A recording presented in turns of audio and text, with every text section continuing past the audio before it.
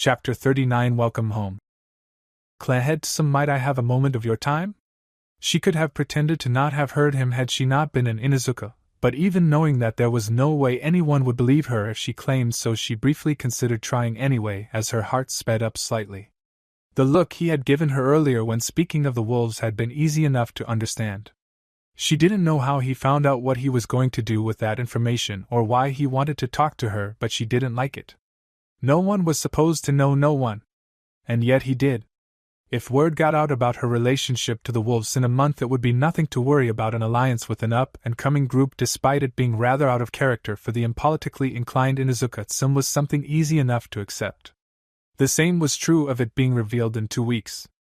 Hell, she could probably get away with it without arousing too much suspicion in as early as a week, so long as people bought her explanation for the acceptance and familiarity of her pack as natural synergy.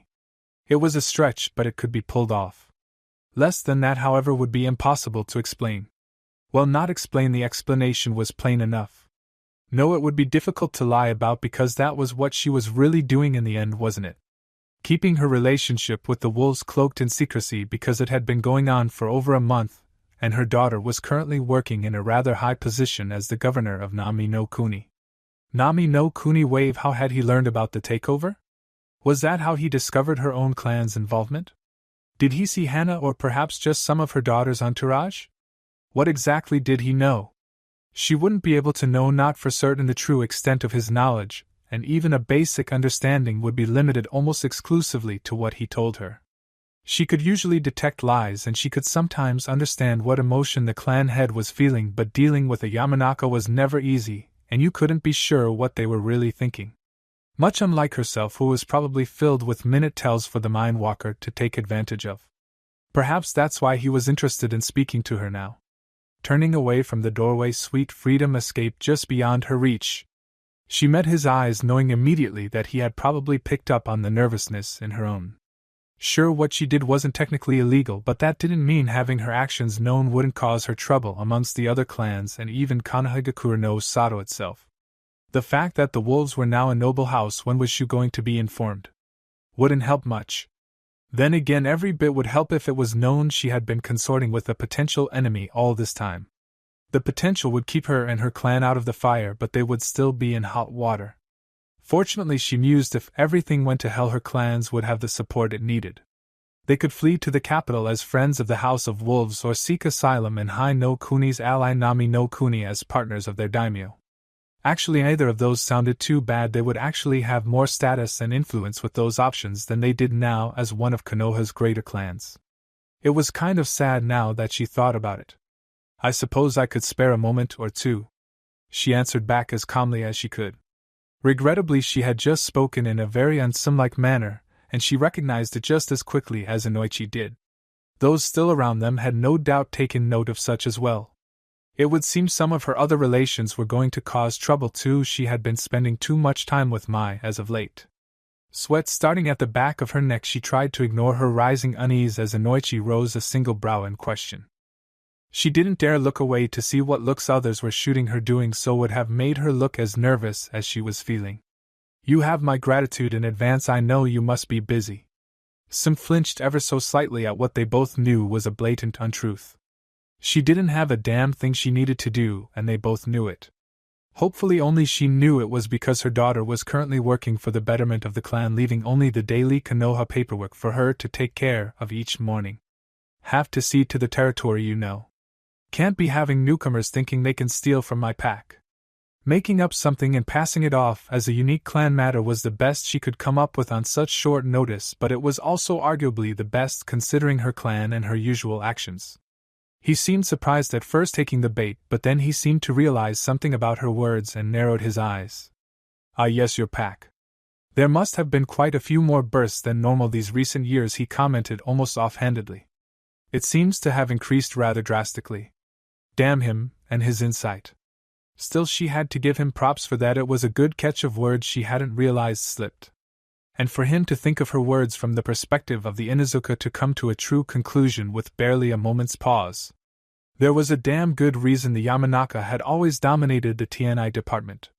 The only other person who should have made that connection would have been Naruto Shikaku, simply because he would analyze everything he heard 100 different ways and have a full conversation with you before he even replied. Thank the gods the Nara clan had never really had a political drive, or any discussion with them would have been a nightmare of a political minefield. It was a daunting enough thought that she was sure the Inuzuka wouldn't be the only clan deeming the political game too troublesome for them to even dare attempt. I suppose it has, she replied. I hardly keep track of numbers, it's simply family. Not really, the wolves weren't that close, but they were all working together, and that was enough to consider both the wolves and the Inuzuka as one pack. Not a tight-knit pack, but a pack nonetheless. Calling them was family was weird, but it was likely to happen in time. The chances of mating between the two was just far too high for her to think otherwise. Maybe this was what getting to know your future in-laws was like. You didn't know them and weren't close, but you knew that was soon to change, if only for the sake of your family. Fortunately, she was rather fond of the wolves and didn't mind the thought too much. She should probably consider herself lucky. Gods knew whatever woman Kiba married would have the absolute weirdest family. They'd have to if they were getting with her son after all. Of course. He nodded. Your home is in the forest, but I have to ask, have you ever considered the mountain range? The reference to his own clan was not lost on her, nor was what he was implying. He wanted to know of her thoughts of the Yamanaka, and more than that, how the entire pack, wolves included, felt about them. There was only one reason for him to inquire of such something, supported by his clan's misfortune when they had been against Naruto, and by extension the wolves she was now allied with. He wanted to join them. The nervousness almost completely left her, but she was still cautious. I hadn't, but it certainly sounds like an excellent idea for a hunting trip. We'll have to try it out sometime. Would you care to continue this conversation elsewhere? She was still well aware that they were standing within the council chambers, not the best place for a conversation of this nature. That sounds perfectly agreeable, he answered with a nod, moving to lead her out of the room. As the two left to speak of Konoha's newest official occupants, either noticed a black pineapple sitting innocently on one of the tables, a pineapple that rose to show the face of one Nara Shikaku. Her shoes practically flew off her feet before impacting the entryway wall with a solid thud, but she hardly paid any notice to that. She had known about them, Naruto and the Yamanaka had seemed to have, but still she held tightly to the hope that they were nothing but an urban legend, that they would be at most no more than a loose collection of souls that had fallen on hard times and unfortunately turned to petty crimes to support themselves. That would have been okay. She could have accepted that her son was part of a close-knit group of survivors who looked out for each other and came to see themselves as a family. But this? Not just an organization, but an actual noble house. If nothing else, the claims of family were certainly absolute. One could not deny a family that had managed to gain the favor of a greater daimyo. Even then, this was not a small group that had become a noble house of the Imperial Fire Court. This was an organization that had started small and grown in ways few would have imagined. And her son, her baby boy, was part of it. But in what capacity? Was he a wolf? An ally? Did he provide some sort of service, providing information or infiltrating groups that would never trust them? Was he simply friends with some of them, their leader perhaps, or was he more deeply involved with this group? Could he possibly be their leader, this Tsukiyomi, the one who had built them up from nothing? She desperately wanted that to not be the case, but were it to be true, she would still be unable to keep herself from being proud of him and his accomplishments. It would explain a lot about his relationship with the Yamanaka too. Leader or not, however, there was something far more important on her mind at the moment. The wolves couldn't be that bad if the daimyo was showing them so much favor as to instantly grant them a house on his court, and that same status as a noble house would ensure her son, regardless of the exact manner in which he was involved, would be well taken care of. No, what she had to focus on was the trouble here in Konoha. He was gone now, off having himself a little vacation that reminded her painfully of how she and Naruto had left Konoha to return 4 years later. He was only going to be gone for a little over a month, but even with him not being close to her anymore, his absence still fell heavy on her heart, and made her wonder how he could have possibly gone through 4 years of feeling anything close to what she felt right now. He was going to come back, she knew he was, but the thought that he might decide not to, the small chance that he never would, filled her with dread. Had he shared her fears when she left, or had he never receiving her note, or being taken in by Tsunade when she learned he had been locked out of the compound, immediately assumed she would never be back? She shook the thought from her head. Now was not the time to contemplate that. She was back, she had returned to him. For him. She wouldn't have left in the first place if she didn't need to separate herself from him for his well-being, but even if the three of them had left together, she had to wonder if they would have bothered returning. There really wasn't anything but her children that kept her in Konoha, and both of them would have been more than willing to leave with her back then.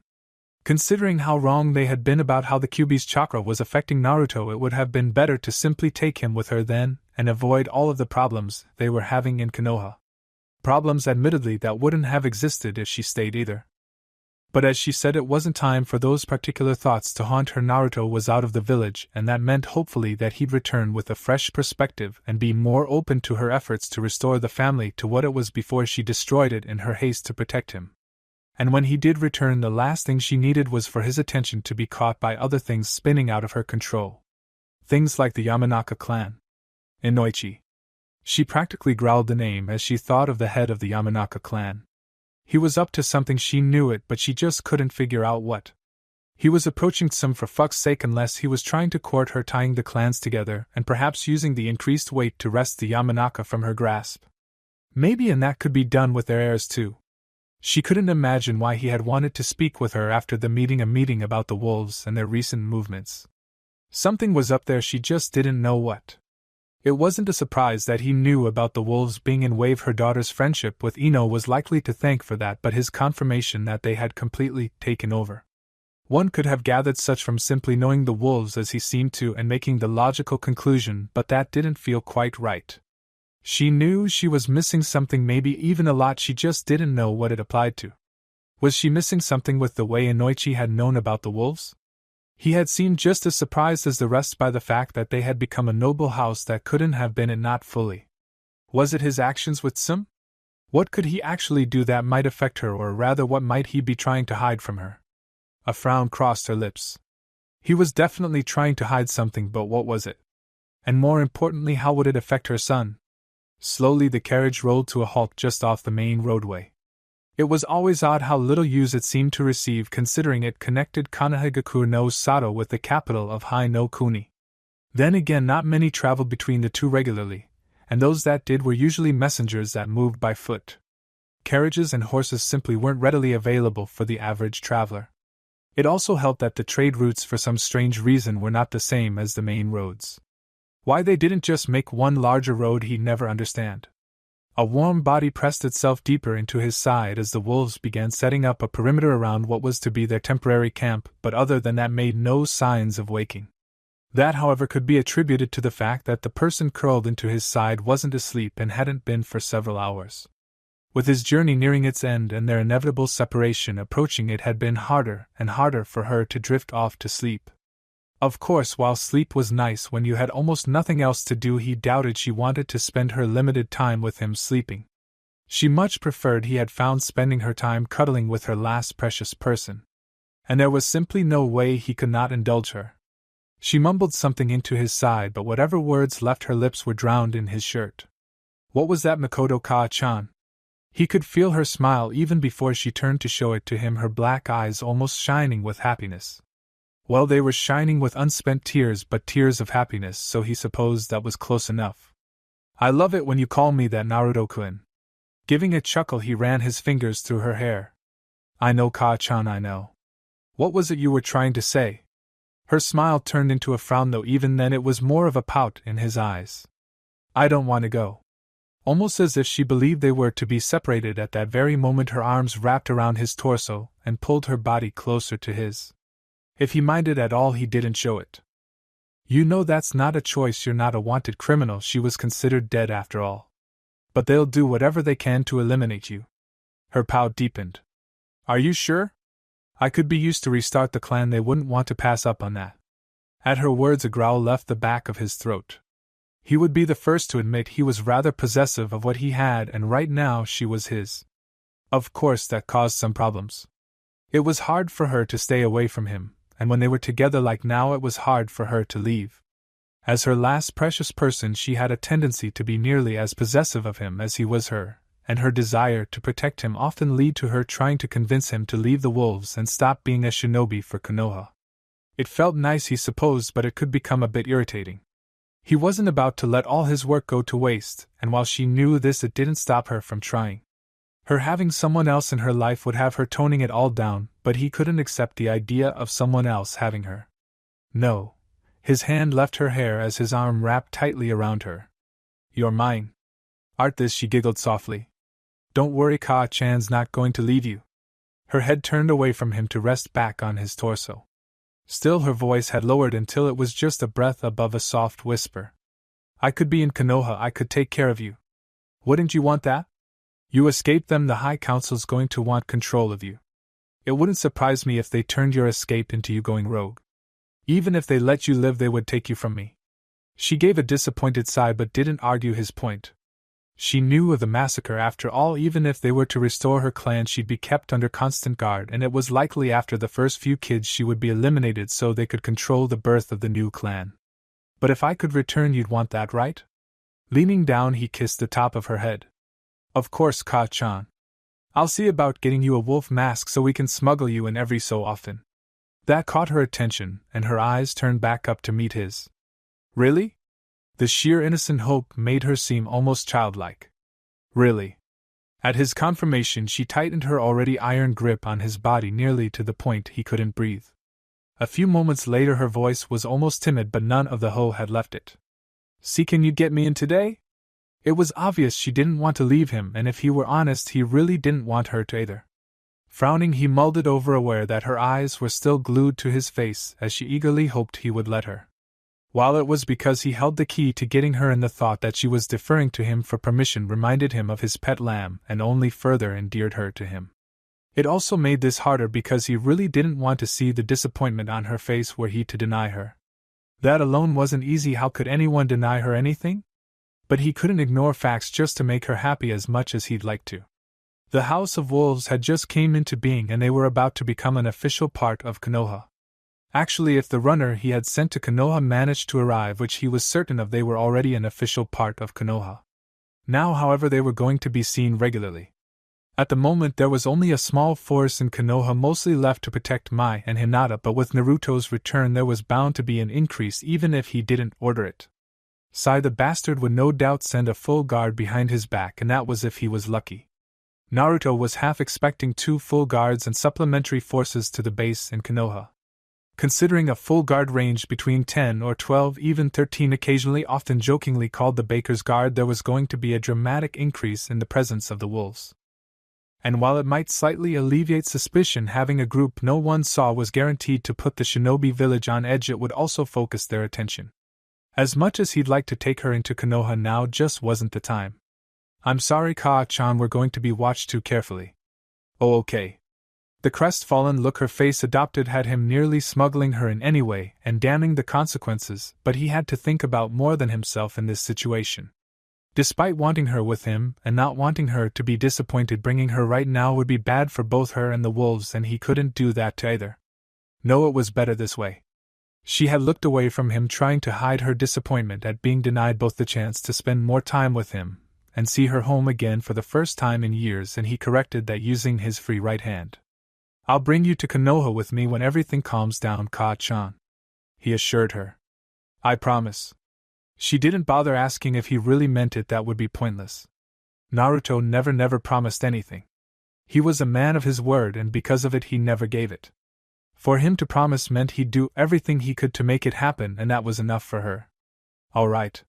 There was silence for a few minutes, both enjoying the company but knowing it was soon coming to an end. Eventually Mikoto's voice rose again, tinged with resignation. I guess I should probably get going. We're pretty close to Konoha already.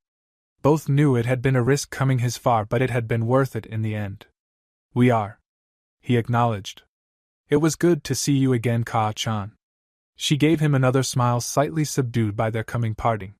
Grabbing her cloak from the other side of the stopped carriage, she easily shrugged it on. The mask, on the other hand, she frowned down at irritably.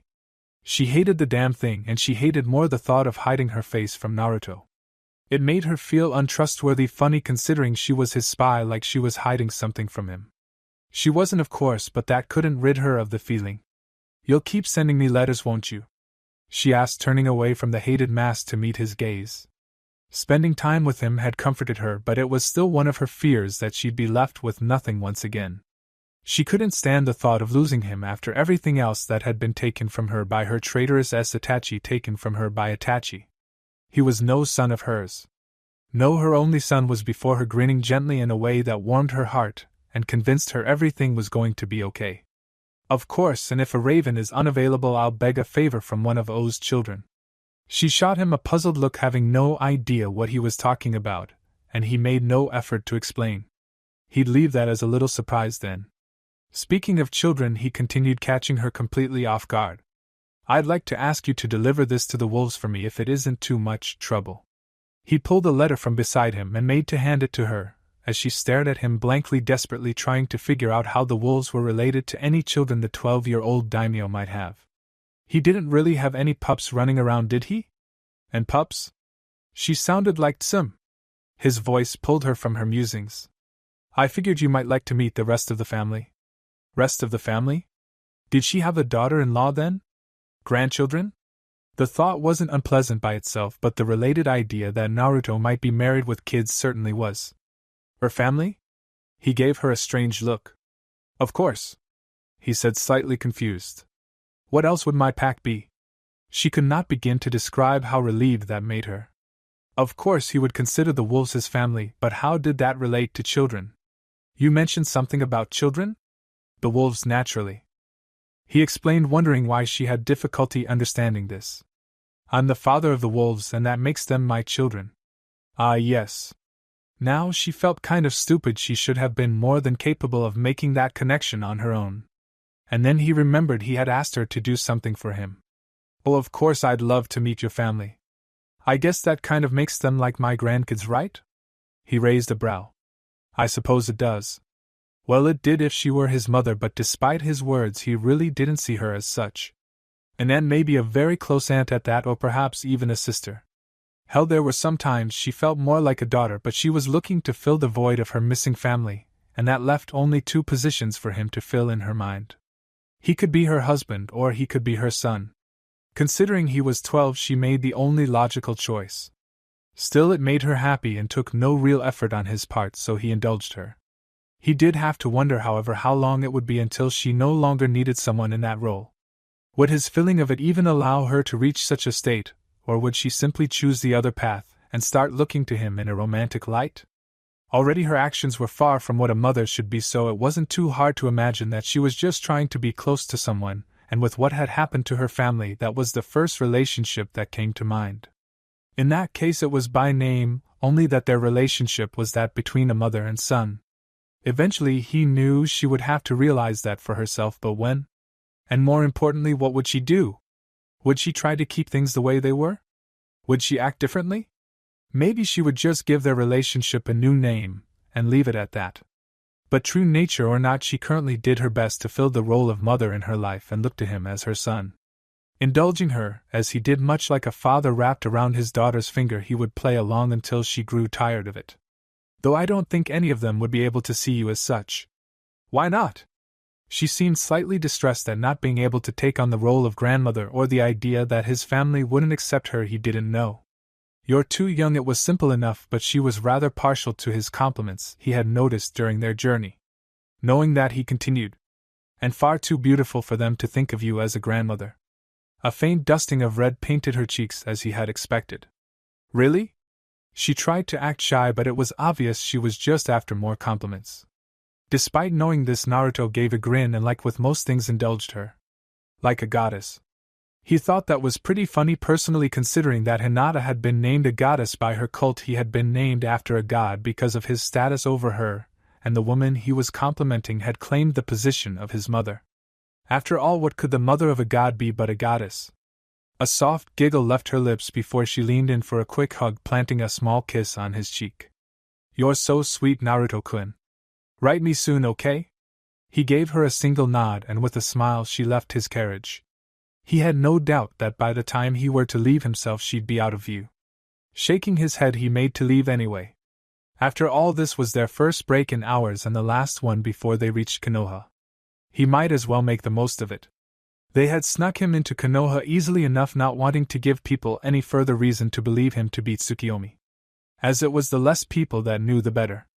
His home, which he hadn't seen in over a month now, was welcoming. No doubt some of the wolves he left for Mai had taken it upon themselves to take care of the apartment while he was away. Their effort was appreciated. A quick shower, the luxury of bathing having been unavailable since his stay at the daimyo's palace, left him more relaxed than he had been in weeks. The combination of being clean, warm, and in a place he was so familiar with led to him laying comfortably on his couch.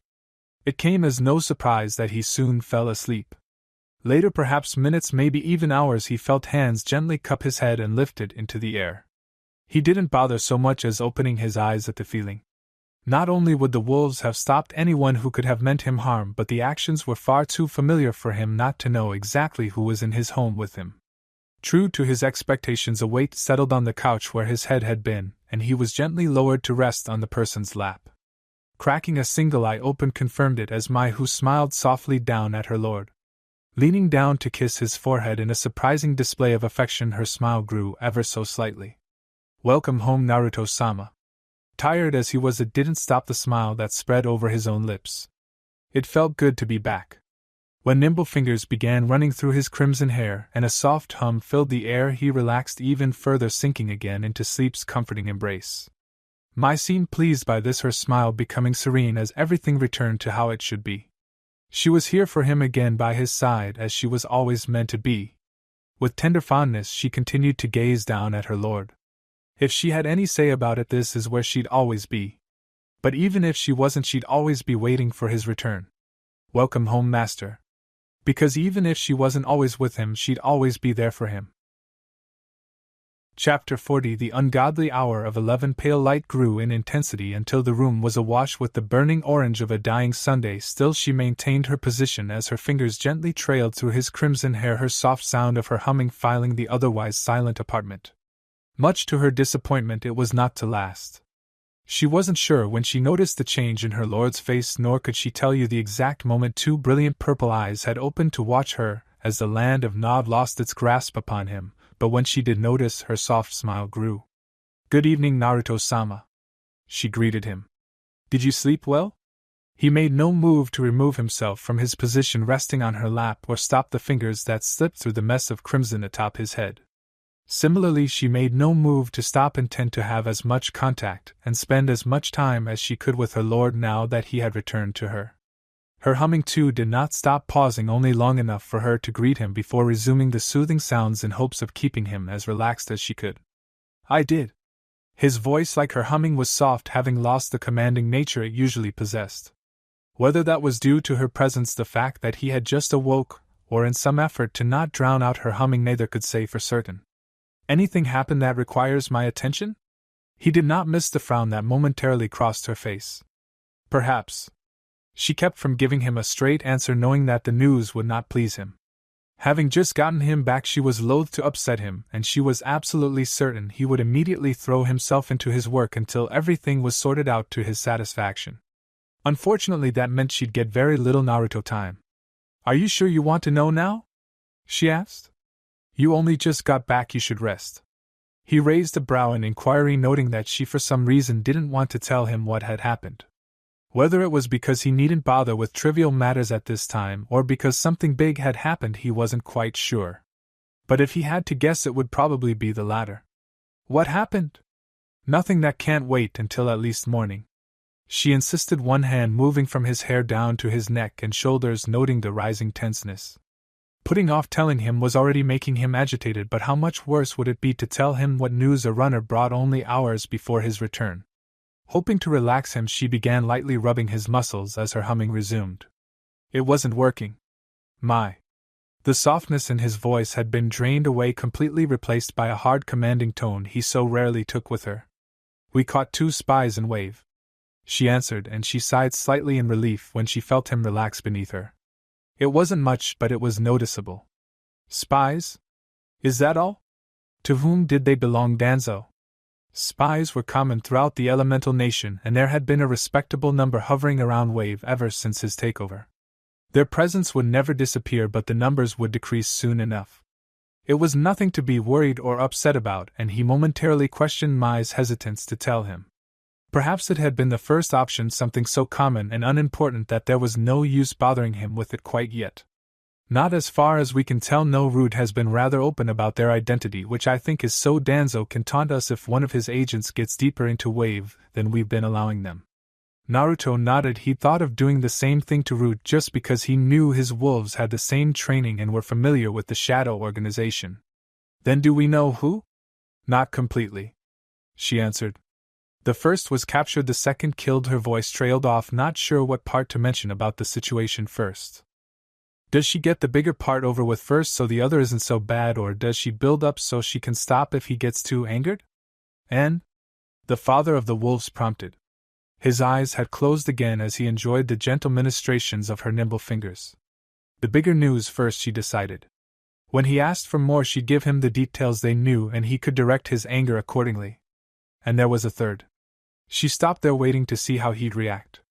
A single eye opened to stare deep into her own. A third?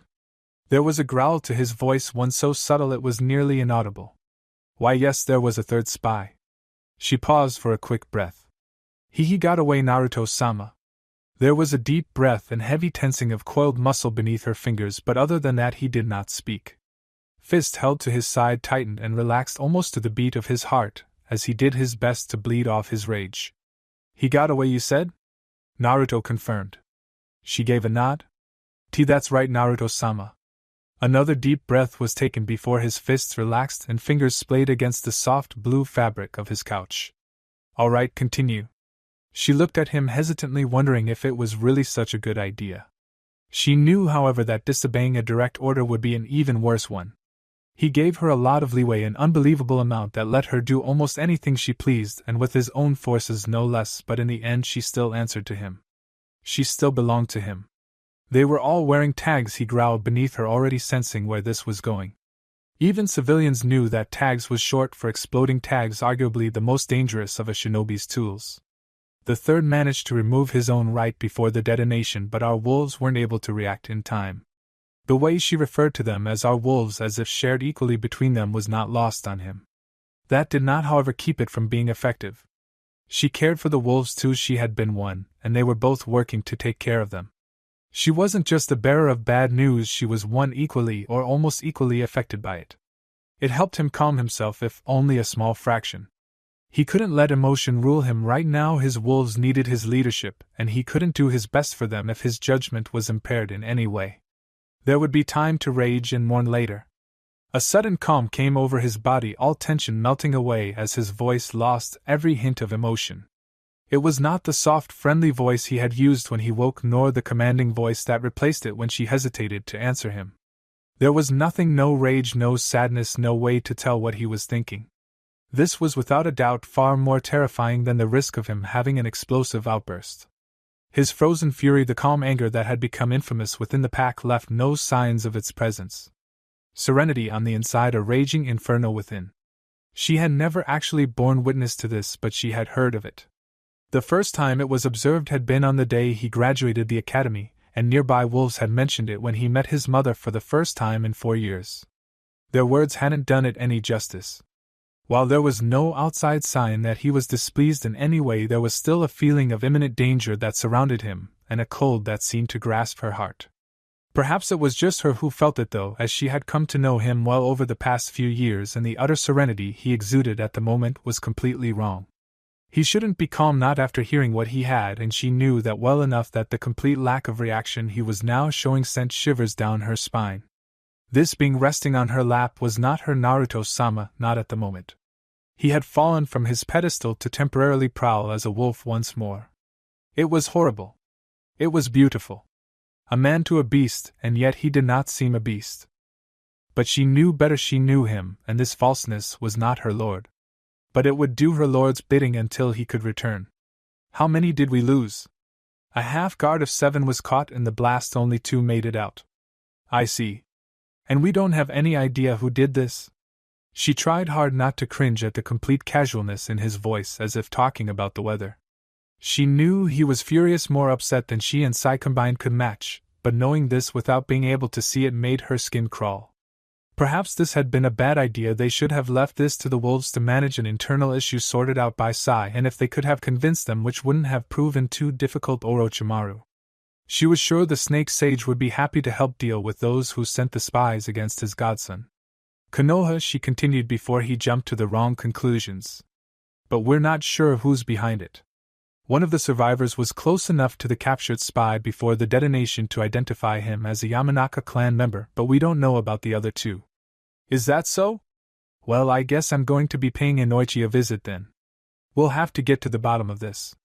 She could have tried to convince him not to, or perhaps even to put it off until tomorrow after he'd had a better chance to think it over, but she knew it would be pointless. Instead, she nodded lightly in agreement. Of course, Naruto-sama. I'll notify the guard. One had a chance of stopping a wall of fire even slightly, but there was no way to stop a glacier. His anger was frozen solid, a wave of ice ready to crush all those who brought upon themselves his ire, and though he moved more slowly than the burning flames, his terrible might held far more power in the end. She almost pitied Inoichi whether they were his spies or not. While she had nothing against him personally, she was quite pleased when he left her home. Normally a meeting between clan heads was nothing special and was to be expected on a semi-regular basis as part of one's duties to the clan. Inoichi, however, couldn't even be considered a real clan head due to his clan's current position, and that meant there was little he could actually do. In the end, they could talk for a week straight organizing plans to benefit them both, but without Kushina's input it would be little more than wasted time. And her time certainly felt wasted. That's not saying it wouldn't have felt wasted talking to someone else like Kushina herself, for example, because while she may be willing to feel out other clans, she wasn't going to be making any sort of move without consulting Mai. As an ally of the wolves, whatever affected them would affect her own clan, and the last thing she wanted was to try making an arrangement to benefit her clan with another head only to learn it interfered with plans of the wolves and ended up hurting her clan more than it helped. But at least with Kushina she'd have something to take to Mai for the girl to look over. Even if they hadn't planned something, letting them know allowed them to make plans around it, and it was possible that they might be able to arrange things to make any deals more favorable. With Inoichi it could be nothing but half-promises for the future and declarations of intent. Declarations that, coming from him, didn't mean too much. His daughter's Ino's word was worth more, but even that was shaky. For all she or anybody knew, Naruto would hold the Yamanaka clan under Uzumaki name long after her mother was gone. It was unlikely, of course, as the two seemed to be friends, but it was still possible, and Sim wasn't going to disregard Kushina's unpredictability. There was no telling what the woman might do when she became more desperate with every failed attempt to entice her son back to the clan. Unfortunately, she didn't have much to offer him. Fortunately, she seemed to be realizing that, albeit slowly. Perhaps she'd calm down sometime soon and stop trying to bribe him back to her arms, but rather start building a relationship with him once more. It would never be the same as before she left, and thinking it might become stronger was ridiculous unless they aimed to form a more intimate bond than was proper between mother and son, of course, but that would be no business of hers, but depending on the work they both put in it could be close to what it once was. But clans aside, there was an even bigger, far more important reason she was glad to see him go. Because of him she had to cancel a date with Mai. Of all days the bastard had to pick today. Sim was never a fan of politics, and even less so of council meetings where it was all condensed into a single room. Knowing this, she and Mai had planned to meet for lunch afterwards. Instead, she'd been forced to discuss the political sea with Yamanaka Inoichi, a man whom she had never really been close to or friendly with. And they hadn't gotten anything done. The information he had shown himself to be all that he knew, or at the very least all he was letting her know he was aware of. He had been looking for the allies of the wolves for a while now, but had only recently discovered it was them. How, he wouldn't say. That said, it was understandable he'd aimed to maneuver his clan into a favorable position with her own in hopes of gaining the favor of the wolves. Understandable, but not appreciated. Mai had been here in the house waiting as he droned on about what their clans could do if they worked together, which honestly wasn't much. Their clans just weren't that compatible. And if she didn't know his entire goal was to be aligned in some way with the wolves, she'd have thought him an idiot. Now, however, Mai was long gone. Hours had passed since she smelled one of the young woman's guards nearby. Soon afterwards both scents vanished.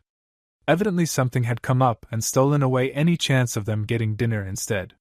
It wasn't that big of a deal. It wasn't like their relationship was in any way romantic, and it was only as sexual as their teasing. The relationship was a friendly one, a companionship where they could both spend time with someone they enjoyed being around and take a break from the stress of the world around them. That didn't make her any less irritated about them not going out, though. With a deep sigh, Some closed the door to her home. Even without the date, she'd have enjoyed Mai's company, either curled up on the couch, or the two of them cuddled together to sleep. Unfortunately, it looked like it was going to be a lonely night. I promise you, didn't I? But even now my mind wanders away from you. He shook his head. You really deserve better than that. His voice was a soft murmur, barely audible should someone been standing nearby. The area around him, however, was empty. No, not empty, but certainly devoid of people. Pale fingers trailed gently over rough stone.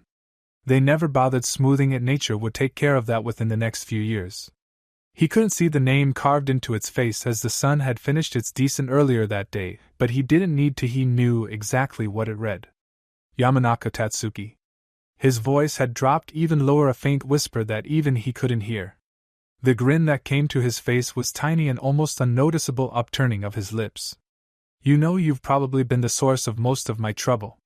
If I hadn't met you, Mita wouldn't have become jealous. I would never have gone against the Yamanaka. The House of Wolves wouldn't exist, and the closest thing to family I'd have would be a 9-tailed chakra construct. He continued, his grin faltering. And above all, you might still be alive. His small smile returned. Then again, that wouldn't mean much to me if we had never met yet. Fingers trailed over the cold stone once more, the moon casting pale light against the gray pillar that almost made it glow. I suppose in the end I'm grateful for the trouble you've brought me. It's made me who I am and given me both family and purpose once more, though I suppose it would be more accurate to say I'm thankful of the sacrifice you made. His fingers fell away to rest by his side. You may not have given your life willingly, but neither did you curse me for what I did to you. I like to think I was trying to be kind to you in your last moments, indulging your fantasies as the light dimmed in your eyes, but in the end I know it was you who showed the most kindness that night. Had you not been so accepting, so forgiving, I don't know what person I'd be today, and I doubt I would have dared to make myself a family in the wolves. A deep sigh pulled itself from his lips. But now I stand before you ready to go against your family once more. What must you think of me, I wonder? Do you look down upon me and regret having ever crossed my path? Once before I brought your clan to its knees, ruining its reputation and leaving them barely able to support themselves. Do you hate me for that? There was no answer, only the silence of the falling night. I suppose I'll never know, or you simply aren't capable of hating me when you no longer draw a breath. Either way, I hope you'd be able to forgive me for what I've done, and for what I'm willing to do, even if I look at what's become of my actions and can't find it within me to regret their results. Were I to get a chance to try again, I don't think I could bring myself to change a thing. And for that, more than anything else, I pray for your forgiveness. A light, bitter laugh left him. I think I've finally gotten over you, Tatsuki. I think I've come to terms with your death and my own hand in it. And that, he admitted, probably scares me more than anything else. Because now I risk going through it all again. That had not gone very well, he'd be the first to admit it. He shouldn't be surprised, really. He had gone in hurried and half-cocked, and had honestly expected something to come of it. Of course, he had overlooked his own position and the true extent of how much it really crippled him and his ability to ensure his family was cared for. He had been desperate, and immediately tried to make something of a plan that wasn't fully formed. By the gods, he had made the same mistakes Kushina was making. He of all people should have known better, with her having taken over his clan and interacting with him on an almost daily basis to go over legal matters that were still being sorted. He more than anyone was exposed to the woman, and what she was becoming as desperation grasped her more tightly by the day. And yet he had done exactly what she was doing, the exact same thing that was leading to each one of her recent failures. If he was honest about it, he was a bit sickened with himself. She had been a respectable kunoichi, a great woman, and a loving mother, but now she was very nearly broken, with her family slipping further away each day. And if he wasn't careful, he may just find himself doing the same. That was something he'd very much like to avoid. Thank you. Of course, like her, he was desperate, and he was in a way losing his family. In the end, they weren't too different, and he had to wonder if it wasn't his extensive training and experience with the human mind that separated the two of them. Were she trained, would she be better off? Were he not, would he be as she was? Despite their recent hardships, that thought alone made him very glad to be a Yamanaka. The powerlessness when it came to his clan, and what he could do to them, however, was not something he enjoyed. He could and had spent hours upon hours talking, but in the end he could do little more than make others sympathetic to the plight of his clan. And that meant just about nothing. Some he knew hadn't been pleased with him. Even if she hadn't had anything to do that day, though, judging by the way her irritation exponentially increased with each passing hour, it was very possible she did in fact have things to take care of. He had still taken it from her in its entirety. No one would appreciate that even if it did bring about results. In this case it did not, and that would only serve to earn more of her ire, he was certain. He'd have to wait another month or so before trying again, but at least it would give him more time to plan. He just hoped it would be soon enough to ensure his clan wouldn't suffer at the hands of the wolves once more. Such had been his original intention, of course, but back when he first thought of aligning himself with a common ally to curry some favor with the wolves, he hadn't been planning on sending spies to their new country. The information was valuable, but there was no denying it had been a horrible idea. A Kushina-level idea. Hopefully, if nothing else, Naruto and the wolves would find him at fault and leave the clan itself alone. Or were he to be completely honest in his base desires, he would ask that Ano be spared their wrath. Maybe Kushina was on to something during that dinner.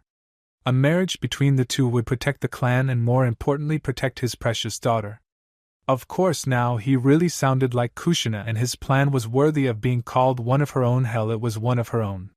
It was just that it didn't sound like such a bad idea anymore, and that probably wasn't a good sign. Was he really turning into a second Kushina? He was nearly sick at the very notion. Before she left, he wouldn't have minded much at all being compared to her. In fact, he would have likely taken it as a compliment. Now, however, he could think of few worse insults, and he honestly hoped she managed to return to what she once was before that Kushina. The Kushina so many had looked up to and admired was lost forever. Only time would tell. Still, he was having trouble accepting how stupid he had been, both with Sum and when he sent spies into Nami no Kuni. At least one of them, very possibly both, was going to come back to bite him in the ass later. He just knew it. Almost as if the gods agreed and were eager to get started, he ended up approaching the compound from the northeastern side on the path that cut through the clan cemetery, and would eventually lead to the home of the clan head. He no longer lived there regularly, having taken a guest house with his wife to leave his daughter feeling more like the clan head for her punishment and life lesson, but the guest house was the closest building to the head home. And because of that, the cemetery path didn't seem like such a bad idea. After his realization that his recent ideas seemed a bit too much like Kushina's for his comfort, that should have been a red flag for him. Unfortunately, he didn't make the connection. Almost certainly the shortest path had also provided a bit of extra time, and brought him close to his sister's grave. In that case, a visit was probably in order, and that too sounded like a good idea. That was his second mistake on his walk back home. When he stopped walking upon seeing someone else standing near her grave instead of bolting away, that was his third. If the crimson hair hadn't been identifying enough, the young man turned to face the newcomer, purple eyes oddly subdued. There was a brief spark of burning rage, but it lasted only a moment, replaced almost immediately by a calm apathy that, while lordly, did not seem to suit the young man. Or rather, it suited him too well, but it wasn't what he had come to know from the leader of the wolves. Had he been a more ignorant man, he might have dared wonder what could have changed with the boy. Most unfortunately, he knew very well what could have made that witch stood before his sister's grave. And he was the one to blame for it. The question then was just how much did Naruto know? The voice was drawn out with a dying breath, as if time itself had been slowed by his apparent serenity. Despite the calm, it had a most disturbing effect. One fitting, he had to admit, for one who commanded an army of boogeymen. Ichi. A light chuckle that should have been warm and pleasant but was anything but escaped the young man's lips. How convenient, he commented. I was on my way to find you. His eyes, still hiding whatever rage had been felt earlier, hardened noticeably, and the neutrally drawn lips turned into a displeased frown. We need to talk. Those were not the words Inoichi wanted to hear ever, but knowing what he did, they sounded more like the tolling of a death bell. He was not so lucky that this was all a coincidence, but perhaps he had enough favor with Lady Fortune to somehow escape this. And if he did? Well, he'd most certainly be seeing that she received suitable offering of thanks. Oh? Is there something I or the Yamanaka clan could help you with? He was exceedingly careful not to say anything about there being a problem, lest the boy suspect something. He may not be lucky enough for this to all be a coincidence, but he certainly didn't need to try what little luck he did have. Unlike the Hyuga, he knew better than to tempt fate. Yes, I do believe there is. Naruto turned fully away from the grave to look over the clan head, almost as if his appearance alone could provide all the answers he sought. Tell me, Inoichi. The mind walker tried to ignore the sweat he felt forming at the back of his head as he employed his training as a Yamanaka to continue looking as calm as could be. Have you been missing anyone lately? Missing? He decided to go for clarification before leaping to what he wanted to say. The opportunity had presented itself by design, perhaps? And he was intent to take advantage of it if he could. Of course, there was always the chance Naruto was saying things the way he was in hopes that he'd recognize the out provided and would confirm guilt. It might catch someone else had nearly caught him in his panic, but the Yamanaka was able to avoid it if barely. That is assuming there was something for him to dodge in the first place. He might just be paranoid. Scratch that he was a shinobi, there's no doubt he was paranoid. He could simply be acting a bit too paranoid at the moment, and overthinking things which could be just as bad as not thinking at all. He continued to clarify his question, acting for all the world like he wasn't quite sure exactly what it was Naruto was asking. As in wanting to see them? It wasn't too stupid a question after all. The young man was still between him and his sister's grave. How he came to such a conclusion should be easy to see. He did not, however, make any mention of his lost sister, as that was a sensitive topic for the both of them. Like he said earlier, he wasn't going to try his luck, and he wasn't dumb enough to tempt fate. Both fortune and fate could be equally cruel mistresses. Naruto was a perceptive one, and that worked to his advantage in this case. His quick look to where his sister's grave would be had been almost involuntary, and Naruto had seen it well enough. It would certainly help him believe Inoichi really wasn't sure what was being asked. No, Naruto's voice softened but was still just as slow as it had been before. Perhaps the young man had bought it after all. I was wondering if there were any members of your clan that may have gone missing. Inoichi's first thought was to mention 3 missing shinobi, but he caught himself before he started. That would have been the most obvious slip he could provide. Hell, he might as well have asked if Naruto had managed to find them for all the subtlety it possessed. The last spy had managed to get away, and another's body was destroyed before he could be unmasked. As far as Naruto should know, there was only one confirmed Yamanaka in that group. If Inoichi had his way, it would remain like that. Unless Naruto had access to the clan registry, which he might actually, and had checked it against presences within the entirety of Konoha and any missions currently active, which he very much doubted the young man could retrieve the information on. Yet of course then he should be safe. There was a risk, but compared to the trouble he could be in, it was absolutely minuscule. Actually, now that you mention it, I do believe I heard someone mention not being able to find Yatsura the other day, and I'd been getting complaints that he hasn't shown up for his guard shift these past 2 days. Is that so? How Naruto paused, blandly looking wholly disinterested but at the same time almost accusing. Interesting. A single bead of sweat trailed down the back of Inoichi's head, and he wondered if he'd managed to get away with that. The only successful spy would have to disappear. He could probably be set up as close as Tanzakagai, but with the other 2 dead, the chances of being discovered had decreased exponentially. Something he was very much grateful for. It seems he decided to take a little vacation of sorts and ended up running into the local wildlife. Wolves went unsaid, but was obvious enough. I'm afraid to say he's no longer amongst the living. He certainly didn't seem that way. In fact, if Inoichi didn't know the truth, he might have believed the young man before him had killed the man himself without a second thought. That's unfortunate. I'll make sure his friends know. No family? A small chuckle escaped his lips, and Inoichi found himself on the edge of panic. That had been a slip, a very poor slip. It was small, but would it be enough to reveal his guilt? No, mumbled the lead wolf. Of course there isn't any immediate family, it's only natural. He stared directly into the mindwalker's eyes. Your friend was most definitely in the wrong place, and he paid the price for it. The space between them was quickly devoured by long strides of Naruto's legs, his moves smooth and elegant, yet possessing a power that gave him a presence not expected in one so young. I'd recommend you keep a better eye on your clanmates, Inoichi. It would be a shame if more ended up wandering into the territory of aggressive animals. I'll take that into consideration, Naruto-san.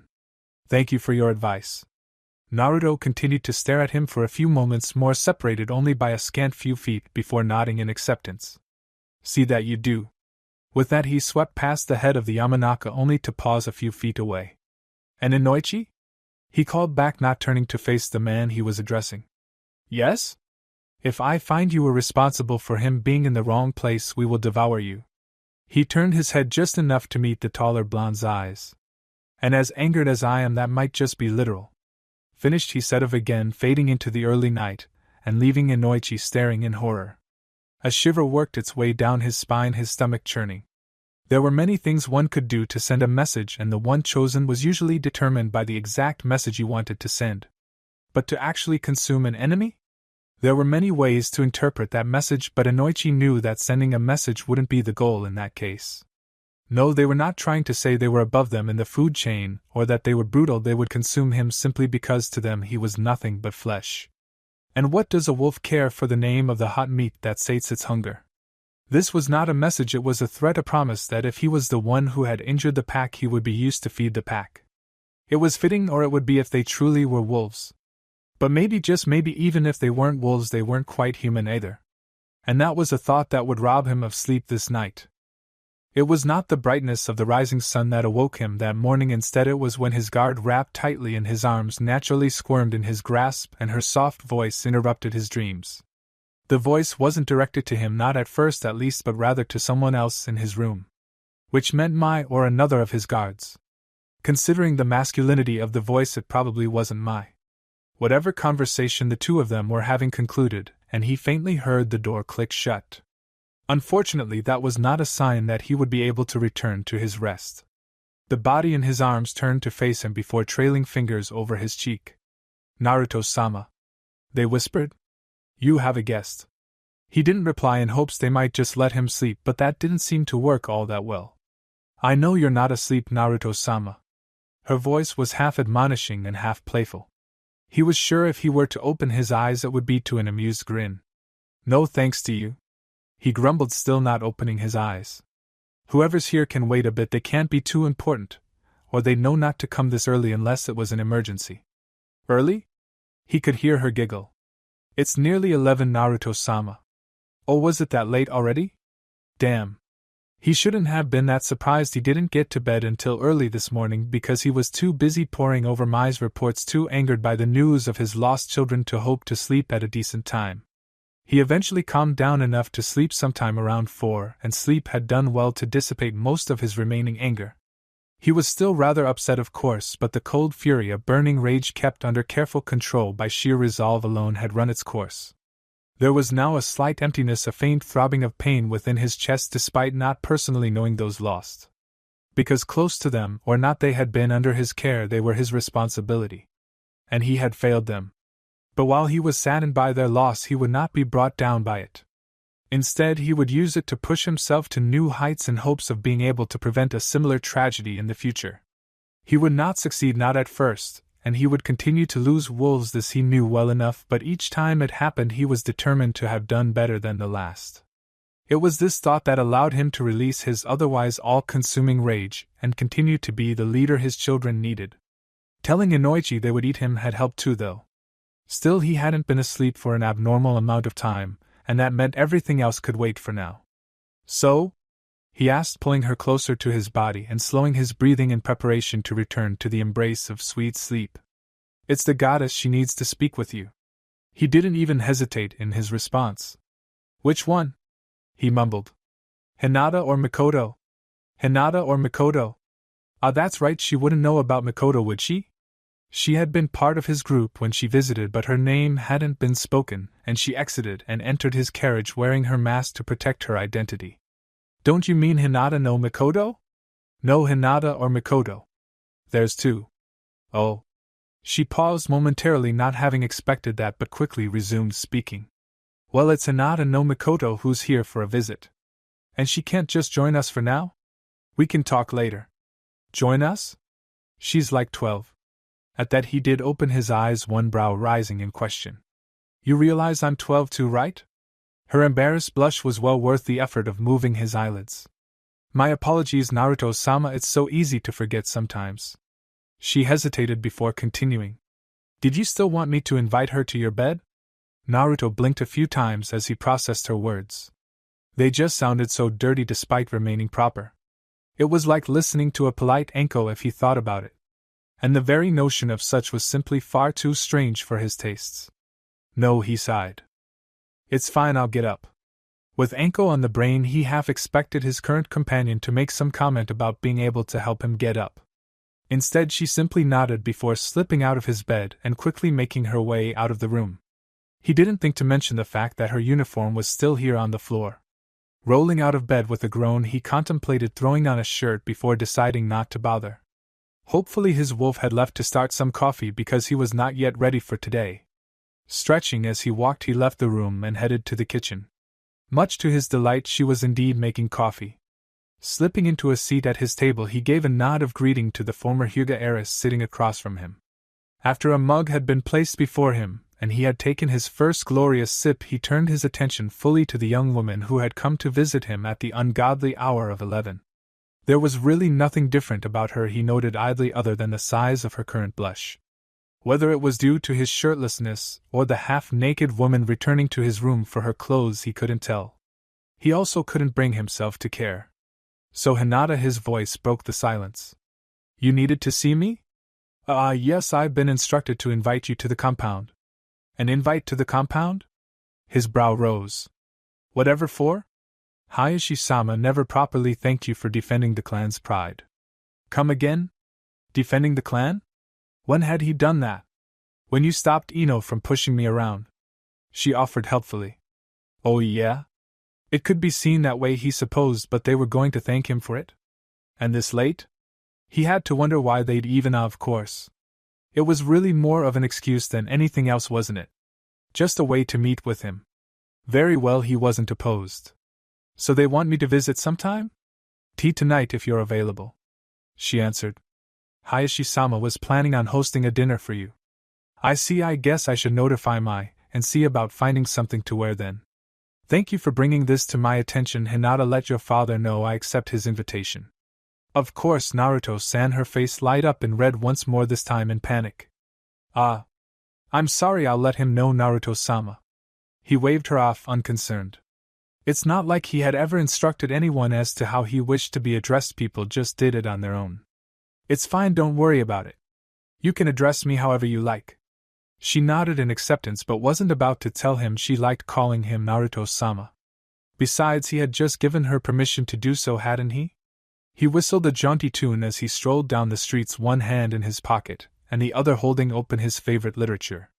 He didn't go out much when he didn't have to, much preferring the privacy of his apartment, but last night he had learned the most interesting bit of news. Apparently the wolves were to be openly present here in Konoha. From what he had heard, they were already here. In his book, the one that was a figure of speech, not his actual book.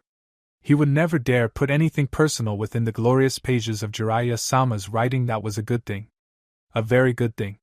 Because that meant all he had to do to track down Naruto, who had become more and more elusive as of late, was find a wolf and ask for directions. How convenient. Of course, he didn't have any confirmation that Naruto really was Tsukiyomi, or even that he was associated with the wolves, but this would serve as a perfect opportunity to find out. He'd like to have been able to just ask Tsunami, who should have met with him, but most unfortunately he had not been able to visit the beauty again yet. Taking leave so soon after an escalated mission that was stretched longer than it was supposed to without proper authorization, or even notice, was, he had been told, rather frowned upon. Or at least those were the words the Hokage had used. The message had been more of, so help me, if you pull anything like this shit again, I swear by the gods above I will personally castrate you and shove your manhood so far up your ass you'll fucking choke, understood? Personally, he enjoyed the translation more. Pussyfooting around was just a waste of time. It was better to just say what's on your mind to ensure the message is properly received and understood.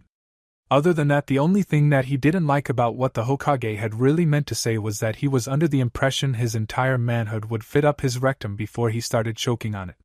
He was Kakashi fucking Hatake after all. Horses cried in shame at his very passing. Or that's what he liked to think anyway. Tsunami certainly hadn't disagreed, and neither had anyone else he had ever slept with either. That was a pretty good sign that he wasn't full of himself, if he did say so himself. But if he pissed the Hokage off again, he likely would be. That wasn't the most pleasant of thoughts. Banishing it from his mind with memories of Tsunami's wonderful ass and all the fun they had, he continued on his merry way, his single eye occasionally peeking up from his book to scan his surroundings for wolves. Admittedly, he wasn't trying all too hard to find them. He'd run into one eventually after all, but he was looking for him. The problem was that his book, regardless of how many times he had read it, 1709, but who's counting, was just as good as when he was first gifted it by the student of its author. Choosing to read it was probably the best decision of his life. No, make it second best. Tsunami came in first place without question. Anyway, he had come out of his apartment, or rather had refrained from returning immediately to his apartment after dismissing his students from a half-assed training session with the intent to find a wolf. Honestly, he did. Ika, however, just had too much power over him. Not that he was complaining. Still, he was irritated a minuscule amount, but just enough to count that he wasn't actually accomplishing the goal he set out to. He had two options here: go home and just read, or put away his book and actually look for his targets. Being Kakashi, he chose the third option and continued what he was doing while thinking of ways to take out his frustration at his current situation on his students during tomorrow's training. Across Konoha, 3 unlucky genin shivered in simultaneous dread for reasons they didn't quite want to ponder. Deftly avoiding the crowds that swarmed around him, he wondered what Naruto had been up to. No other than running a mercenary organization under Konoha's, or the majority of it knows. He had never been close to the kid busy with his umbu work, and now that he was a sensei with lots of downtime, the boy was busy taking over countries and joining imperial courts. He had heard something about Yugao giving him some training while he was still in the academy. Maybe they could spar or something. They could always go to a bar too, and then the young man could be his wingman. No, that was probably a bad idea. But he could be Naruto's wingman, he supposed. That might work. Then again, maybe that was a bit much when they had previously only ran into one another on the street occasionally. He'd have to start somewhere more mild, maybe a strip club? Actually, he didn't know how innocent Naruto was, did he? Enko hung around him, but he didn't know for certain if she'd shown him the light, or just how much light she had shown him. Perhaps it would be best to start at the beginning.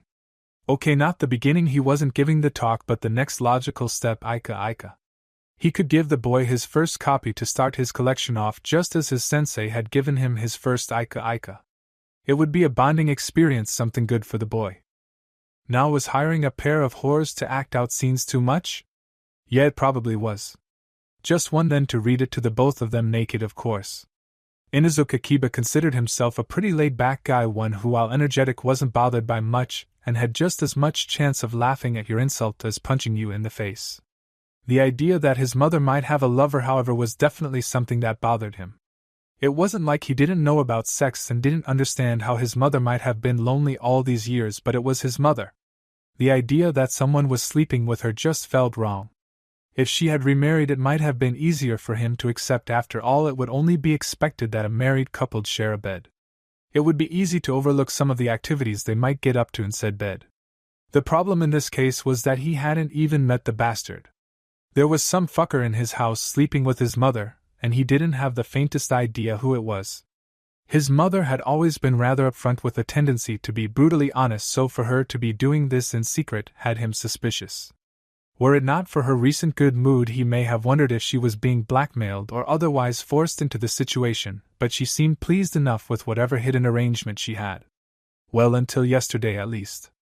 She wasn't very pleased when he returned for dinner, but his thoughts that it may have had something to do with her mysterious lover died when she began complaining about Inoichi Ino's father.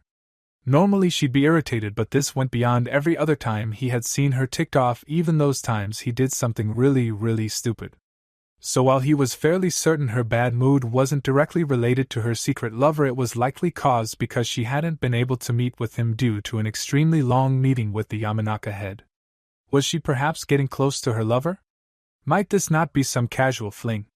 Knowing she'd be continuing in the future still felt weird to him, but the promise of stability for his mother was equally as comforting in this situation.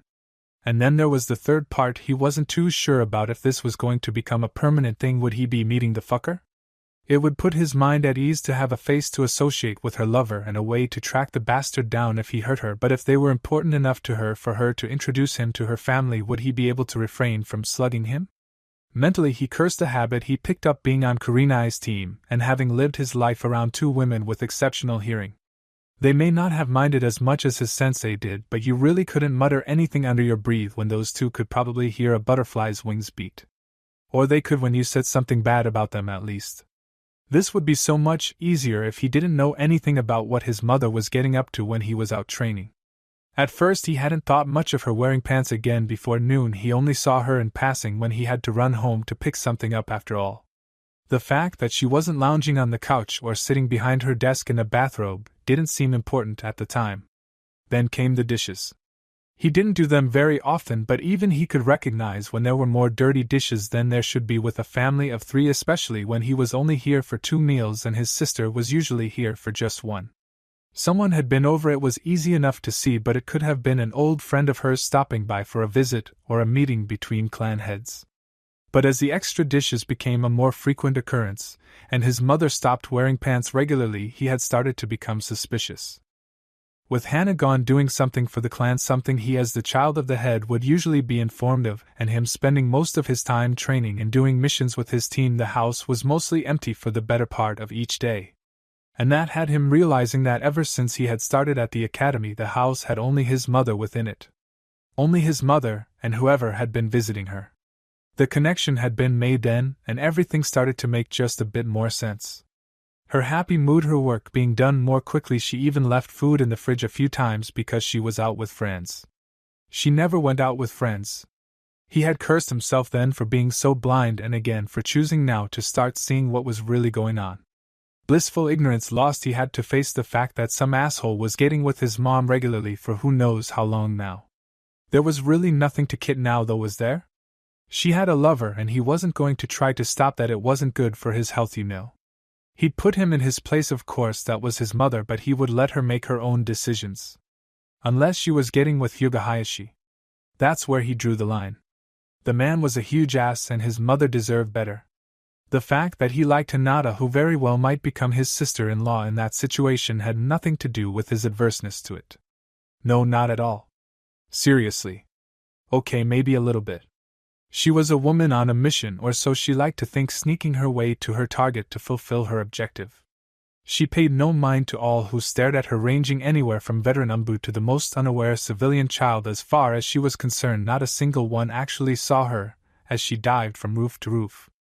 She was a ninja, a kunoichi specifically, and that meant she was sneaky even when she wasn't trying to be sneaky.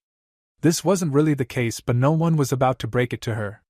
Slipping through the shadows, which weren't really there considering she was out in the open and was bathed in the bright glow of Hai no Kuni's afternoon sun, she was like a whisper of the wind, a whisper of rather loud expletives as she tripped over another potted plant hidden just beyond the wall of a rooftop garden. It didn't matter though, even her cursing was sneaky. Nearby Umbu, watching her in amusement and shaking their heads in mirth, wouldn't quite agree, but neither were they foolish enough to voice their opinions to the woman. She could be damn scary when you pissed her off. Well, she could be damn scary when she liked you too, so it was probably safest to say the woman was damn scary, and pissing her off simply made her downright terrifying. They liked their balls just where they were, thank you. Amused and more than a bit confused as to what exactly she was doing, they watched as she vaulted over a small wall and onto the streets below. Out of view, she slipped into an alleyway completely hidden from everyone, including the civilian shopkeep who had been putting out the trash. Brushing past the oblivious man, one who was more than happy to watch as she walked away, she continued to her destination with utmost confidence in her ability to complete her self-given mission. She paused behind a crate, one that barely came up to her knees, as she neared the location of her mark. Ignoring the fact that even crouched, her cover did almost nothing to hide her from view, she scoped out the surrounding area. The position was well enough defended for having been designed as a civilian dwelling, she supposed. There were guards posted in ways that kept regular citizens from taking note but ensured anyone with training would be able to see them. It was a warning of sorts, security that could work simply by dissuading anyone who might try anything.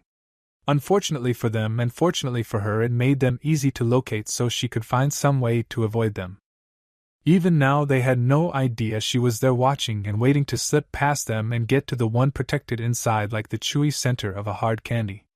She pointedly ignored the polite clearing of a throat behind her as one of the very guards she was trying to avoid attempted to get her attention. Digging through one of her pouches, curse her lack of pockets. She retrieved her key quite literally to get in. With a quick look in every direction but behind her where there was still a guard she was ignoring, she dashed from her cover and to the main, and only door, to the residence. With deft fingers she quickly broke in by using the key so thoughtfully given to her, and closed the door behind her. She caught her breath as she leaned against the door, hoping she hadn't been seen by any of the guards. When they didn't come, still trying to figure out exactly what it was she was doing, she gave a sigh of relief. Remembering her objective, she dropped to a crouch, her weight resting on the balls of her feet as she began creeping through the small apartment. She made no noise except for when she dropped her key and slunk through the main room like death herself. The bedroom was the first place she went, but her target wasn't there. A pout fell over her lips. She had really hoped they would be in here. Turning back, she made for the kitchen. They weren't even trying to be quiet as they moved about, which begged the question, why hadn't she heard them while passing through the main room? Which meant she could still complete her mission. Dishes clinked in the sink as footsteps drew closer. Retreating back to the bedroom, she slipped into the doorway to hide herself from sight. When they exited the kitchen, she would strike her target completely unaware. Tile, tile, tile, carpet. They were in the main room. With a mighty battle cry of surprise attack, she launched herself from the bedroom to tackle her target. With a pleased grin, she looked down at her fallen foe currently smothered between her breasts, but it quickly melted from her face, replaced once more with a pout. Black hair? Her target didn't have black hair. Oh, it's you. The young woman under her hadn't looked too pleased when she was brought down to the floor, but her comments certainly didn't improve that. As she sat up, releasing her victim from the weight of her breasts, it was easy to see the frown on her face. Well, it's nice to see you too, Mitarashi-san, she said dryly. Anko just rubbed the back of her head as a nervous laugh escaped her lips. Sorry, I was just hoping for Naruto-kun. I heard he returned recently. Where did you know? Wait, never mind. I don't really care how you found out. So what? Asked Mai. Where is he? He just left to have dinner with Hinata-san and her family. What?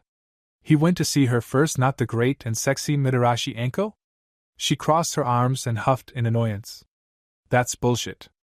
Her tone still dry and her body still pinned by the Tokubetsu jounen, Mai blandly commented quite. And thus Operation Welcome Naruto-kun back by crushing him with my boobs and making him treat me to dango ended in failure. If Mai hadn't seemed so irritated at her, she may have tried to salvage it with Operation Pounce on Mai and make her treat me to dango. But she doubted it would work. Say Mai, but she tried it anyway. Chapter 41. The third choice. He had to hand it to her for telling her the same day that he needed something appropriate to wear to a dinner with the head of the Hyuga clan. Mai had done a great job with his attire. His loose black clothing was plain, but fine, almost exquisitely so, and did well to highlight his pale skin, which in turn further brought out the color of his hair and eyes. If he was honest, however, he much preferred the furs he had worn to meet with the Yamanaka last month. They might not have been all that impressive, but they were certainly very comfortable. That was not to say these were not so, for the soft fabric was pleasantly cool to the touch and hugged loosely enough to only ghost against his skin, but the simplicity of the furs and their heavy warmth brought with it a comfort that was hard to match. Still, he supposed he could get used to this clothing, not that he had much of a choice. Even if he didn't say anything about his new status as a daimyo, Mai would take it upon herself to ensure he was properly robed for his station. She was also unlikely to take no for an answer. It was for the best, really, because he was far more inclined to go about his business as if he were still the young academy student who had somehow gained himself an army. Image was important, yes, but Naruto had never really gone for proper. He typically leaned towards impact. He wasn't trying to fit in, he was sending a message. That message was usually delivered with his actions too, so what he wore wasn't all that important. Unfortunately, there were still rules to this game, and he couldn't expect to break them all if he intended to continue playing. And out of all the rules, dressing the part was not too terrible a burden on him. There was also something to be said about dressing up. The right outfit could make or break one's image, but it could also affect the wearer's mentality. The furs were wild, feral, but filled with a natural power. These black robes, however, made him feel like the daimyo he now was. Refined power and cold calm. He had always been a lord, but now he could actually think of himself as one. Pity still that he wasn't likely to don his furs again. Even if his current attire wasn't more appropriate, Mai herself had told him she thought he looked better in these black garments, and that meant they were going to stay if she had any say about it. She did, in case you weren't quite sure. Smoothing his sleeves and checking that both daggers were present, his hands moved down to the purple sash that separated his black top from his equally dark pants. He was careful to keep his fingers from catching upon the fine gold embroidery. He wasn't all that sure it wasn't actual gold, and it would surprise him if it had been, as he subtly checked to ensure the 4 daggers stored there yet remained. He didn't stop to check the location of the seventh dagger. It was quite impossible to do so while he continued to walk, but he could feel it well enough pressed against his outer right calf and held there by the white bandages that bound his pants to his woven sandals. His footwear, it would seem, was the most basic thing he was wearing as far as he knew, for there was nothing that seemed to separate them from any other pair. Of course, Mai was just as practical, as she was determined to dress him in the finest, so he wouldn't be all surprised if she had foregone anything fancy so he might have a reliable pair of sandals should something happen. He was hoping nothing did, he really was, but it never hurt to be ready to make a break for it should the gods grow bored. Gods, of course, reminded him of the Hyuga's belief in fate, and that nearly caused a groan to escape his lips. If Hayashi was like most Hyuga, fate was bound to come up often enough throughout the dinner, especially if he stayed for a while, which was likely in this situation, for the dinner would easily take several hours and could quite possibly take at least 8 considering the Hyuga's status, and that was going to get real old real fast. This diner had the potential to be a royal pain in his ass, but at least Hinata would be there. With any luck he should be able to use her to slightly manipulate conversation, and steer them back on track should Hayashi start going on about fate. That's what he hoped, at least. She tried hard not to stare, or that's what she told herself, but this was the boy who had stood up for her sister? By the gods, no wonder the former heiress seemed smitten. Many of the men within her clan were considered rather attractive in an almost feminine way, both within and without the clan, but never before had she ever been tempted to call a man beautiful. The young man before her, however, could be described in no other way. And to think he wasn't just the one who had declared her sister under his protection, but he was the one from which she sought protection now, the young man with connections to the fearsome wolves, a group that had recently been declared a noble house by the daimyo himself. Naruto, she was certain, would look right in place amongst the imperial fire court. The thought was enough to bring a faint dusting of red to her cheeks, small enough to go unnoticed in the orange light of the formal dining room of the compound, but enough for her to be able to feel her cheeks grow warm. It was hard, however, to break her eyes away from him, and no doubt her sister, and perhaps even her father, would agree. The midnight cloth that was loose enough to not be constricting but cut closely enough to be form-fitting absorbed the light around him, while his pale skin reflected the light of the room, a contrast that made her doubt, if only for a second, that he was just a young man. A beautiful young man, but a young man nonetheless. His hair, unlike his skin, did not reflect the light. Instead, it seemed to capture it, burning with flaming orange with the flickering of the candles. It was as if his head was crowned in living flames, the son of Amaterasu given flesh. Then again, with how beautiful he seemed to her, could this not perhaps be Amaterasu herself come down to visit the mortal plane? Her body trembled slightly at the idea. If it really was Amaterasu sitting at their table, known and contacted by her sister Hinata, maybe there was some truth to the idea of Hinata being some sort of goddess, or at least being connected to fate in some way they couldn't understand. She shook her head, dislodging the thought that attempted to take root. That line of thinking was ridiculous. Her sister wasn't a deity, and neither was the boy sitting across from her father. Even as she dismissed the notion, his purple eyes shone with more light than should be possibly reflected from the open flames, and another tremble went through her small frame. Her sister wasn't a deity, she was resolute in that fact, but Naruto just might have ties to the gods. And that was just more reason for her to put herself in his good grace. A soft smile graced her lips as she took a look at her sister. Even with the light hiding her blush, it did nothing to disguise the way she was looking at their guest. Not that she could blame her, really. An imposing figure was the one he cut, straight-backed, regal, and absolutely commanding. He did not look comfortable in his attire, these new black garments colored with only a dash of purple and a faint glittering of gold, but neither did he look uncomfortable. It was as if he had always been to wear them, for they fitted him perfectly in the status he had come into so recently. Hyuga Hinata never put much stock into fate, not like the rest of her family, but even she couldn't deny that something more seemed to have a hand in the life of the young man sat so elegantly at their table, looking for all the world as if it were perfectly natural for him to be found dining with the head of the Hyuga. Her eyes took him in briefly, and she felt her own cheeks grow warm.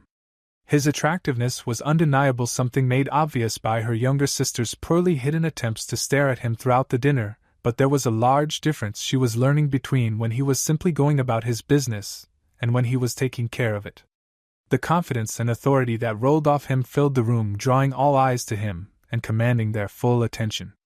Even her father had to make visible effort to look at his daughters during the diner conversation, lest it appear as if he were staring at his honored guest. Despite having the full attention of everyone there, Naruto didn't seem to notice at all something Hinata immediately knew was far from the truth.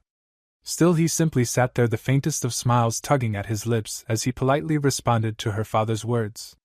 Had she not known the leader of the wolves as she did, she might have been inclined to believe he was simply the quiet type, shy and unwilling to enter the spotlight. His forceful presence, even when he was only occasionally nodding along to whatever her father was saying, should have been enough to tell the uninformed how incredibly wrong they were. No, he was only being quiet because it was not yet time for him to make any sort of move. Just as her father sought to get a read on his guest, that very same guest was feeling out her father, analyzing everything about him to see how he could best benefit from his current situation. He was undoubtedly a wolf, one usually on the prowl, but right now she likened him unto a serpent lying in wait to strike, a forked tongue hidden until it was time to coax his prey into a false sense of comfort and security. It was odd, she had to admit, that he always seemed to resemble a different animal. Was it simply because there was no one creature that he fully resembled, or did he change whenever it suited him to best further his goals? Hinata unsurprisingly had a feeling it was quite likely both. Turning away from the young man whose exact role in her life she couldn't quite define, her lavender eyes fell upon her sister, who was still doing her best to look only mildly interested in her guest. If nothing else, it let Hinata know exactly why her sister had brought up the matter of never having thanked Naruto for his actions of defending the honor of the clan, or whatever bullshit it was that had her father agreeing. She swore Hanabi either really believed in the foolish teachings of the elders or was simply far too good at using them to manipulate their father, and it threatened to turn her soft smile into a full grin. Careful to ensure it didn't, she had to momentarily puzzle as to why her sister had wanted to meet with Naruto. His connection to the wolves, or powerful allies as her father had said, had been known for over a year without her saying anything, and it wasn't until after Hanabi had brought up the subject of meeting with him that the House of Wolves was announced as being part of the Imperial Fire Court, so that couldn't have been it. What then had been her reason? Could it have nothing to do with the wolves at all? Was it because she was just curious about him, having heard her talk of him, or seen him about the village? Did it have something to do with her? Was that why her sister had grown a sudden interest? But that didn't make any sense. She really hadn't been doing anything. In fact, other than meet with some of the more influential members of her flock, Naruto's, she corrected herself, she really hadn't been up to much. And that's when the thought hit her. If she had just been tending to the flock and her actions were behind Hanabi's desire to meet with Naruto, the young man, to proclaim her as under his protection back in the academy, did Hanabi somehow know of the flock? And if so, what was she planning? Dinner continued along much the same track for the next 2 hours, Naruto paying no mind to the nervousness that had come over Hinata and being only faintly interested in the combination of hesitation and hope within the eyes of her sister as she continued to gaze upon him. Neither of those things bothered him. Hayashi, on the other hand, was getting on his nerves. No doubt it was a sentiment shared. Long had he been used to being able to get a read on people around him, and he was, if he did say so himself, fairly competent in the games that were so often played during the difficult dance of politics. Unfortunately, the same seemed to hold true for Hayashi as well. Were it not for the barely noticeable look on his face that so matched his own feelings on this matter, he may have entertained the thought he was outmatched.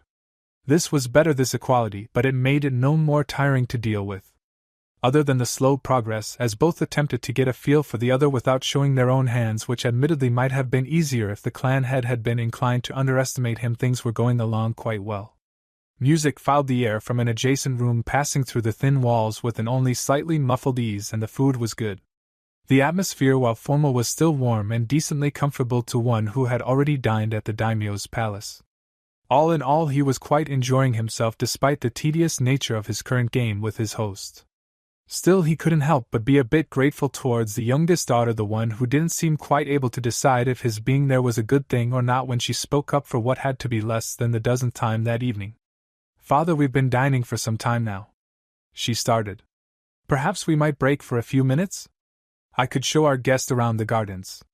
The thoughtful frown only took up his face for a moment before he nodded. "A sound suggestion," agreed the clan head.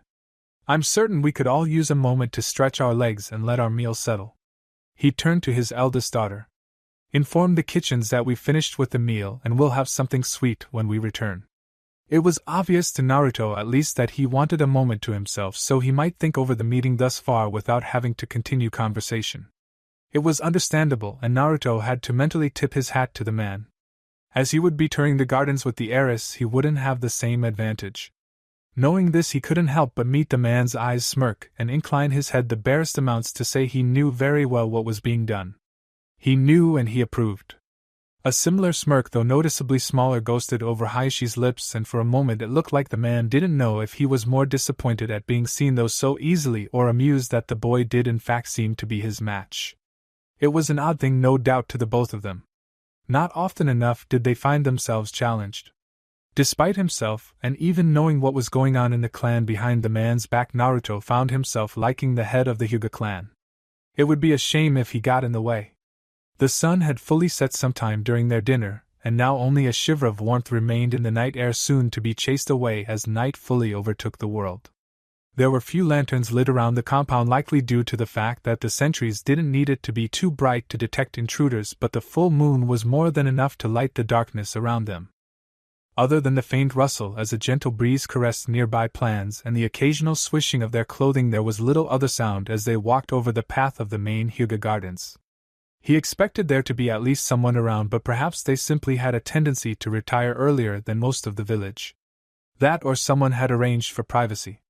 Whether that had been Hayashi Hanabi, he briefly looked at the young woman walking beside him, or if it was simply coincidence, or even other clan members simply seeing them and granting them privacy of their own volition, he didn't know. He was also unsure if it mattered. And Naruto-san?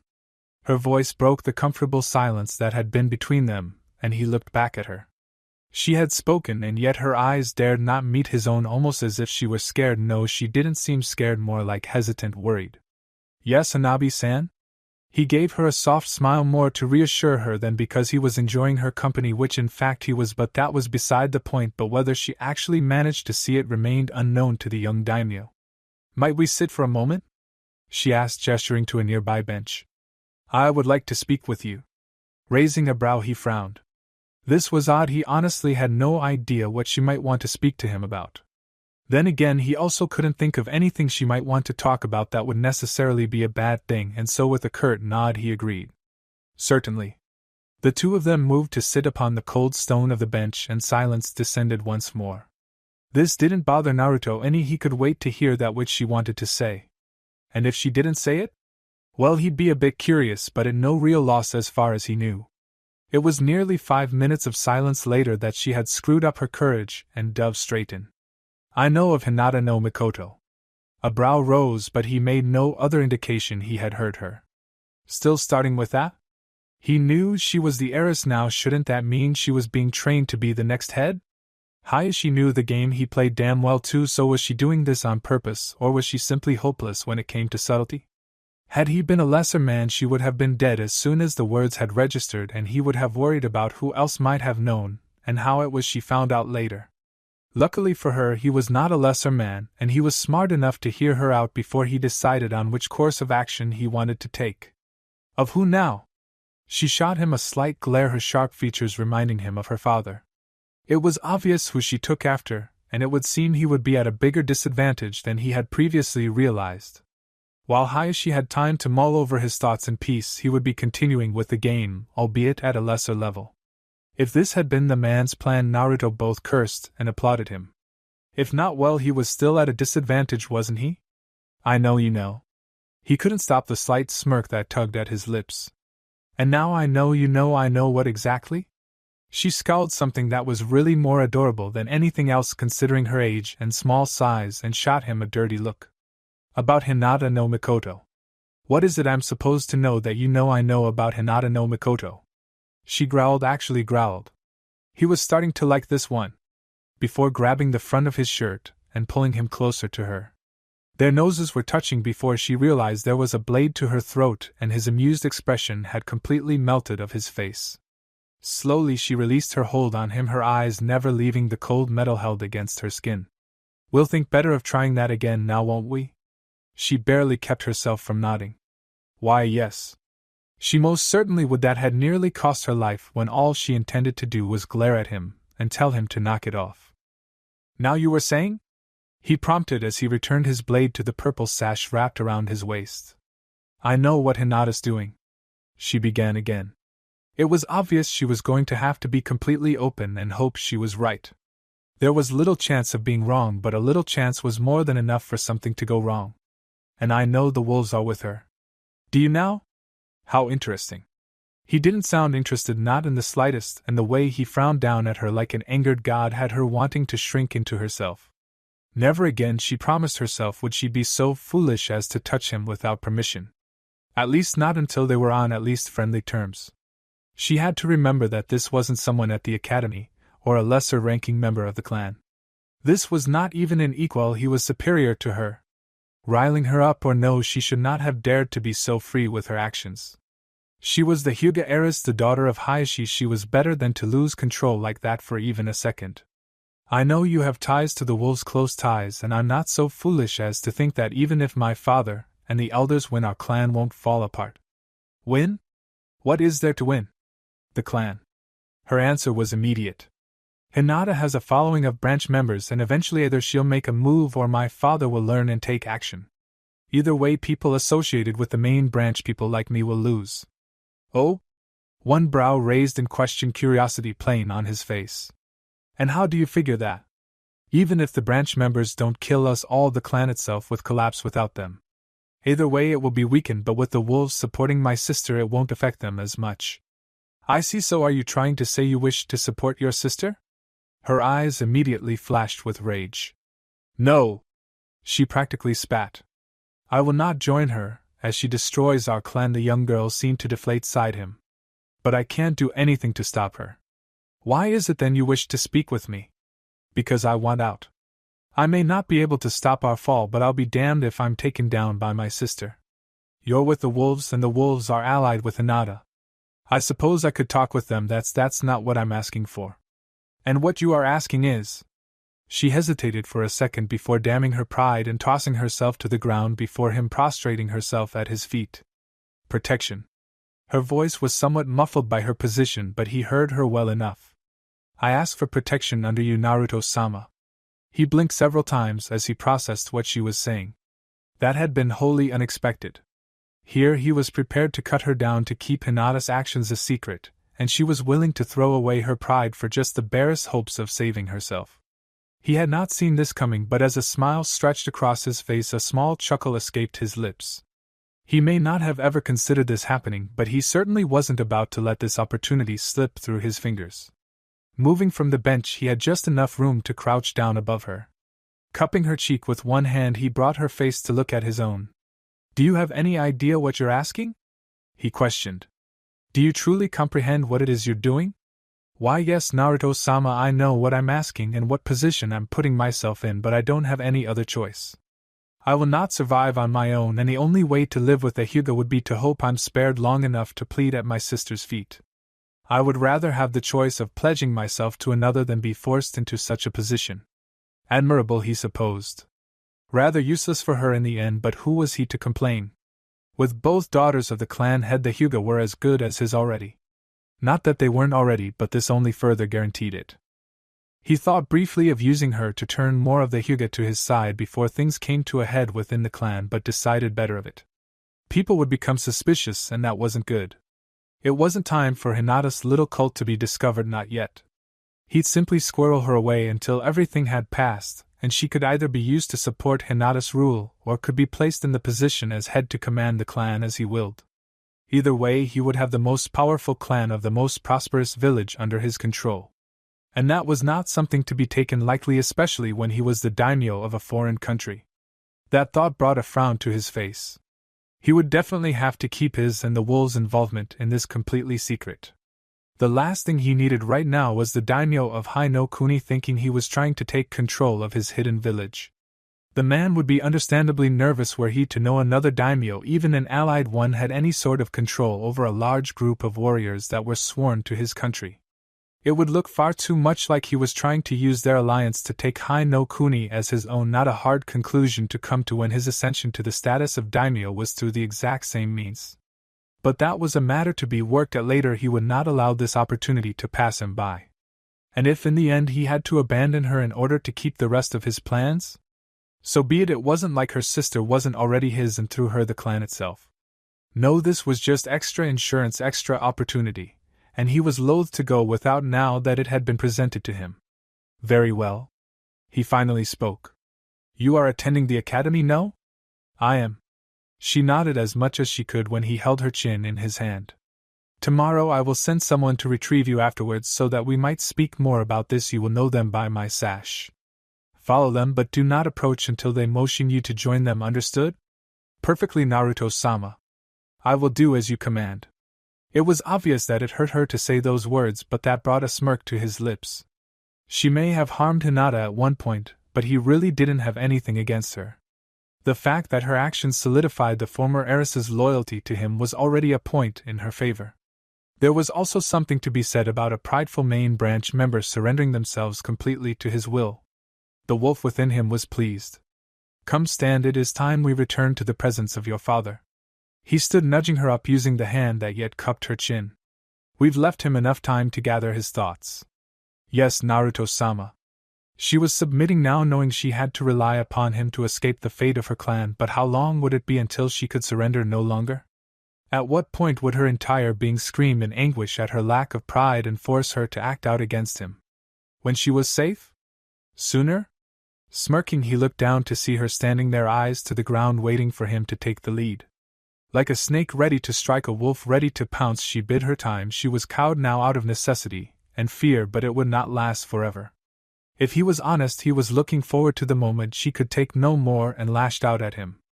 In fact, he couldn't wait. Perhaps things had just gotten a bit more interesting here in Konoha. Chapter 42. A proper game starts slow. Things had not gone at all as he expected them to. That was not a bad thing. Quite to the contrary, he found himself rather enjoying the dinner with his guest. Not only was it enlightening, no wonder he had managed to draw allies strong enough to take down one of Konoha's clans from the shadows, but it was a pleasant change to have someone who he could look at as an equal. Not of status, of course, he was the head of the Hyuga, and the boy just had powerful friends, but of skill. Truly there were too few players in this game. Well, not exactly, there were plenty of them, a surplus. In fact, the only thing was that very few of them were any good. He had always thought that to be a damn shame, for he did enjoy the subtle messages and hidden moves that the game was made of, promises and threats alike hidden within compliments and pleasantries. There really was no better pastime for those such as himself. And now he actually had an opponent. A worthy one at that. Tempted was he already to make moves against the young man just so that their game might begin in full. That unfortunately was a rather foolish move, and one most unbecoming of the Hyuga head. No, he'd have to do things properly, and let the game make itself in its own time. Most certainly it would be a better game than if he could refrain from rushing into it now. But oh, how sorely he was tempted to do it anyway. The field of battle where their words would dance and strike would be lessened, but so much sooner would they be able to play, and that was just one of the reasons he was secretly grateful for his daughter's action, and if she had any idea what it was, she had granted him her insight. He wouldn't be too surprised if she had some inclination to what was going on, as even Hinata had remained in the kitchen until such a time that their guests returned with the heiress.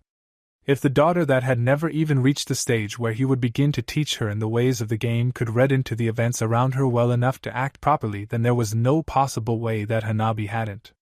That is, as long as she hadn't been completely smitten by the boy. Hayashi grimaced slightly. He had never had to deal with something like this, and it had never crossed his mind as a possibility. He knew his daughters would one day marry, it was expected as the daughters of the head, but never had he really considered either of them having romantic interests. Especially not with the one opponent he had been able to find within Konoha.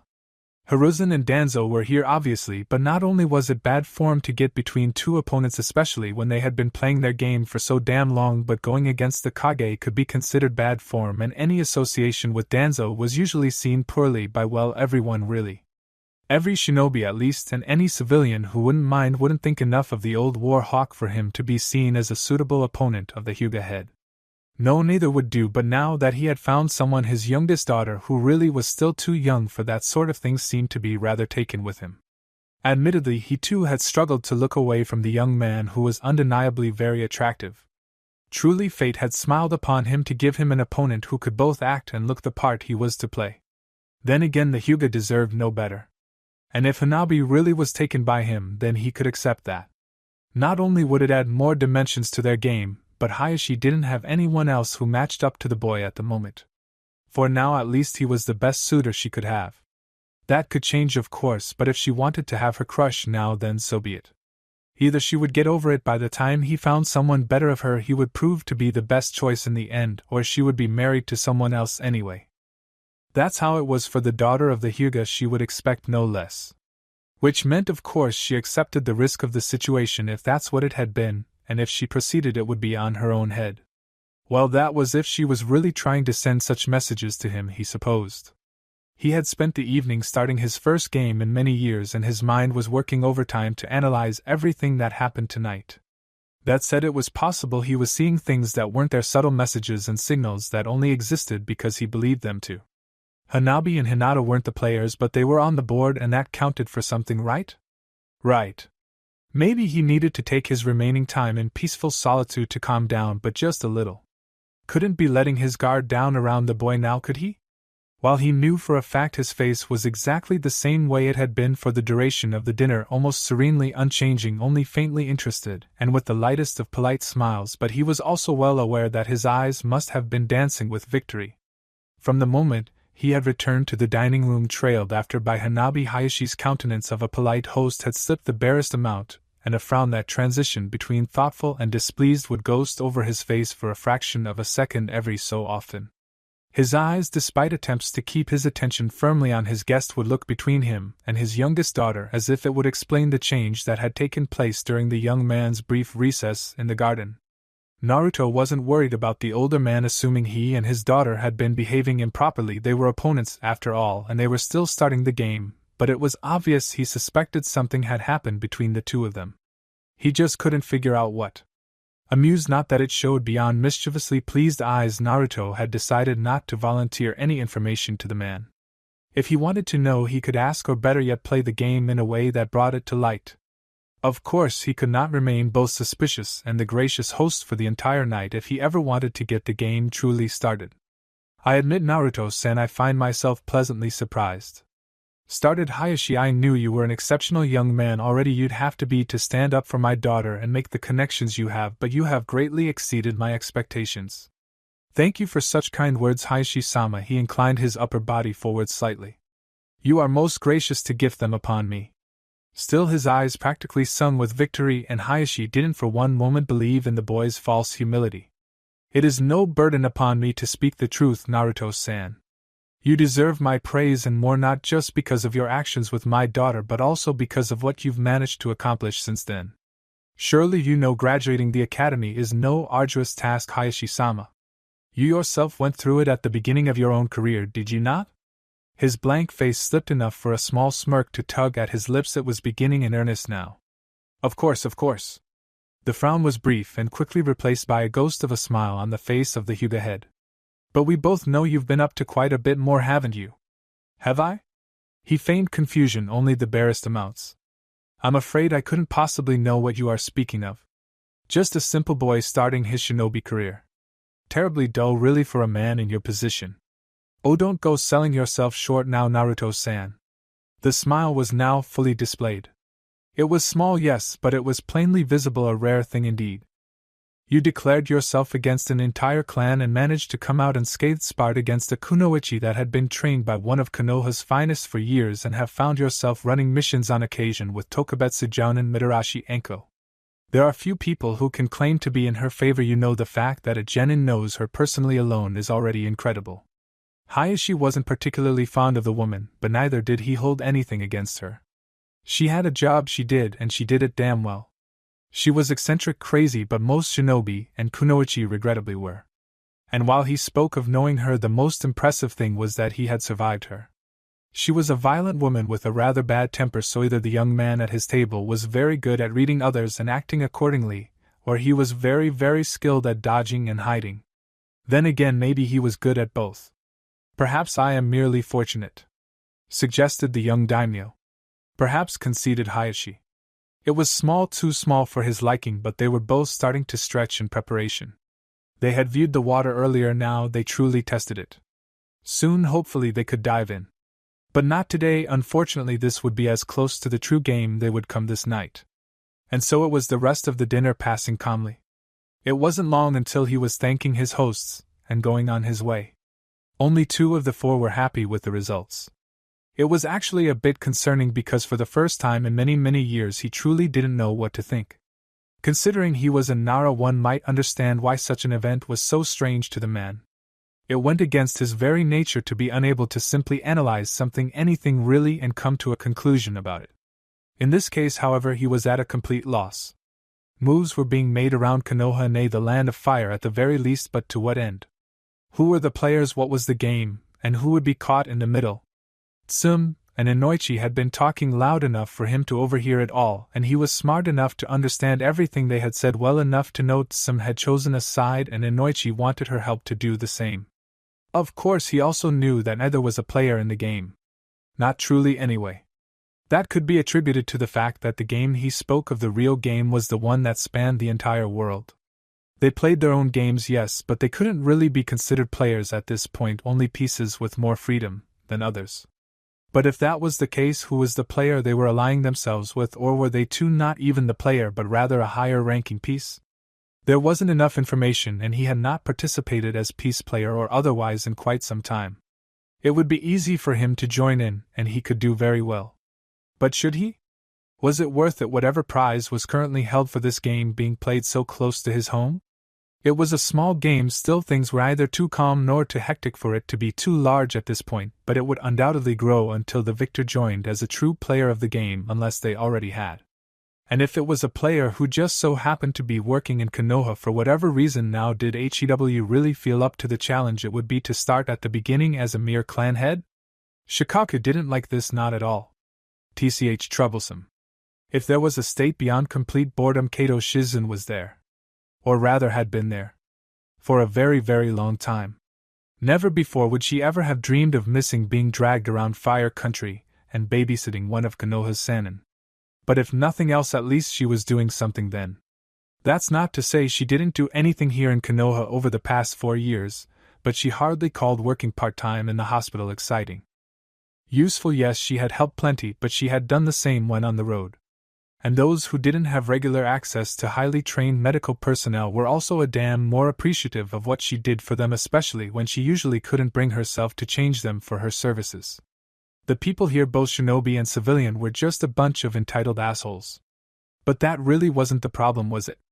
No, the problem was that she was beyond bored and had no ideas on how to change that. She still lacked friends for the most part, filling up what time she wasn't looking after her master with hospital shifts, but even those few she had met didn't tend to do much. One might think that as a shinobi village there was plenty to do, but it really just meant there were plenty of bars and that you could pick up 2 packs of kunai in any convenience store. Shinobi, it would seem, were a rather boring bunch when not on missions, and not much was provided to help change that. No wonder so many of them were crazy, there was nothing else to do. She had tried her hand at writing but wasn't too fond of it, reading but was too restless, and she had even tried to follow her master's footsteps and get completely wasted, and she was still bored. There was nothing she had decided to do in Konoha. Or if there was, it was hiding very well from her. Not for the first time she wished she knew of a gambling den here in Konoha. At least that was something to do, and she was a great deal better than her master. And even if that wasn't too entertaining, she could at least busy herself shopping with her winnings. The thought of money led her to the boy she had seen all those years ago picking pockets. They ran into each other every now and again, and were on pretty good terms if she said so herself, but they weren't really friends. Maybe she could find him one of these days, that could help. He might know of any less than legal local gambling dens she could sneak away to for an hour or so, and he might even know what people did around here for fun.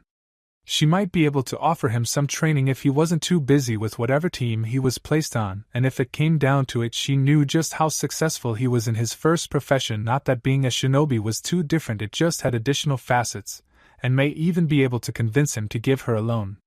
A shopping spree really did sound pretty good right now, after all. Something was wrong. Very wrong. Her father had started taking more responsibility from her shoulders as she started her career as a genin, but he had recently started backing off more and more. Beyond that, he seemed to spend as much time as he could around both she and her mother. Previously he had been very good about giving them attention, but now he was almost smothering them. This wasn't her father, something had happened. Or something was about to happen. It was almost as if he didn't expect to be around for much longer, and was trying to make the most of his remaining time. And that scared her. Not just because she would lose her father or because her mother would lose her husband, but because there was only one group she could think of that would elicit such a response from the man. The House of Wolves. What had he done?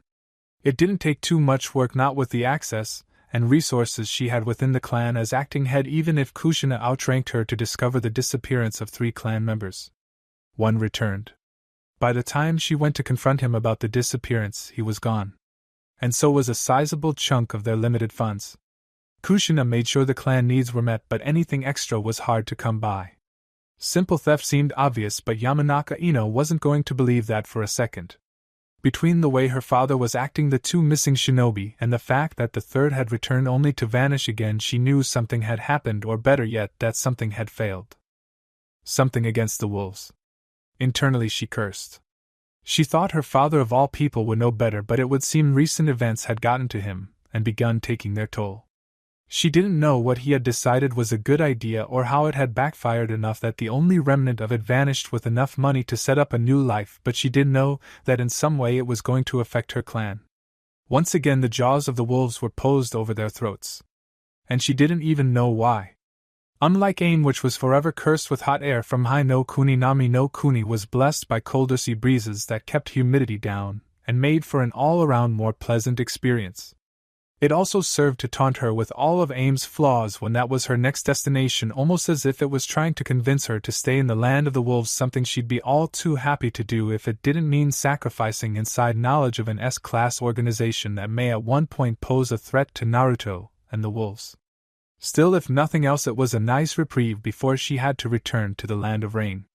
Getting there had been easy enough as a kunoichi, though she and Naruto had at one point discussed giving her the carriage to ensure it returned safely to Nami no Kuni.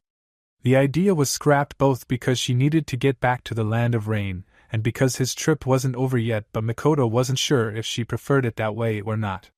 On one hand, the journey would have taken forever, and from what Naruto had told her was absolutely maddening in its boredom. On the other, she'd get to spend that much more time away from Aim. Had she mentioned how little she liked Aim yet? Her hatred for the tiny, historically war-torn countryside wave was much more pleasant, and she had thus far had very little trouble in her journey here.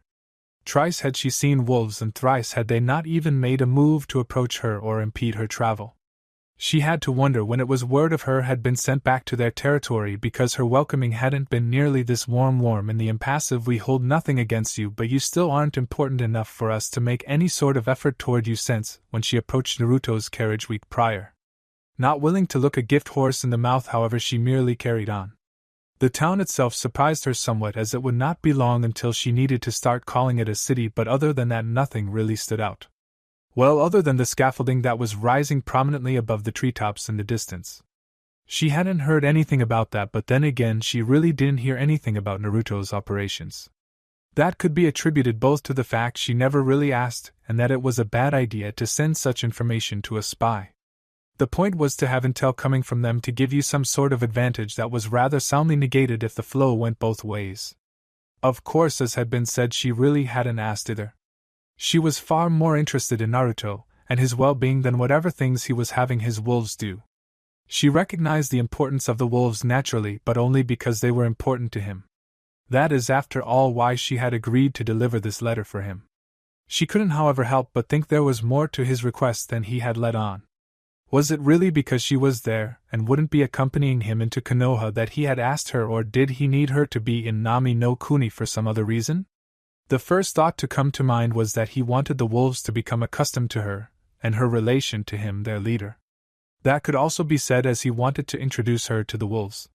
Then again, she knew how important these wolves were to him, practically his children, so perhaps it was more along the lines of him wanting to introduce the wolves to her. Both accomplished the same, though the meaning behind them differed. Still, that really wasn't the point. She had a letter to deliver on his request, and so that's what she needed to do. She could puzzle out his reasons later, or better yet, simply ask him in her next letter. With any luck, he may choose to give her an answer. With that in mind, it wasn't all that hard to find the wolves. Not only did they come and go freely from the forest, but every civilian there was more than capable of pointing her in the right direction. The wolves likely would too, but she didn't bother asking any of them. It was in a rather open clearing that the mansion of the late Gato could be found, and despite being fortified, it struck her as odd that they had claimed this place to serve as their seat of power even temporarily.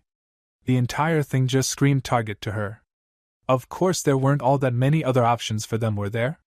Even now they focused more on building up the civilian parts of the town, and finding ways to make trade easier to perform for their country with more warehouses and docks. Perhaps they simply lacked the necessary funds at the moment, and had decided to focus on the aspects that would draw in more resources to allow them to do what they needed to, namely building a hideout that could properly keep them safe. Or at least make an obvious residence more suited for her Naruto. This place was nice admittedly even from the outside, but Naruto was a daimyo now, and that meant he needed something a bit more spectacular. In her opinion at least. And we all know her opinion mattered the most when it came to this. She was let into the manor without issue and quickly shown to the temporary office of one Commander Sai by a woman Tsunami who reminded her very much of herself. It was actually a bit disconcerting, though. She had to wonder if her ass looked anywhere as good as the civilian mother's. It should. She was a kunoichi after all. Her body was in the best possible shape, but was it? Concerns about the appearance of her rear aside, the woman was quiet and polite, but even better, wasted no time in getting her to where she needed to be without question. Occasionally she mentioned something about the surroundings, details on a certain piece of the late Gato's artwork, or where a pair of wolves were caught doing something stupid, which happened more than she would have thought apparently. But the double doors of one of the relatively smaller rooms soon met them, and with a knock Tsunami proceeded to open the door, not even awaiting a response. Mikoto wasn't certain if that was a mistake. Proper procedure here, something between the woman and whoever this commander was due to Tsunami's own relation to Naruto, or even because of her. What she was certain of was that Tsunami wasn't bothered in the slightest about doing it, and walking off, leaving her to enter he commander's office alone. Once again she found herself rather surprised, though she honestly shouldn't have been. The Commander Sai was within 2 years of Naruto's own age, still far younger than anyone would expect one who held such a position to be. Mother Crow. She didn't really like the name she had chosen on the spot when going to visit Naruto, mainly because it reminded her that she was indeed the mother of the crow when that hadn't been her intention with it. The mother part? Yes. Mother of Itachi? No. Still, if it got her in to complete the task begged of her by Naruto, she'd deal with it for now. Some of the patrols reported your imminent arrival. What can I do for you? Naruto-kun asked me to deliver a letter when we parted ways. She proceeded to hand over said letter before resting her weight on one hip and crossing her arms. She'd wait to see if it had anything to do with her before going, but if it didn't, she needed to get to aim before she got too comfortable here, and it became impossible to tear herself away. Raising a single brow, Sai was quick to open it, scanning over the words with a snort before tossing it onto his desk. At Mikoto's inquiring look, he shared. He wants me to limit the guard I send after him. He explained. He says that I'm not to send a single operative above 2 full guards, but he'd prefer it be further limited to a single guard. And how many would you assign him? If I had my way, or if the wolves had their way? Asked Sai. What's the difference? If I had my way, he'd have 10 full guards, a high captain for every 5, and a full guard for both high captains. She didn't think that sounded too bad, actually. At least he would be safe. If the wolves had their was, however, he continued, we wouldn't be able to call it a guard, he'd simply be surrounded by his entire force at all times. Admittedly, she liked that even more, but she was able to realize how impractical it was. Still, having her new son guarded by an entire army? It would have been a comforting thought. Sounds reasonable, she commented. Sai didn't initially say anything to that, but his lips twitched into a small smile, and she could see the amusement in his eyes, which said enough. Still, his voice eventually picked up after a moment of thought. Let there never be any doubt, Mother Crow, he said, that you are one of us. It certainly didn't sound at all like an insult, so with a grateful nod she accepted it as a compliment. Of what sort, she wasn't quite sure. Perhaps she should have learned more about the forces of her son.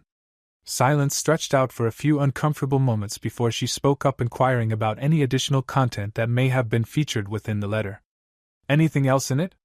He raised a brow. Maybe. Why? Anything that has to do with me? I want to make sure he didn't have anything in there for me before I head back to AIM. Sai nodded in understanding. Yes, of course I understand. Depending on how much you want to get back to AIM, this could be either good or bad news, but he's made no mention of you within the letter. This may have been because he didn't initially plan on having you bring it or because you have other things to attend to, but I wouldn't be able to say either way. Then I suppose my business here is done.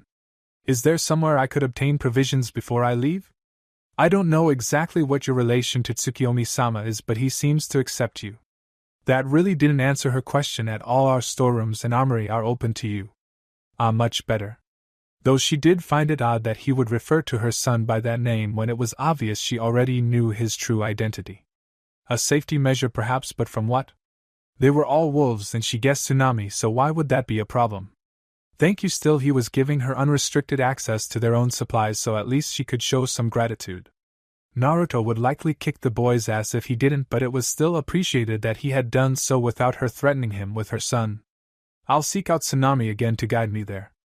He gave a nod of confirmation at her intentions and turned back to the papers on his desk.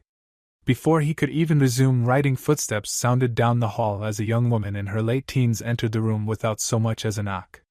You really should keep the doors closed. Sigh. The head of security's been having fits that we'd willingly leave ourselves with one less barrier for any assailants or spies to get through. The girl hadn't looked up from whatever folders she was holding and instead walked blindly across the room to the commander's desk as if she had done so 1,000,000 times. Anyway, did you take a look at those folders I sent you? I really need your opinion and better yet your approval on no. Having finally looked up, she spotted the guest that had been just about to leave. I'm sorry, who's this? It would appear that this was the reason Sai refrained from mentioning Naruto's name. And an Inuzuka? She really needed to sit down and talk with her newest son about all the things he'd been up to lately. Chapter 43. Bite of a Raven's Tongue. This is Mother Crow. She was just leaving, explained Sai, one hand lightly gesturing towards the guest he had just finished speaking to. Mother Crow? Hana's head tilted most appropriately, much like a canine's might, showing a mixture of curiosity and slight confusion. Mother Crow. He nodded in confirmation. She's a friend of Tsukiyomi-sama's, I suppose. You suppose? She asked suspiciously. How does one suppose something, most of all when it related to Tsukiyomi-sama, he whom they both to some degree served? Well, I admit I don't know exactly what her relation is with him, but I do know she met with him on his way back from visiting the daimyo, and she came here today bearing a letter from him. He turned to look at what had been a soon-to-depart quest with obvious inquiry in his eyes prompting her to speak. She decided there was really no point not to. He's my son, Mikoto declared. That caught them off guard, Sai, more than Hana. Your son? Hana voiced the question while Sai ran through everything he knew about Naruto and everything he knew about the woman claiming to be his mother. The only thing he really did know about her was that behind the mask wasn't Kushina, not exactly much to go on. As far as I'm concerned, she clarified, shifting her weight to one hip and crossing her arms over a chest her cloak didn't do much to hide. So not actually his mother. That made things noticeably easier to understand. So are you really his mother then? Questioned Hana. Inuzuka really were a blunt sort, and though Hana was capable of being more subtle, she didn't often employ those skills. It just wasn't in her nature. Still, that knowledge didn't make the statement sound any less rude, and Sai flinched ever so slightly hearing it. He was pretty straightforward himself, but tact was just one of the things Mai was trying to beat into him. She'd be focusing more on budgeting as he was worse there, but Naruto had taken control of that matter. Honestly, he probably preferred it that way. At least Naruto was more likely to simply go to Mai for one of her massages if he became too stressed with the monumental task of dealing with Sai's financial failings. Mai would just keep getting more angry at him. I'm the closest thing in his life to one. Despite how rude the question came across, she still answered. Or the closest she knew of, really. Yugao, his sensei, nearly took that spot from her, and Mai herself tended to take care of Naruto like a mother might do. She tended to be a bit too intimate about it, yes, but not so much that it could be completely dismissed. That said, if he stayed longer and waved, the position could easily be filled by Tsunami. Kurenai too could easily take up such a role had she not been so set on being seen as an elder sister.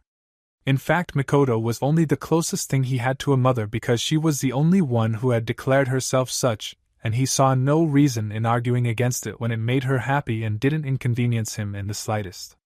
Not that Mikoto knew any of that. No, as far as she was concerned, no one else came close. And that was fine because that's what she needed, a solid role in which she felt her presence was necessary. In this case, however, it also helped quite a bit with any lingering distrust Sai might have for the still widely unknown person, and it immediately put her in a rather good light with the Inuzuka, which was good because Mikoto was rather curious as to the girl's presence. Oh, I see. It's good that he has you then. Hana couldn't actually mean this, fully not actually knowing anything about the leader of the wolves but what she had managed to observe for the short time she had been in his presence. Still, if she was the closest thing he had to a mother, it meant he didn't have anyone else in that role before her, right? In that case, perhaps it was good that she had managed to fill it for him. Then again, who was she to claim to know anything about that? His personal life was hidden from her if he had one, and there didn't seem to be any hints forthcoming about his past. She was curious, yes, but even she knew that she would receive no answer should she inquire. It also seemed a bit rude both to ask and to admit she knew nothing about him. There really was no winning as far as she could tell. Sai didn't make a comment about it, choosing instead to offer a simple nod of agreement as he turned back to his work. He'd let the two of them talk, though he would be admittedly paying just a bit of attention to whatever they said. There was no telling what he might learn. Whether or not that was a good thing, however, he wasn't quite sure about. He'd just have to take that chance and hope it wasn't too bad. With his luck, they'd start going over Naruto's best qualities here in his office, and he'd have no choice but to work through it. Now that would be absolutely horrible. Someone needs to look out for him, declared Mikoto. She was quick to amend that sentence before anyone could take offense. Naruto was rather fond of his wolves after all. And while you have all been doing well keeping him safe and provided for, he needs someone a bit more personal. Sai absent-mindedly nodded, his eyes not leaving his desk. He was of much the same opinion, though he personally thought Naruto needed a more personal relation of a different kind, one that would most likely be filled by Mai. In the end, however, it didn't matter that much, and hey, the position still wasn't filled. There was no harm in Naruto having a surrogate mother and a close relationship with Mai. In fact, that was probably even better for all of them, as Naruto would have more people to offer him support and to keep him from working himself to death. He didn't do much now, as he and Mai had taken over most of it, but Sai wasn't ignorant enough to think Naruto didn't spend most of his time trying to find ways to improve things for the wolves. He simply cared too much about them to not do so, and the fact that he really had nothing to distract himself from his self-appointed task of wolf father certainly only added to the problem. The young man had mentioned it once before, and Sai agreed Naruto needed a hobby. Not that Sai could suggest one, all he did was work, train, and sleep. Kind of like Naruto, actually. He used to paint, of course, but there really wasn't much time for that anymore. Maybe Naruto taking on a bit more work wouldn't be such a bad thing. No, who was he kidding? The red-haired youth would run the country and the organization by himself if he could. Giving him more work wouldn't do any good. More administrative staff then could very well be in order. Sai would have to look into it.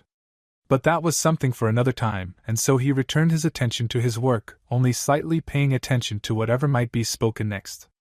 Of course, she continued, there are some in his life that I don't even know about, you being a prime example.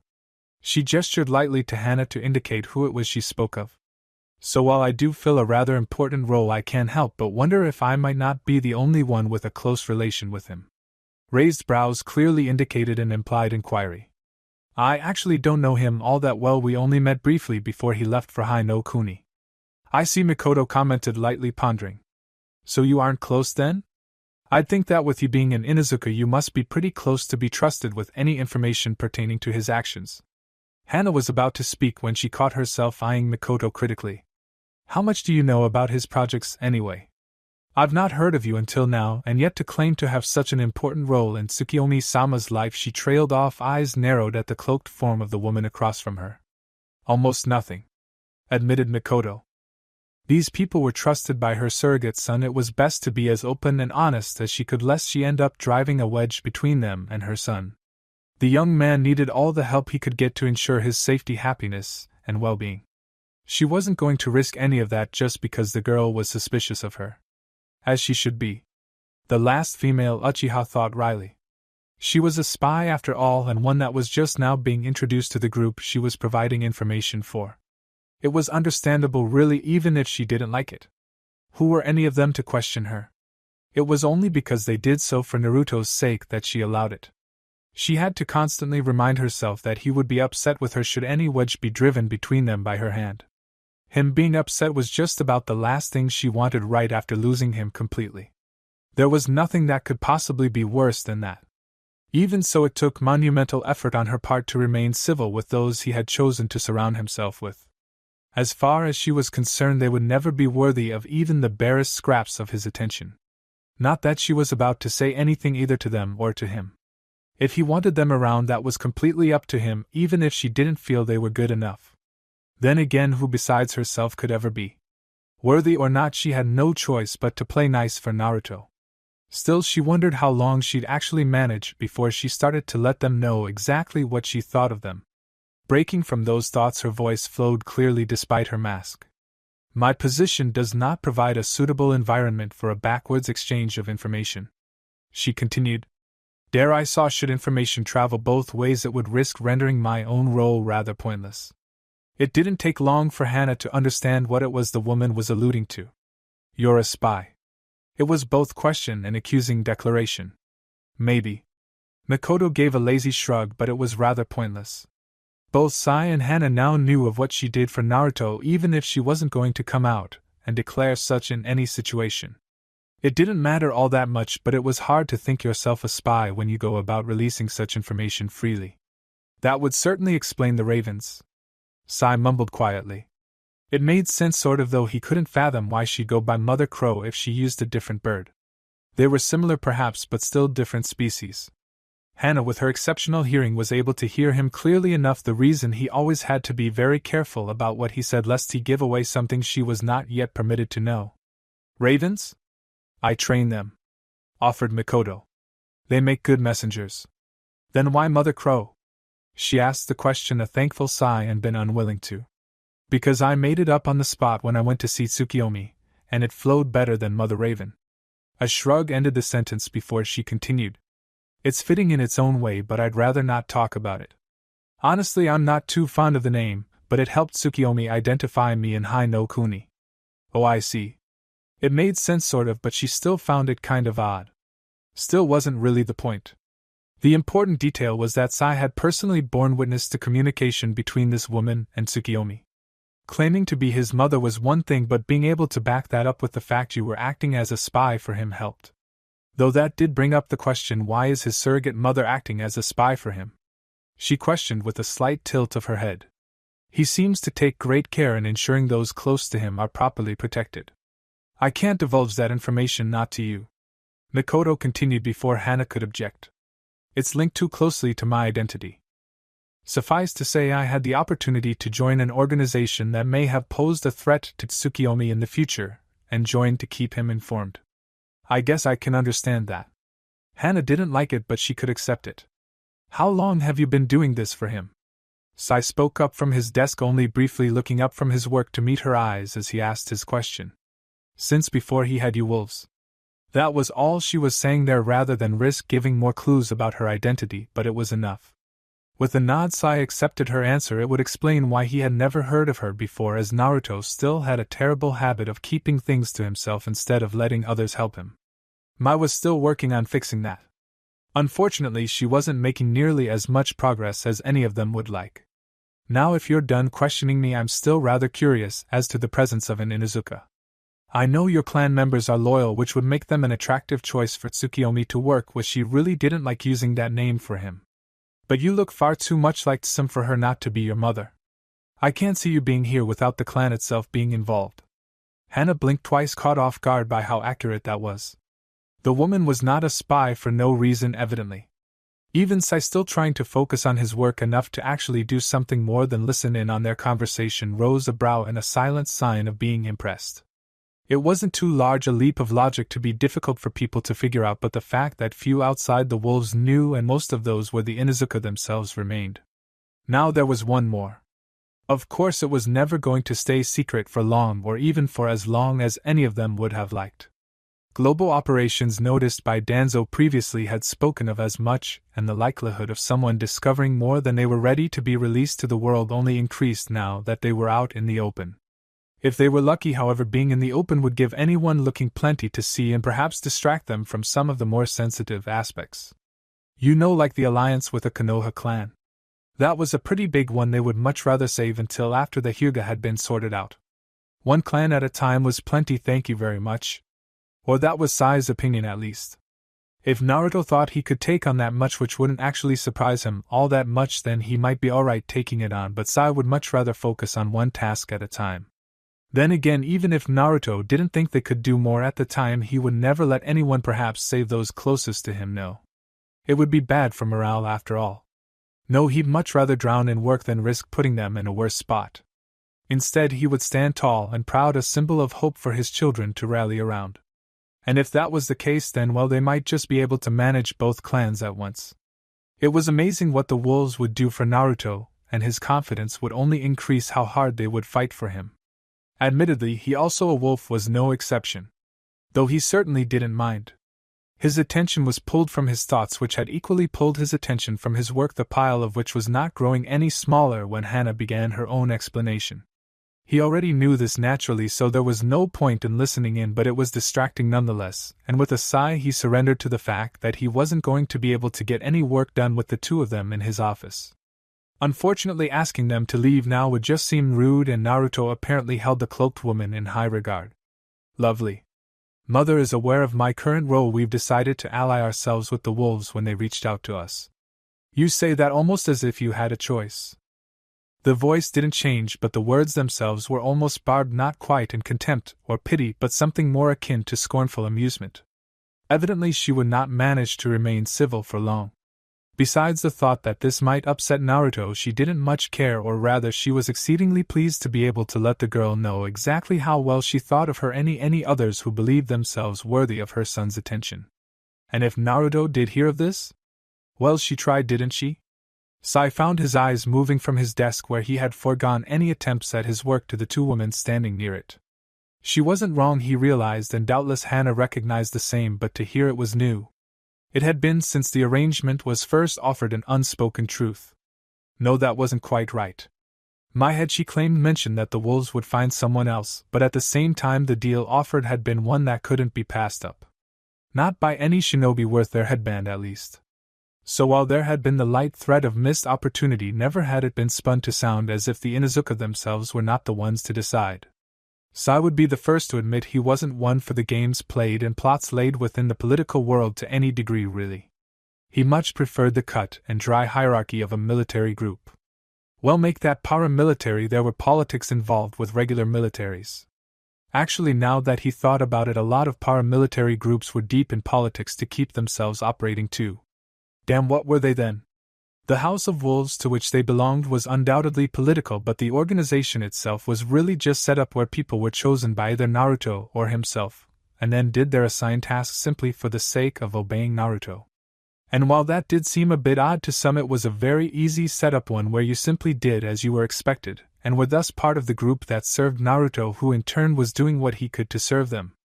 Maybe things weren't as simple as they first seemed, but at least they weren't directly dealing with other groups or inter-organization politics that would distract from the rather hard-to-understand purpose of their group. It was like being part of a machine, he mused, where they were each a single part working as a whole to accomplish Naruto's will, when that was for whatever reason to help themselves, he guessed. They didn't worry about other clocks, that was Naruto's business, and no part could take the place of another, so they really didn't try. It was complex and yet simple, an operation that had many parts, but that was straightforward in the fact that it continued onward with its task. And that he thought was much preferable to any of the politics Naruto and Mai tended to mess with. It also meant he really didn't make attempts to know how regular people worked. He dealt with wolves, a group that for the most part thought like him. They had all gone through the same training after all. Because of that, it was easy for the wolves to operate smoothly together, but when it came to outsiders they could be a bit lost. So it was understandable that now Sai was to a very small degree regretting his inexperience in both fields, for even a bit of insight to this situation would be helpful beyond measure. As he had said previously, that unspoken truth had been known but never put into such words, and now that it had, he wondered what reaction it might pull forth from the heiress of the Inazuka. Would the idea that they had been forced into this arrangement anger them somehow?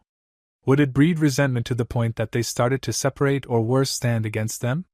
They would never last, but it would still be a loss for the wolves, one Sai was loath to accept. They made great allies and fit in well to their own pack. It would be an absolute shame to lose them, and Naruto would be rather upset that he need to start over in obtaining worthy allies. Considering the progress they'd already made with the K9 clan, it would be a major setback, especially when they had to change everything to avoid any damage the Inuzuka may be able to inflict with the knowledge they had on their operations. It wasn't all that much, but it was enough to make things difficult. They would like to avoid that if at all possible. Thank you. Hana stared at the woman across from her, blinking. Once. Twice.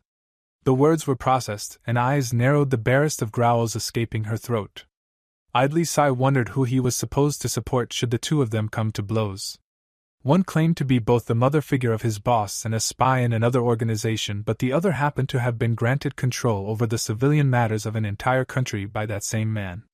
Truly they were both favored, but was there one he favored more? Perhaps it would be best to simply separate the two of them, though he did realize he'd be needing to call for backup if he wanted any chance of keeping them from tearing each other's throats out. Most curiously, he really couldn't understand what was going on. They would go from friendly enough to this as if it was natural. Maybe it was? It could be a human thing, he supposed, or maybe just a female thing, but either way he was at a loss. If nothing else, it could certainly be said that Naruto surrounded himself with an interesting bunch. Of course we had a choice, protested Hana. We didn't even need this. We decided to go along with Tsukiyomi-sama's offer because we wanted to, not because we were forced into it. And still I say there was no choice. There will soon enough be two sides in this world, those with him, and those who are not. You may not have known it at the moment, but that threat has existed over your head since he came into power. Fortunately, you seem to have chosen correctly.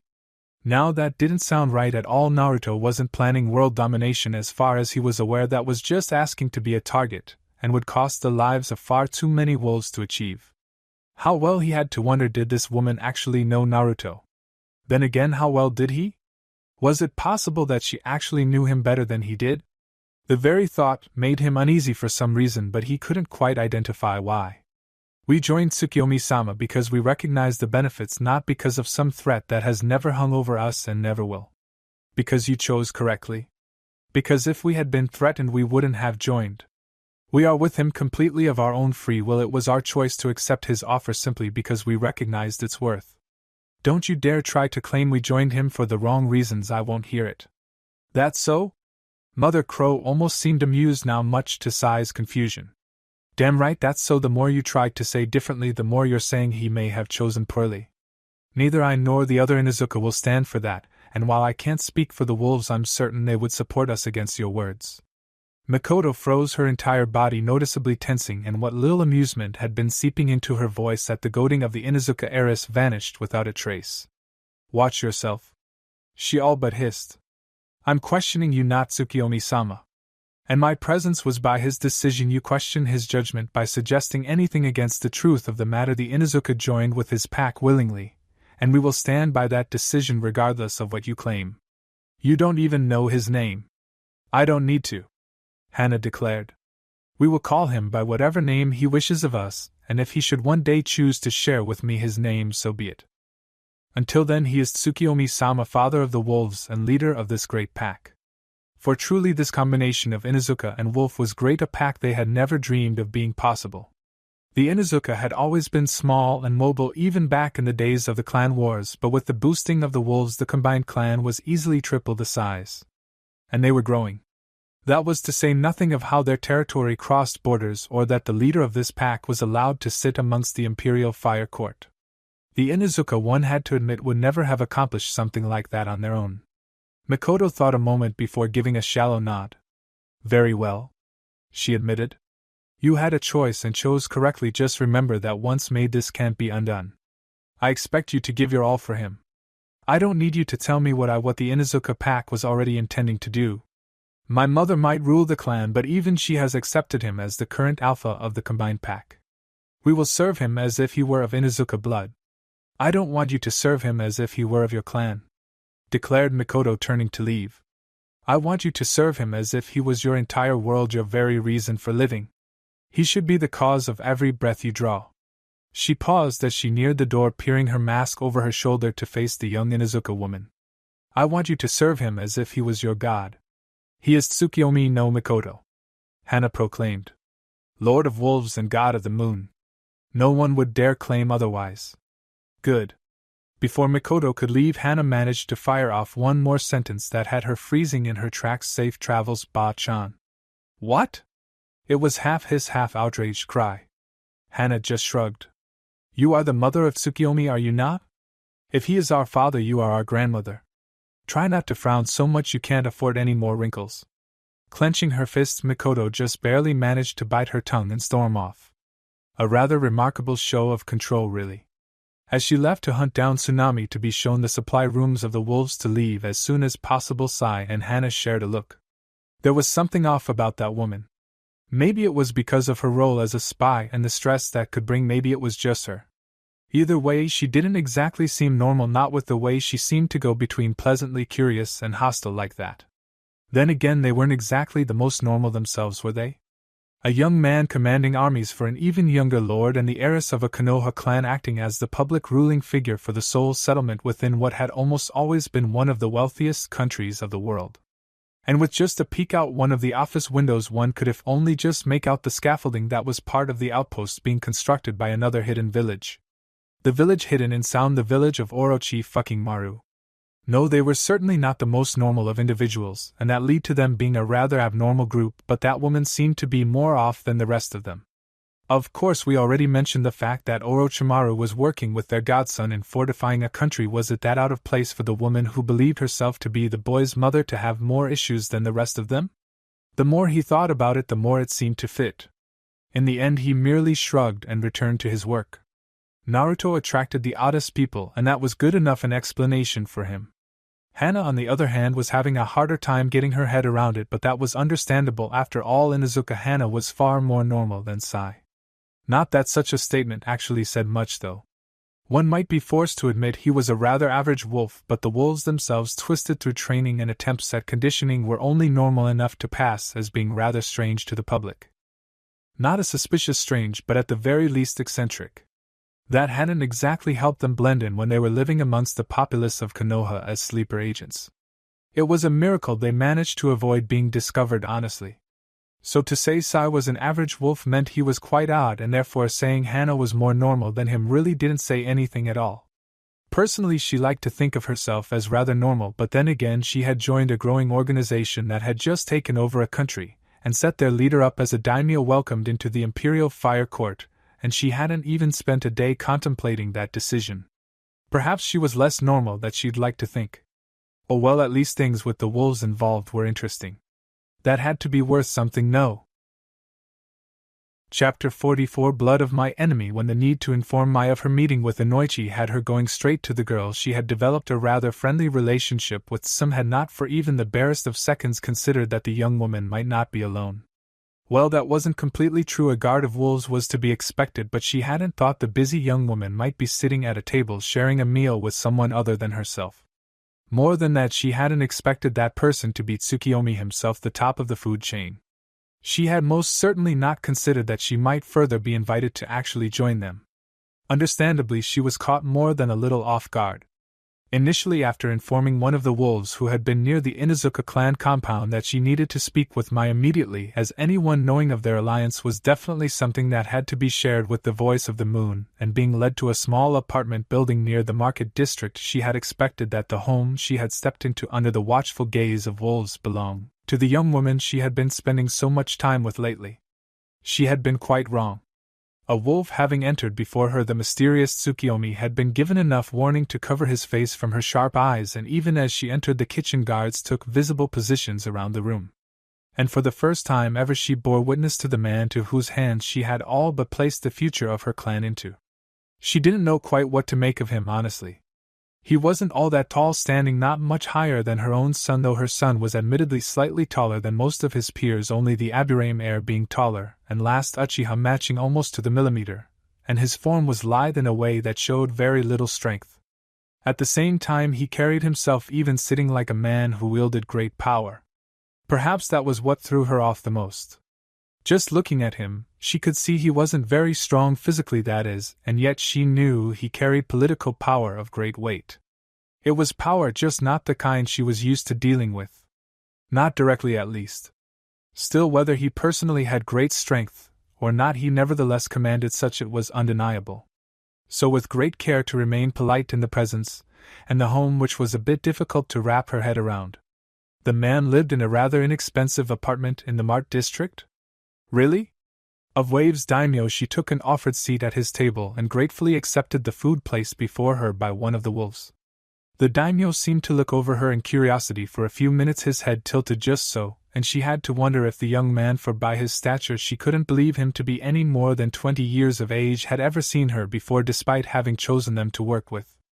Or perhaps he didn't know what to make of her practically unannounced presence.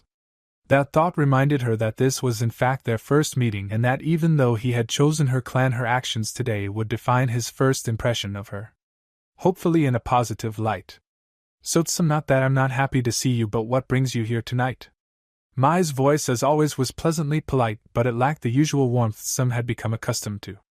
It was to be expected, seeing as now was a time for business more than a social call, but it still felt wrong to the woman who had been spending most of her free time with her.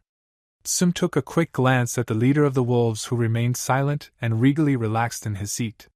Voice of the moon indeed, it would seem. Idly she noted that only Mai touched her food, taking small bites between sips of her drink.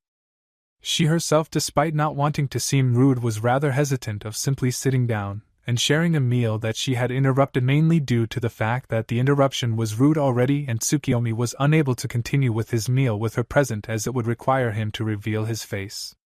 What a brilliant first impression. I had information that I needed to share with you, Mai. Oh? One brow rose in inquiry, and even Tsukiyomi seemed to lean in closer to the table, the barest amount showing that he too was interested in what the matriarch of his chosen clan had to say. It's about Inoichi. Before she could finish, Mai had shot her lord a look as he lost his relaxed posture and sat rigidly in his seat. Tsum could feel his hidden eyes burn into her as his voice, soft yet commanding, practically hissed out his words. You have my undivided attention, Inuzuka Tsum. From his reaction she didn't doubt that for a second. Continue. She really didn't need permission, she thought, but she heeded his word anyway. He approached me recently, said he knew I was allied with the wolves. He wanted in.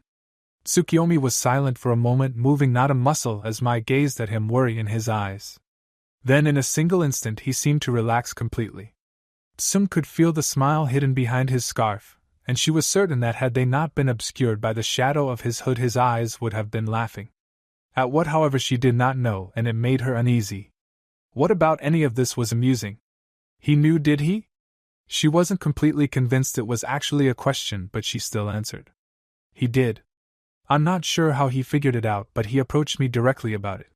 He couldn't offer anything but empty promises with his position in the Yamanaka clan, but I figured the two of you would want to know anyway. Hey, you've got yourself good instinct then. She could feel the grin in his voice, and it wasn't a pleasant one. This is exactly what I've been looking for. Tsum knew that the wolves and the Yamanaka had been at odds before, but hadn't they solved whatever issues they had long ago? If that really was the case, why did Tsukiyomi seem so pleased to learn of Inoichi's actions? What didn't she know? Moments later she learned exactly what it was that caused such a reaction. Mai, there was a dangerous undertone to his voice, like a soft growl in the night. I do believe Tsum here has found us the source of those spies. She understood then at least a little of the situation. And from what she knew, it wasn't going to be good for the Yamanaka head.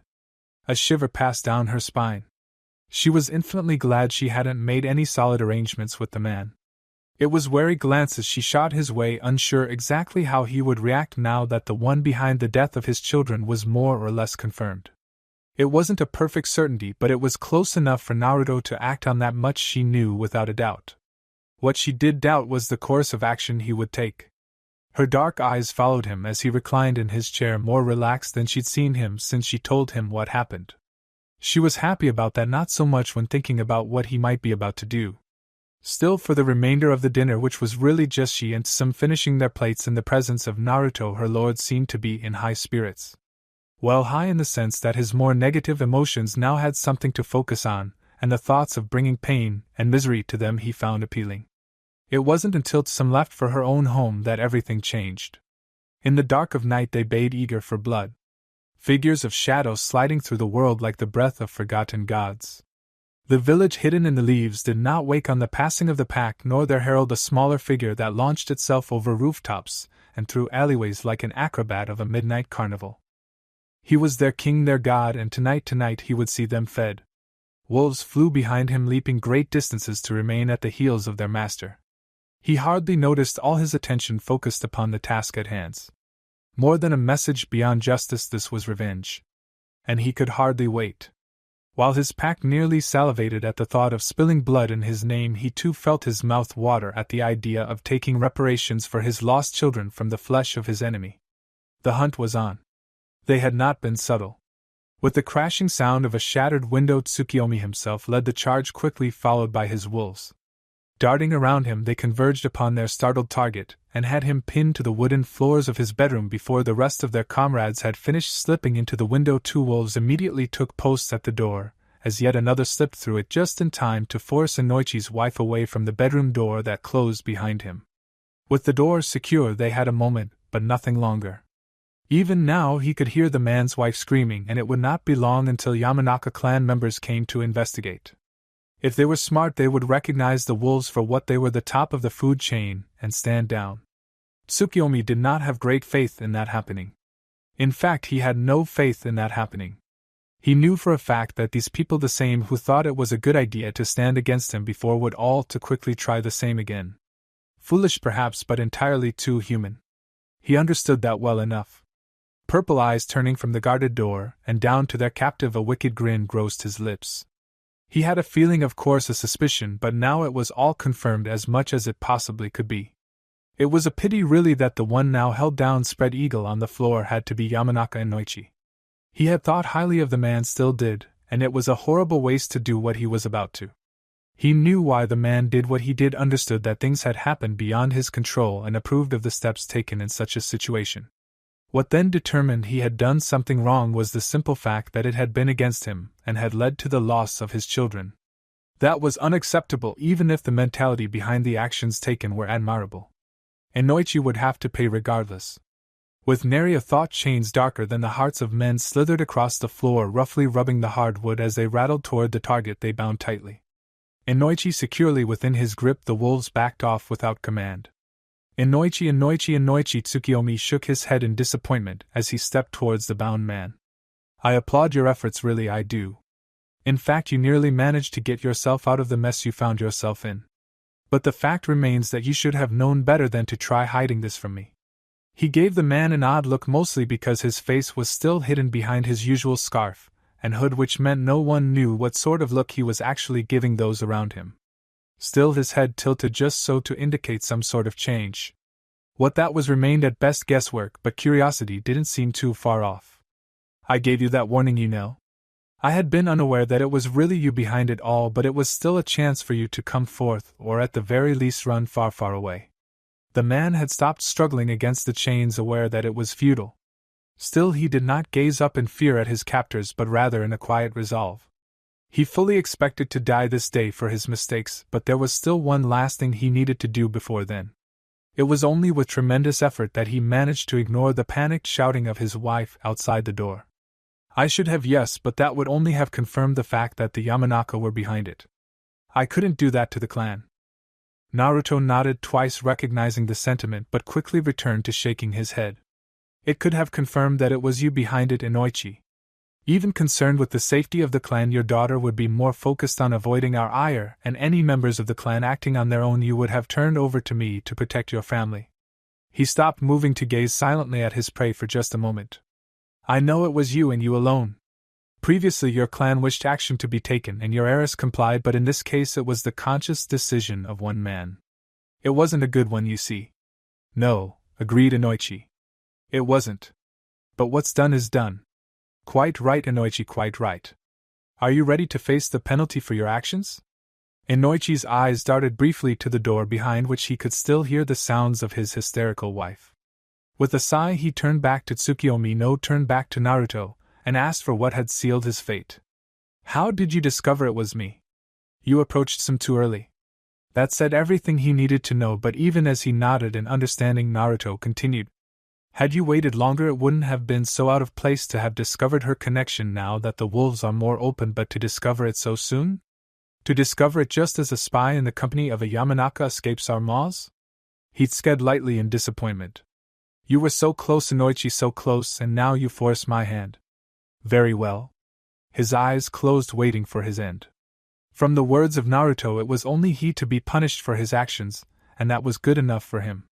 So long as his family was spared, he would accept the consequences of his mistakes. He did not see the non Naruto sent to his wolves, nor did he see the tool removed from a bag one of them had brought. But with the resounding thunk of metal biting wood, he felt it.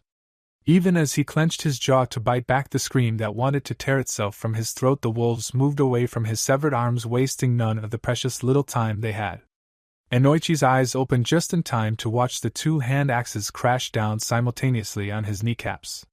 It was not a pretty sever, the flesh around the joint mangled as the metal clashed against his bone.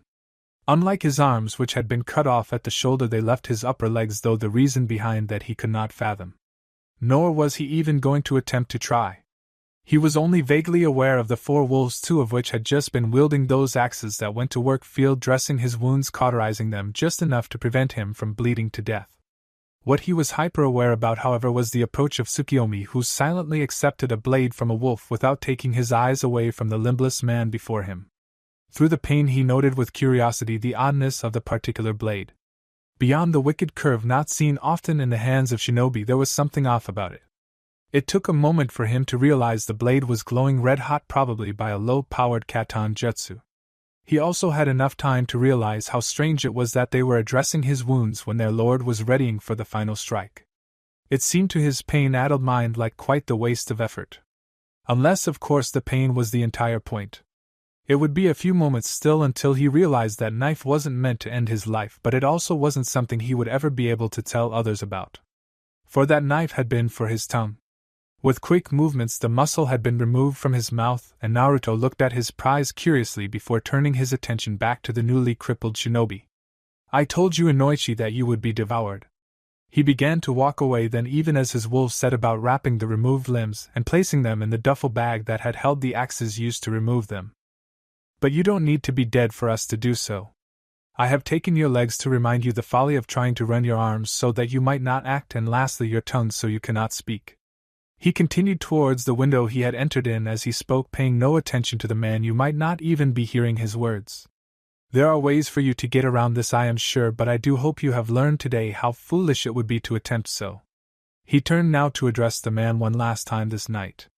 "Live, Inoichi, as a constant reminder to your clan of the cost of foolishness. Do not allow them to cross me again." And with that, followed by his wolves, he disappeared into the night. There was a feast to prepare. Stumbling into the situation once had been unexpected enough, but then she had actually been invited to join them. Tsukiyomi, she noticed instantly, was in a very good mood. There was still something about him that seemed a bit displeased, no, a bit disappointed, but for the most part he projected a sense of victory that she couldn't help but think was somehow related to the information she had shared with him the day previous. Perhaps that's why she had been invited to join them? She also couldn't help but notice the massive increase of wolves around them. Unless she was mistaken, this was at least a full guard, which meant almost every wolf currently in Konoha. Dinner was served and consumed in near silence, the wolves standing around the room at relaxed attention, and it wasn't until after everything had been consumed that Tsukiyomi stood and motioned for one of the wolves to bring a last drink for the group. Unlike the meal proper, this time everyone in the room found themselves with a glass into which wine, and a very fine vintage at that, if the bottle was anything to base it off of, was liberally poured. Things only became more odd as the words of Tsukiyomi's toast rung in her ears. Even so, she had brought the glass to her lips and drunk deeply before they had a chance to truly register in her mind. "To consuming the blood of our enemies, those who would cut down my children and slay the siblings of the wolves." Much to her own unease, she couldn't shake the feeling that he had meant that quite literally.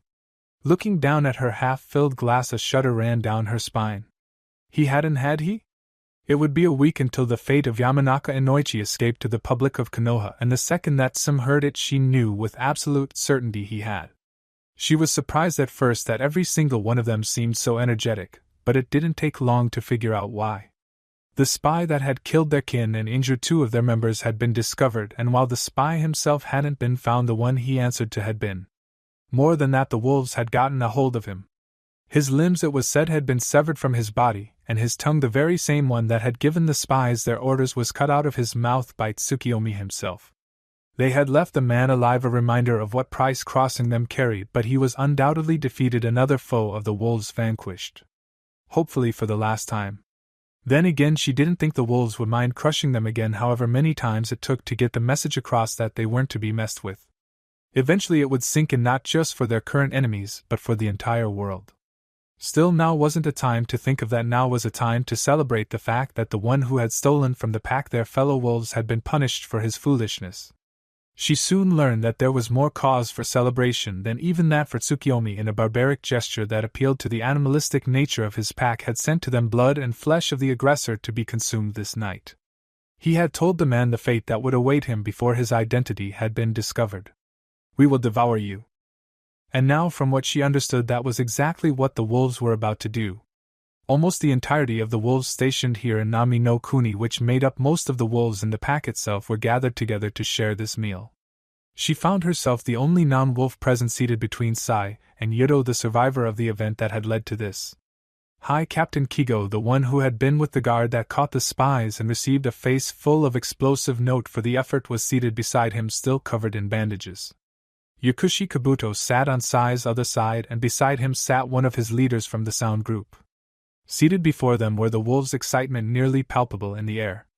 Stew had been chosen as the manner in which they would devour their foe, blood mixed into a broth made with boiled marrow and traces of fat. Naturally, despite it not being the flesh of their enemy, the stew was filled primarily of meat, and only a scattering of potatoes and a scarce few carrots allowed it to be called anything more than meat soup.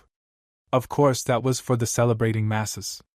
Those at the head table, like Hana herself, were offered a smaller cup of soup and a plate of grilled meat. It wasn't hard to come to the proper conclusion as to what that meat was. Sai and his fellow wolves, unconcerned with the generally accepted morals of society, didn't waste any time in starting on it, no doubt considering it a great honor to be allowed so by their lord, when the others had to settle solely with the stew the kitchens had prepared. Kabuto and his fellow sound shinobi took part in the celebration by consuming the stew, but politely declined the plates offered them. And they left Hana at a crossroads. Did she turn down the human flesh like sound had at no consequence? Or did she partake of it like the wolves? It was immoral, she knew, but what place did human morals have in the pack she had become a part of? And besides, no one had to know, did they? Little did she know that her first bite was watched by every single person there, and it was at the moment she went for her second that she cemented her position amongst them. In Izuka, Hana was a wolf, if not in name, then most certainly in heart. She ignored the inquisitive gaze of the dark room's only other occupant, instead focusing on the small vial that had been in her latest letter. Most interesting was the fact that she was being sent a letter that wasn't a reply to one she had sent. He had sent it for the express purpose of communicating with her. Not that it said much, mind you, it was very little more than a paragraph, but it said plenty. "Tobi Makoto, what were you sent?" A second voice from the same source continued the questioning. "And who sent it? Who are you in contact with?" The second voice was deeper, and was noticeably suspicious. It was strange then that they came from the same being. Could they really be both simply curious and darkly distrusting at the same time? "It's from a friend," she answered absently, holding up the small glass vial to the light to better see its contents. A light red glow splashed over her revealed face, nearly glowing against pale skin, as she pondered what it was she currently held. A friend? That had been the darker voice, one that was rough and gravely. "You don't have any friends?" accused the other. One could almost hear the frown on their face. "I do," she claimed. "One. And he sent me this letter." "And what's it say?" The lighter voice asked the question that the other undoubtedly wanted to know. "Not much." One could hear the small smile in her voice, even if it was hard to make out in the darkness. She was being intentionally vague just to annoy them, and it was working. Her enjoyment of that fact was easy enough to recognize. Just an explanation of the gift. And the gift? It was evident that the darker half was getting impatient with her and her uninformative explanations. The smile hadn't left her voice, but it took on a wicked edge. "The blood of an enemy." Without breaking her gaze from the vial, the letter burst into flame. It was an old trick from her clan, one few had known before the massacre, purely because of its simplicity. None had bothered learning something that looked so easy when there were more impressive jutsu to be mastered and in many cases stolen. Still, she was able to put it to use now to rid herself the letter that had her watcher so suspicious. It wouldn't have hurt to let him read it. In fact, it probably would have been best for her, but it had been written by her beloved son just for her, and she didn't want to share it with anybody. Removing the stopper with her teeth, she quickly downed the contents just as she had been asked to, swallowing easily. Had the one in her room been anyone else, they may have found the action even the slightest bit strange. Considering this particular individual had a habit of eating people, however, it was nothing out of the ordinary. The fact that it recognized the symbolism as devouring one's enemy only made it seem more right.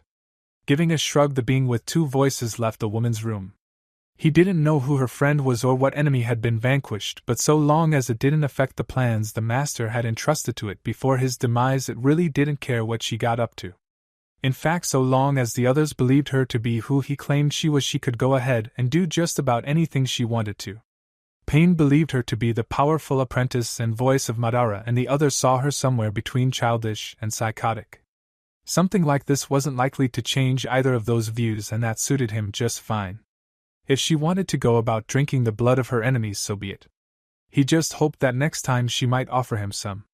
Orochimaru spent far less time than others when she found a vial of blood in her possession. The note was simple enough, telling her nothing more than that what she held was the blood of an enemy that had been suitably punished for his actions against the wolves. They had been punished, and her godson had been kind enough to send her part of them. With a single quick movement, she had uncorked the vial and taken the blood into her mouth, where she took a moment to savor the taste of victory, not of her own but that of her darling godson's. He was such a good boy, taking care of himself, his forces, his enemies, and making sure to send her presents. And speaking of presents, she still owed him quite a few. She would really need to devote some more time to finding something suitable for the young man who was reminding her so much of herself when she was that age. It was absolutely beautiful. Swallowing the blood and grinning as she felt it slide down to settle in her stomach, she turned back to the envelope she had withdrawn the vial from. Chucking it away, she was only idly aware of it shattering against one of the stone walls of her hideout, more focused on neatly folding up the letter to be stored with all the others. Even if it was nothing but a quick description of her gift, it was still written for her by Naruto, and that made it precious. She would make sure to treat it as such. But first, perhaps a quick retirement to her chambers. That boy had the most wonderful effect on her. Chapter 45. Will the wind blow? She hadn't bothered yet to draw the curtains this morning, leaving her room bathed in darkness. The light probably would have done her good, would have helped her clear her head instead of surrounding to her tremulous thoughts, but she couldn't find the drive to rise from her seat on her bed and let it in. She didn't know more, like hadn't been told much, but it was enough to get a good idea as to what had happened. After all, few outsiders knew the wolves as she did, and there was no way to keep the news that they had paid a visit to the compound last night from circling the clan. What was hard to come to terms with was that the apparent target had been the only one she would have believed to know those wolves as well as herself. Yamanaka and Noichi had been admitted to the emergency care ward of the Konoha hospital. The two could not be dismissed as being unrelated. There was just no way it was a coincidence. There was no such thing she found as coincidence when the wolves were involved. Of course, that still left her not knowing why the wolves had gone after her father. As far as she knew, the quarrel between them had become no more, and that could only mean there was something she didn't know. Not surprising, really basic logic, but that same train of logic also dictated that something had to happen, and the wolves had shown no further interest in her clan. The explanation then was that her father had gone and done something she didn't know of to anger them once more. And that certainly explained his recent behavior. Scowling, she punched one of her pillows. Just when things were getting back on track, he ended up throwing all their work away. Idly, some small part of her wondered if this was how he felt when she got Naruto to declare a feud between himself and the clan when her father had been trying to keep her clanmates from going after the boy. She felt she understood that just a bit better now, but any possible reasons for him to provoke the wolves still escaped her. With a sigh, she let herself fall onto the bed, her feet dangling over the hard wooden floors. She needed answers desperately if she wanted to have any hope of clearing everything up and placating the wolves should they still be agitated. Unfortunately, it would seem she was going to have no choice but to wait until her father was back to get them. That was, of course, assuming he would ever be coming home. Good news! It was the first thing she said as she let herself into the apartment with an exited slamming of the front door. Peering at the grinning Tokubetsu Jounin as a wolf closed the door in the corner of his eye, Naruto raised a single brow, inquiring exactly what kind of news merited such actions from her. With the sheepish grin of a lightly chastised child who didn't actually think they had done anything wrong other than get caught, she rubbed the back of her head. That wasn't exactly an answer though, and so he prodded again verbally this time. And what is that good news, Anko? A triumphant half-jump had her extending one arm high into the air and made the scroll within easily visible. I got us a mission, and it's a good one. Her grin went from sheepish to excited as she peered at his face, expectantly waiting a positive response like an attention-starved pet. His brow, which had returned to its resting position, merely raised once again in silent instruction to elaborate. Whether she understood that or had decided to continue on her own he didn't know, but he didn't bother questioning it either. The important fact, after all, is that it was done. You know, I keep trying to get the bandit extermination missions, but until now others have always beat me to it. Not surprising, really. It was the most popular mission type for shinobi of any rank. It didn't get much more straightforward than go there and kill everything. Not this time, though. I camped out in the ceiling of the Hokage Tower, and so the second the missions were being handed out I dropped down and grabbed it. She seemed immensely pleased with herself, which brought an amused curve to his lips. He knew she could be serious, but she so often acted like a child that it was hard to think of her as anything else at times. Times like now, when she pouted at his lack of verbal response to her good news. Okay then. He spoke, watching her face light up again. Have fun. And just like that, the pout was back, bigger than ever. Oh, she was just so much fun to play around with. Hey, don't be so mean, Naruto-kun. It was almost a whine, but the soft, distressed voice was very nearly adorable. The kunoichi version of adorable, at least. Whatever do you mean? With a huff she crossed her arms over her prominently displayed chest. He really should try to convince her to wear something else, but he just couldn't bring himself to do so, and gave him a look somewhere between innocent pleading and coercive glaring. Once again he could almost call it adorable, if just in the manner only Anko could be. You know what I mean. You're supposed to come with me. Am I? Yes. She stomped her foot very much like a toddler throwing a tantrum. Come kill things with me. Fine, I'll go on the mission with you. He watched her do a celebratory dance before continuing. But this isn't just some attempt to forget your tent and sleep next to me, is it? She stopped and immediately went from child to woman. Or better yet, from child to mature kunoichi. Oh, most definitely. She shot him a salacious smile as she licked her lips. But that's the same for every mission. The killing just makes it special. Who knows? Maybe I'll need your help washing away all the blood when we're done. She shot him a wink before turning and practically skipping out of the apartment, once again slamming the door as she crossed the threshold. Perhaps she simply went from child to Anko. That or Anko to Anko. Yes, that fit quite nicely, didn't it? Because Anko was always Anko, there was just no changing that. Another smile tugged at his lips and he let it stretch over them freely. This was going to be fun. The smile turned to a frown as he turned in the direction of the kitchen. His foodstuffs for missions had been kept in there, but now pieces of enoichi were too. He was going to have to get more before the mission. And probably a new freezer while he was at it. In dangerous circles it rolled, edging ever near the end where if left unchecked it would plummet to the wooden floor and spill its scarlet contents in a tinkle of shattering glass. Carefully she picked it up, cold against her pale fingers that trembled lightly. Placing it on her bed greatly reduced the chances of it breaking, which was good for now. It was good until she figured out what she needed to do with it. For why had Hyuga Hinata been sent the blood of Yamanaka Inoichi? The wolves had seemed happy enough that she received it for reasons she didn't know, but she had no idea what she wanted to do with it, or more importantly, what she was expected to do with it. She would not have received it without proper reason, she was sure. Now it was just a matter of figuring it out. Hopefully before something happened to it. Her first thought naturally had been to go to Naruto with her question. Most certainly there would be none who might be more aware as to the deliverance of the vial than he know. Of course Naruto was also a very busy person, and she really didn't want to be a bother over a simple vial of blood. But was it simple? Was there meaning behind it, some symbolism she didn't understand that might lead her to insulting either him or his wolves and being left alone again? It was too terrible a thought, one that made her more determined to react to this most unusual gift, she supposed. She really didn't know what else it could be considered. Perhaps if not Naruto, she could find his assistant Mai if she remembered correctly. Even if she didn't know what it was for, she would be able to ask Naruto when he was free. That way at least Hinata could eventually get the information she needed. Of course she had no idea how to find the girl either, so that really didn't help her at all. A letter was always a possibility. It could be delivered now and answered when he had time, but she didn't know when that would be. Would it really be okay to potentially delay whatever she was supposed to be doing? With no other option at her immediate disposal, she sat at her desk and began to write, focusing on everything but the largest question that plagued her mind: if she had been given his blood by the wolves, what had become of Inoichi? The last sound he would hear would be the clinking of chains as in a burst of movement they completely encircled him, jerking quickly to snap the neck and destroy the spine. Even if he hadn't died instantly, he had been rendered absolutely harmless.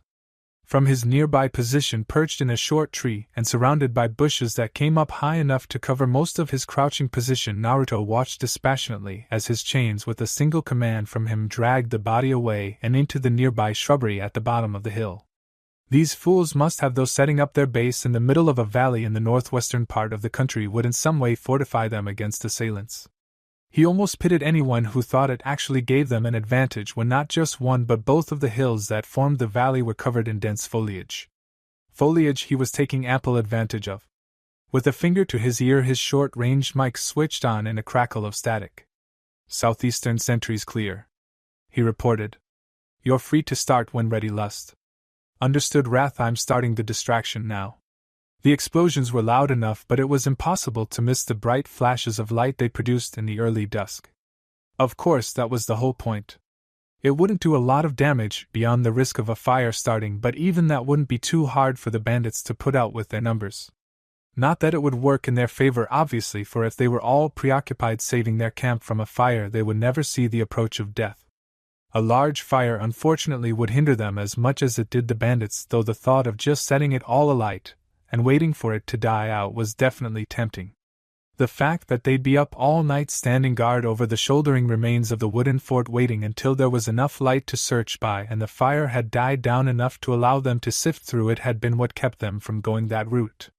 They wanted to sleep, goddammit, and if that meant they had to kill everyone by hand, so be it. It also had the bonus of keeping any ill-gotten goods the bandits had acquired from taking damage. Not that either of them had any intention of returning them, it just meant they pay for this mission could be substantially more than it had been listed as unofficially, of course. No one else had to know now, did they? Two fingers raised in the air clearly separated to indicate the number, and then came together to be flicked forward no less than 3 times. The response was immediate as 2 of the 3 wolves behind him began moving towards the fort. The third and final wolf, the only female of the group, moved closer to her lord, almost as if she intended to act as a physical shield for the next part of the operation. As far as Wrath could tell, that was actually pretty likely. Still, he had nothing against that action, and let it be. She was to remain as his guard, for truly they could not bring themselves to leave him without one for any reason, and if that's how she went about her duties, then so be it. 2 chains emerged from his body as the other 2 passed, wrapping securely over their arms. His vantage point proved perfect for the sentries, but he was blind to many behind the wooden encampment. His wolves would serve as his eyes. Silence stretched through the night as he waited in the darkness, sharp eyes keeping track of the barely noticeable movement of his wolves. It was only because he knew they were there that he was able to spot them winding down the hill through bushes and trees to reach the clearing, one not nearly big enough in his opinion. It was possible the bandits here had been of the mind to try making their newly built fort blend in with the surroundings as much as possible. Either they hadn't yet finished, which was likely, or they had failed horribly, which was equally as likely. Either way, he had to shake his head at the setup they had chosen. They stood out like a sore thumb, and it was only the height unnecessary in his opinion, but he tended to fortify his own buildings by having the wolves hide within the earth, or more preferably into the side of a mountain like a cave that stopped him from being able to eliminate them without ever stepping foot into their newest base. It would stop an archer too, he mused, and if it was intentional, he applauded them. Of course, he had a feeling it was just luck, in which case he could only shake his head in amusement and smirk at the fact that it was about to run out. Still, it would have been a wonderful trap if set alight. There was no way their targets would have managed to escape. Pity that option had to be discarded. He was drawn from his thoughts as he felt chakra pulse in one of the chains, and he replied by pumping in his own and extending it until he felt both through the minuscule chakra in his target and an actual physical feeling of his chains, making impact it strike true. One more potential threat they no longer needed to worry about. With half a thought, the chakra was pulled from the chain, retracting until a second pulse of foreign chakra signaled that it was at the proper length to be directed by his wolf. Not long after, the other chain received its own pulse, and he extended that one just as he had the first. Again and again the process continued, eliminating the bandits one at a time as they cleared those few sentries that had continued to man their posts despite Lust's distraction. It was almost admirable. Foolish, yes, but it wasn't like they weren't all going to die regardless of what they did in response to the attack. It took almost 10 minutes for his wolves to make their way to where the rest of the bandits had gathered, and another 3 for them to manipulate the chains to be in proper striking positions. Pulses of chakra told him where he needed to hold the chains, where he needed to make more, and finally when it was alright for him to begin. They didn't stand a chance. In a great wave of abyssal chains, the majority of their numbers were torn to shreds, or at the very least pinned to the soft ground to slowly bleed out. Those that had managed to escape soon found that fact rectified by multitudes of snakes, and the twirling kunai of a dancing kunoichi. A crackle of static was followed by a whisper from a wolf to inform him that the base was clear, but even then he could still hear screams. Evidently Lust was still playing with her food. Trusting his wolves and their skill completely, he gave a single nod to his sentry, and the 2 of them began making their way down the hill at a far more increased pace than the wolves had earlier. With the threat cleared, there wasn't any need to be especially stealthy about their movements. Navigating the fort likewise took little time, both because it had already been cleared and because he needed only to follow his chains. The scene that greeted him was honestly pretty much what he expected. Lust, absolutely covered in blood from her own follow-up attack, happily worked on causing as much pain as she could to one of the bandits that had found themselves pinned to the soft, rapidly reddening earth by ebon chains. The unlucky fool, it would seem, had only been pinned by his leg, and that left him as a perfect target to be chosen as her plaything tonight.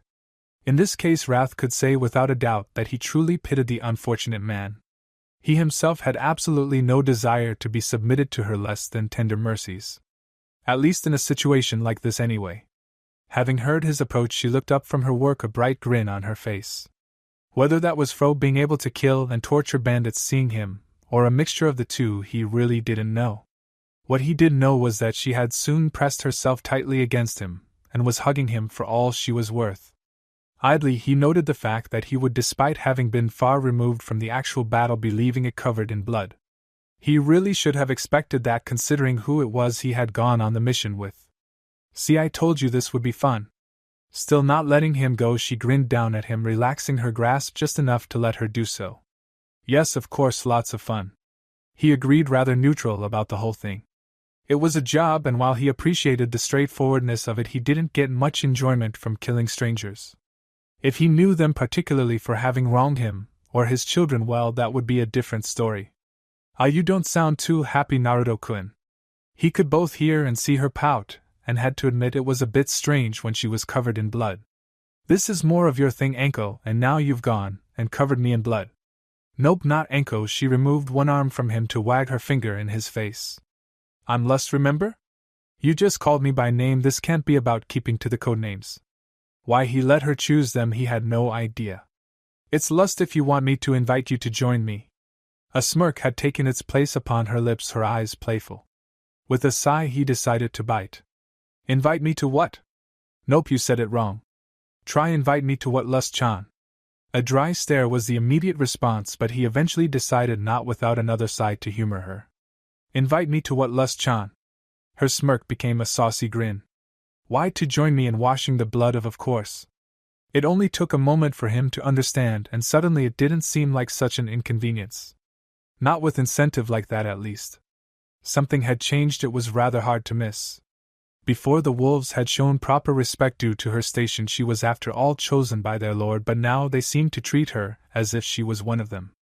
A superior wolf perhaps, but still a wolf, and that was a marked difference that was very hard to overlook. Such acceptance had been quite honestly rather unexpected, but that didn't necessarily make it a bad thing. To the contrary, she rather liked the way those she worked with seemed more relaxed in her presence, reminding her more of her own pack in their mannerisms, and cementing the feeling of home she now felt here in Nami no Kuni. At this rate, she didn't suspect she'd ever want to leave. And maybe she didn't. It was a truly horrible thing that had happened to Ino's father, Naruto thought, made more so by the identity of the perpetrators of the cruel actions against him. The wolves, the group affiliated with her brother, had struck against the Yamanaka once more. This time much more viciously than any before.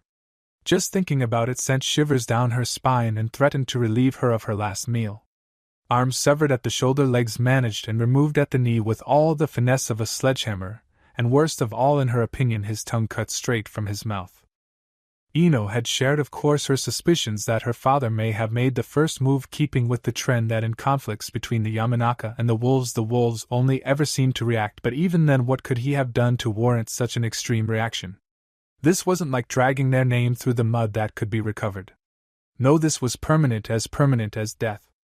A death, if Ino's theories were to be believed, he may have been spared for the simple sake of drawing out his suffering by condemning him to live out the rest of his life in such a mangled state.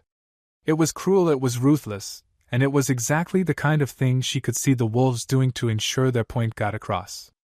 It was not, however, something she could imagine her beloved brother taking part in.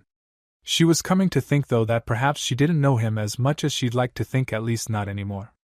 At one point she was sure she knew everything about him, but after 4 years of separation he had changed, she had perhaps changed too, and those two facts combined made it impossible for her to truly claim knowing him any longer. But that was just something she would have to fix. It might not be easy, not with their mother's attempts to get him back in the clan and the fact that they never had opportunities to interact, but it was doable. The change, like the drop in the Yamanaka's renown, was only temporary, it could be fixed. But were she to give up, then she would never be able to forgive herself even if she eventually tried again. And that was permanent.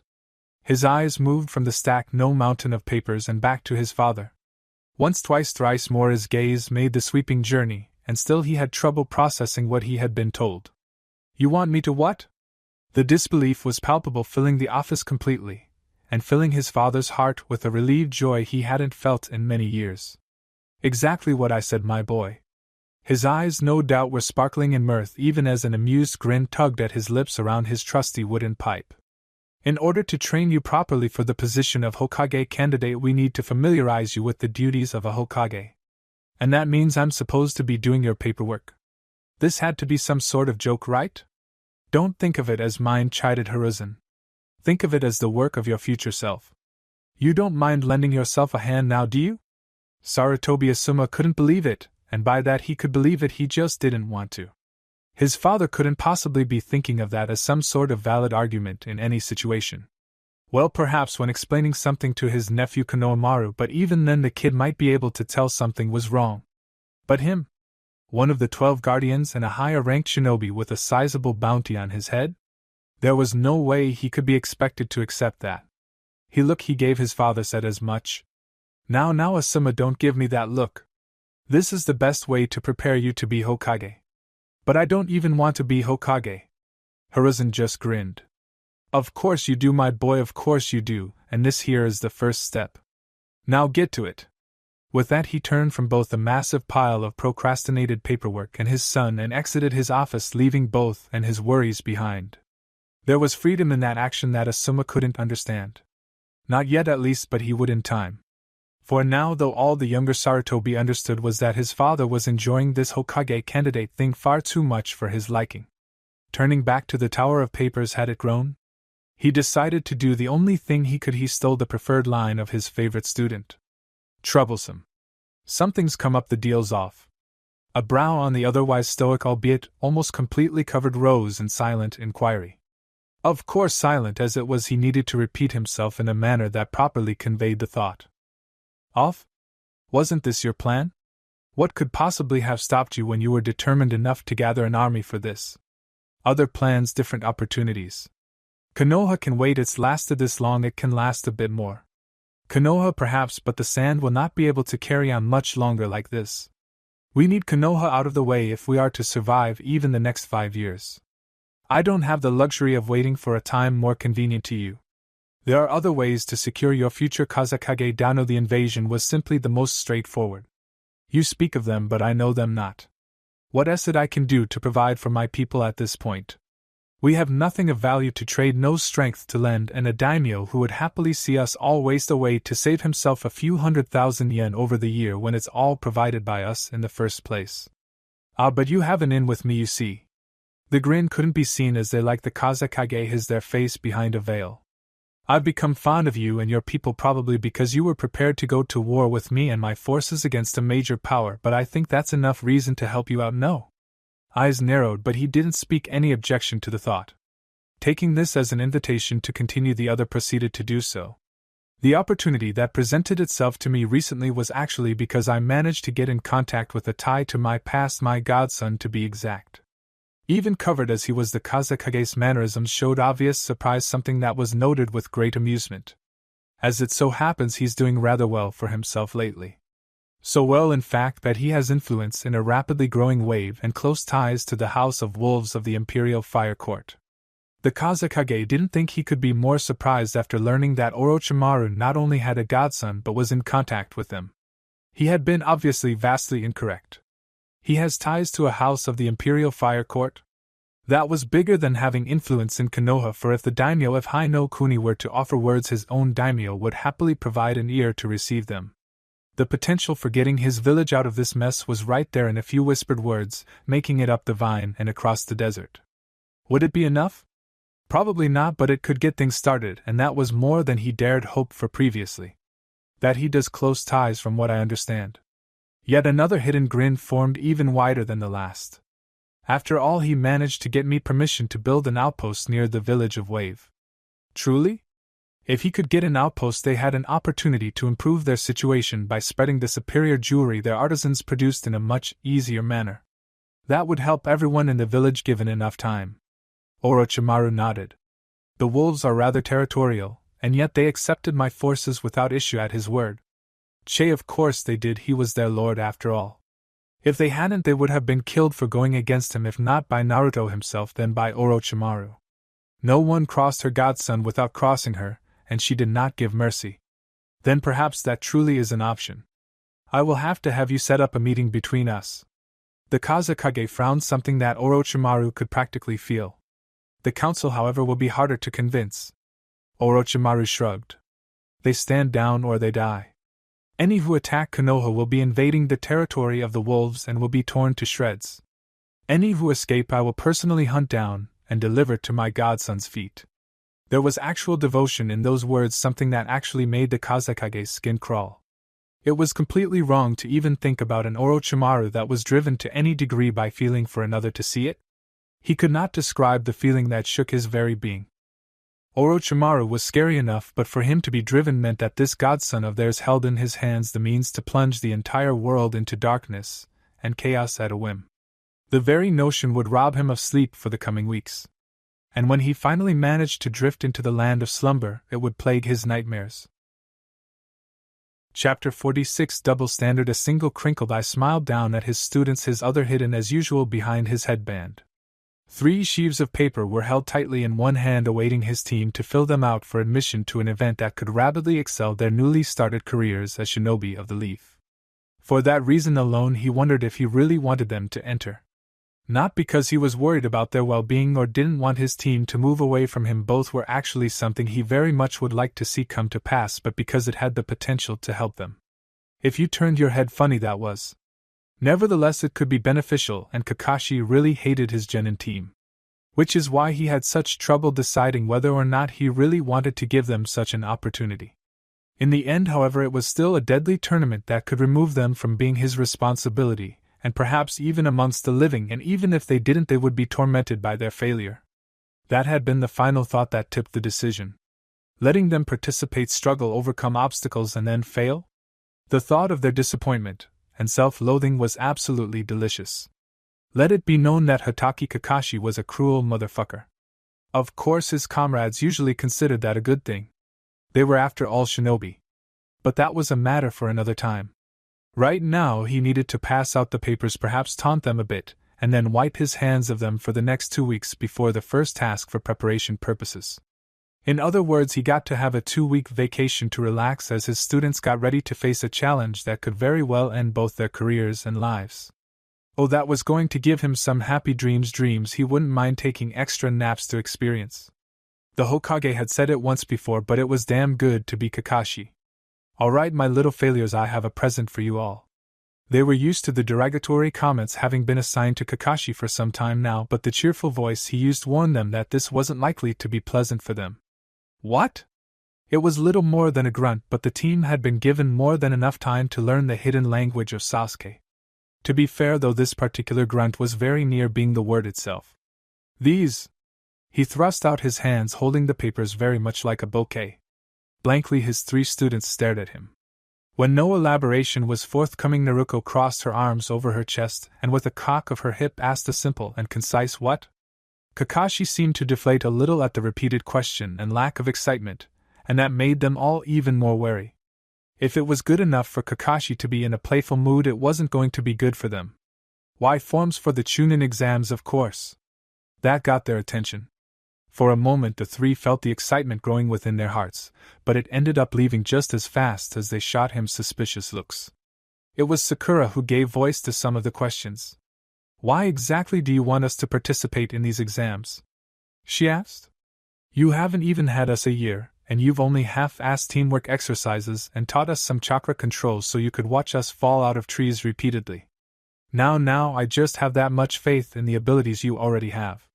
At their disbelieving stares, yes, even Sasuke wasn't so arrogant to think he was with the knowledge he was in possession of since the academy ready to go against those who had actually been trained by Jounin. He continued. "Sasuke has his Sharingan and plenty of fire techniques," he started. "And Naruto has her chains which draw from massive chakra reserves many times the size of those much older than her. And me? What do I have, Kakashi-sensei?" Sakura obviously had been the one to ask this. "You." Well, Kakashi scratched the back of his head for a moment before looking about for a quick answer, something that didn't exactly lead to inspiring confidence in the young kunoichi. "Ah. You have Sasuke and Naruto, of course." He received 3 more flat looks for that. 2 because they didn't like the idea of being in a dangerous exam with someone who couldn't hold their own weight, and the other because she didn't want to be forced to rely upon the other 2 during a 3-part challenge that could steal away her life. Kakashi, however, really wasn't concerned. "Well then, have fun." Throwing the papers at them, he disappeared in a swirl of leaves, one that happened to catch the papers as well. Team 7 couldn't decide if the trouble of the exams was even worth chasing after the escaping papers. In the end, however, they did recover them, each member claiming one for safekeeping just in case. Hiding in nearby trees, half of his attention on his beloved porn, Kakashi giggled. One way or another he might soon be free of at least some of his students. He couldn't wait. He should be angry, furious, sad, miserable, anything, but he wasn't. No, that wasn't quite true. If there was one thing he could claim, it was that he was tired. Bone-achingly, soul-encompassingly tired. But beyond that unnatural weariness that permeated his entire being, he had come to terms with the fate that had befallen him, the fate he had quite honestly brought upon himself. He had accepted it then when judgment was passed, and now there was nothing to be felt about his situation. Nothing but perhaps even just a little bit of gratefulness. Many would see his future as extended punishment from someone too cruel to grant his enemy death, but he was thankful enough to have this chance to continue being a part of his family's lives. His family, after all, was the entire reason he had done what he did. A mistake that may have been, but the thought, the intention remained. He wanted what was best for his family, and if that meant he needed to be forced to the side so that they could shape their own future, then he was okay with that. Some part of him still demanded that the weight of such duty fall upon his shoulders, but it was silenced readily enough by the fact that he couldn't support anything on his shoulders. Not now, not as he currently was. Perhaps one day, wolves willing, he might obtain prosthetics and lean to live an almost normal life once more, but that was probably years away. So for now, he would just sit tight and make the most of the opportunity he still had to be with his family. It was time, though perhaps earlier than he had ever really expected, for the next generation to take its place. Hopefully they would learn from the mistakes of those that came before them. Of course, he already knew his daughter was ready for it. She had shown herself more than capable of rising to be what the clan needed. And that set his heart at ease. Perhaps there really was a future for the Yamanaka after all. It was a peaceful quiet that filled his home, one broken only by the shuffling of papers, the scratching of a pen over paper, Mai's occasional sip from her tea, and the almost inaudible humming of one of his wolf guards as she brushed his still drying hair. Having recently finished a quick spar with his sensei, though she still didn't like him calling her that, and learning that he was, as he had feared, getting a bit rusty, he was understandably drenched in sweat. A quick shower, unfortunately, was all he had time enough to spare for. Taking over a country, one might imagine, would certainly have its fair share of paperwork. A mercenary organization and the management of a secret cult within a prominent clan also produced a lot of work that was immediately addressed by those who would have otherwise been able to help him with the work he had now. Sai took care of a lot of it on the wolf's side, and some of the remainder was seen to by Mai, but she was also taking care of the majority of management, which included not a little bit of guidance delivered to the former heiress in how to keep things from happening too early, but even then work from both parts ended up before him on a regular basis. Even if it didn't, he still had to review everything the two of them were doing to ensure any future plans fit in as they needed to. Then came Nami no Kuni. Thank the gods for Hana. With her taking care of a good portion of the everyday dealings of the rapidly expanding town, he only needed to work on the country itself. Still a lot of work, don't get him wrong, but managing the yet-to-be-developed land that made up a large chunk of his new country was far more simple than it would be if he had to worry about inhabitants too. Unfortunately, it all added up to a lot of work, even with the help he received from the three of them. Which is why he was here now, poring over papers and reading reports in the little time he had. He had barely been able to justify that sparing session as a necessity in order to get away for a few hours, but now he had the remainder of the day's work, and not nearly enough time to complete it. He should be able to get most of it done before he retired for the evening, though he had to wonder if he really needed that sleep. Perhaps some caffeine as substitute? And then if he skipped training tomorrow, he could catch up for the past week. Going on a mission, it would seem, was not entirely conducive to keeping up with incoming paperwork. With swift strokes of his pen he approved another request, and wondered how something as inane as changing the color of sleeping bags from purple to red had managed to get all the way up the chain to him. Did Sai just think it would be funny? And even if it did, it had to go through Mai too. Was she in on it? Shooting her a suspicious look even as he set the paper to the side, he could have sworn he saw an amused smile try to form on her lips as she recognized the request he had just read. He forgot sometimes that the two of them were practically siblings. Then again, maybe they were.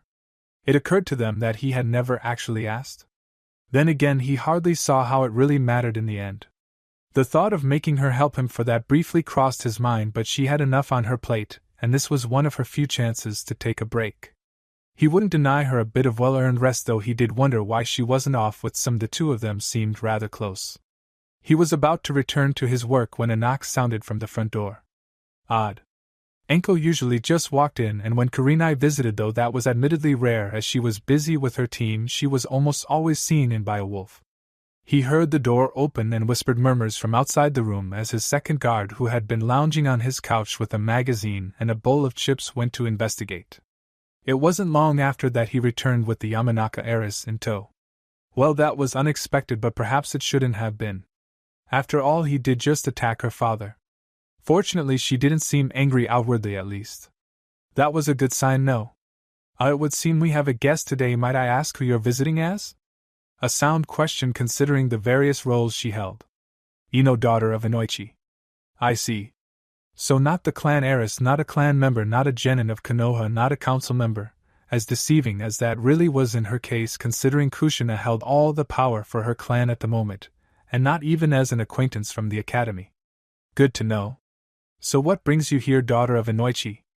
As if it wasn't so painfully obvious to everyone there. Mai pretended to only take polite interest in conversation despite being fully alert, and the wolf behind him had noticeably tensed while they continued at their self-appointed task of brushing his hair. Both were ready to leap to his defense quite literally at a moment's notice. Questions. She was still being vague, as if wanting him to ask a specific question, but they both knew it was merely a result of her trying to stay composed at the moment. He had to give her credit for that. It probably wasn't easy for her to come speak with him after what had just been done to her father. He wouldn't insult her by pretending she wouldn't have immediately drawn the conclusion of the wolves, and further by ignoring the fact that she was absolutely correct. You seek questions? Her lips almost curved into a smile for the barest of seconds before being forced down, once more reminded of her current location and the reasons behind it. No questions are what bring me here today. I'm looking for answers. Gently he placed down his pen, folding both hands before his face as he met her eyes. And what questions trouble you so, Ino? Why? She paused but continued before it could be taken as her waiting for a response. No, that won't get me the answer I need. She tried again. What? One brow raised, instructing her to elaborate upon her question. What did he do? There, it was a full question. What was it that brought about such a reaction? Now there is a proper question. He leaned forward, now resting his face on his clasped hands. Sit, Ino, and I will tell you of your father's two major mistakes. Obediently she did so, sitting across from him. She didn't pay any attention to the cup of tea placed by her or the wolf that had resumed their work on their lord's hair.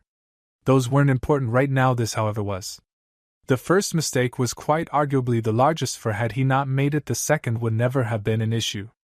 Naruto leaned back slightly, keeping one hand balled under his chin for support as the fingers of the other drummed lightly against the table. Almost as if on a completely different tangent, he continued. I liked your father, you know. He always came across as having a good head on his shoulders, and his devotion to the well-being of his family, that being you and your mother, and the clan as a whole, was admirable. He liked to think things through and did so whenever he had the chance. I say this because even his mistake would be, in normal circumstances, nothing out of the ordinary. There is, of course, a single fact that changes it from acceptable to unforgivable. Do you know what that is? She didn't even need to think about that answer, it was far too obvious. It was made against you. A double standard perhaps, but that's how it was for everybody. So long as things didn't happen to you and yours, you typically didn't care. The second it was, however, you couldn't let it go. Very good. He nodded an approving smile, pulling lightly at his lips. Even then, however, there almost wasn't any issue with his actions. Like I said, he preferred to think things out and make plans before committing to actions. He seemed a bit hasty in this, but he did a good job setting things up nonetheless. He sent them by design or fortune, I know not, when I was away the perfect time. He sent his best, those who would complete the mission or sacrifice everything in the attempt, the perfect selection.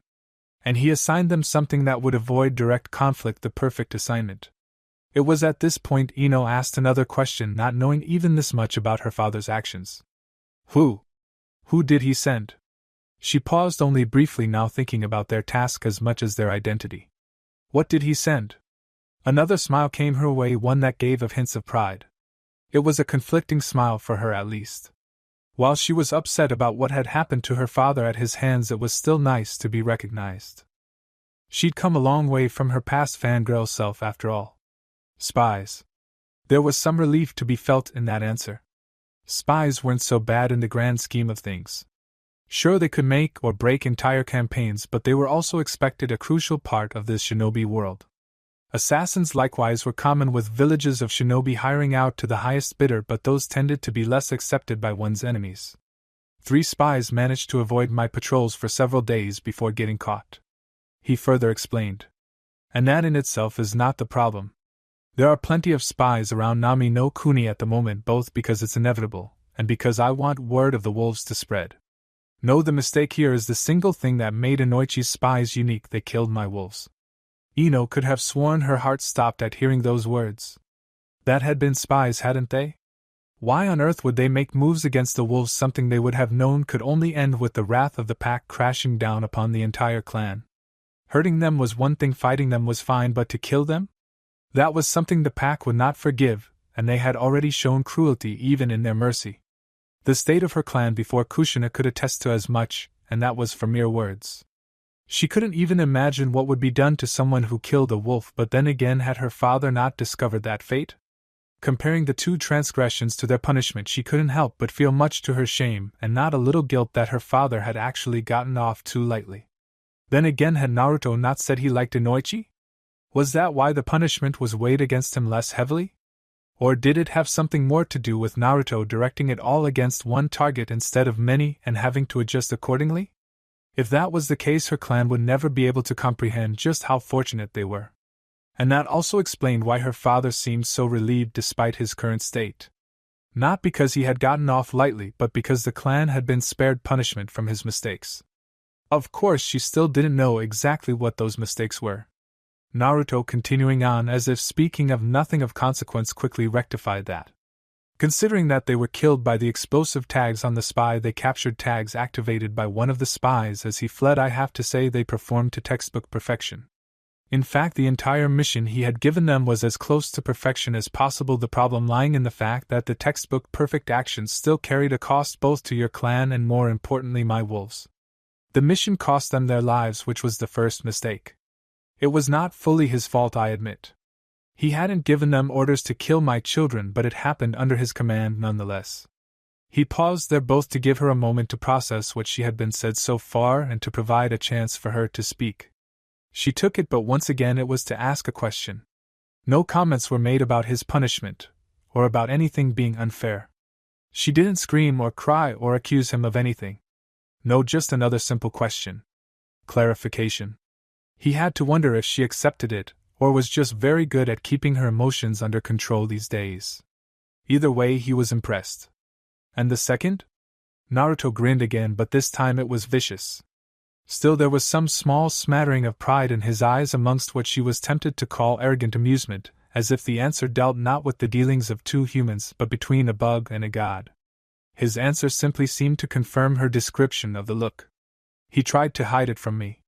Of course. She was almost tempted to roll her eyes, but she knew better than to try something like that. Perhaps if they were on better terms she would have risked it, or at the very least were they nodi talking about her father, and how his actions had killed some of the wolves operatives that the young man before her considered his children. In fact, he mused. He almost managed to do so.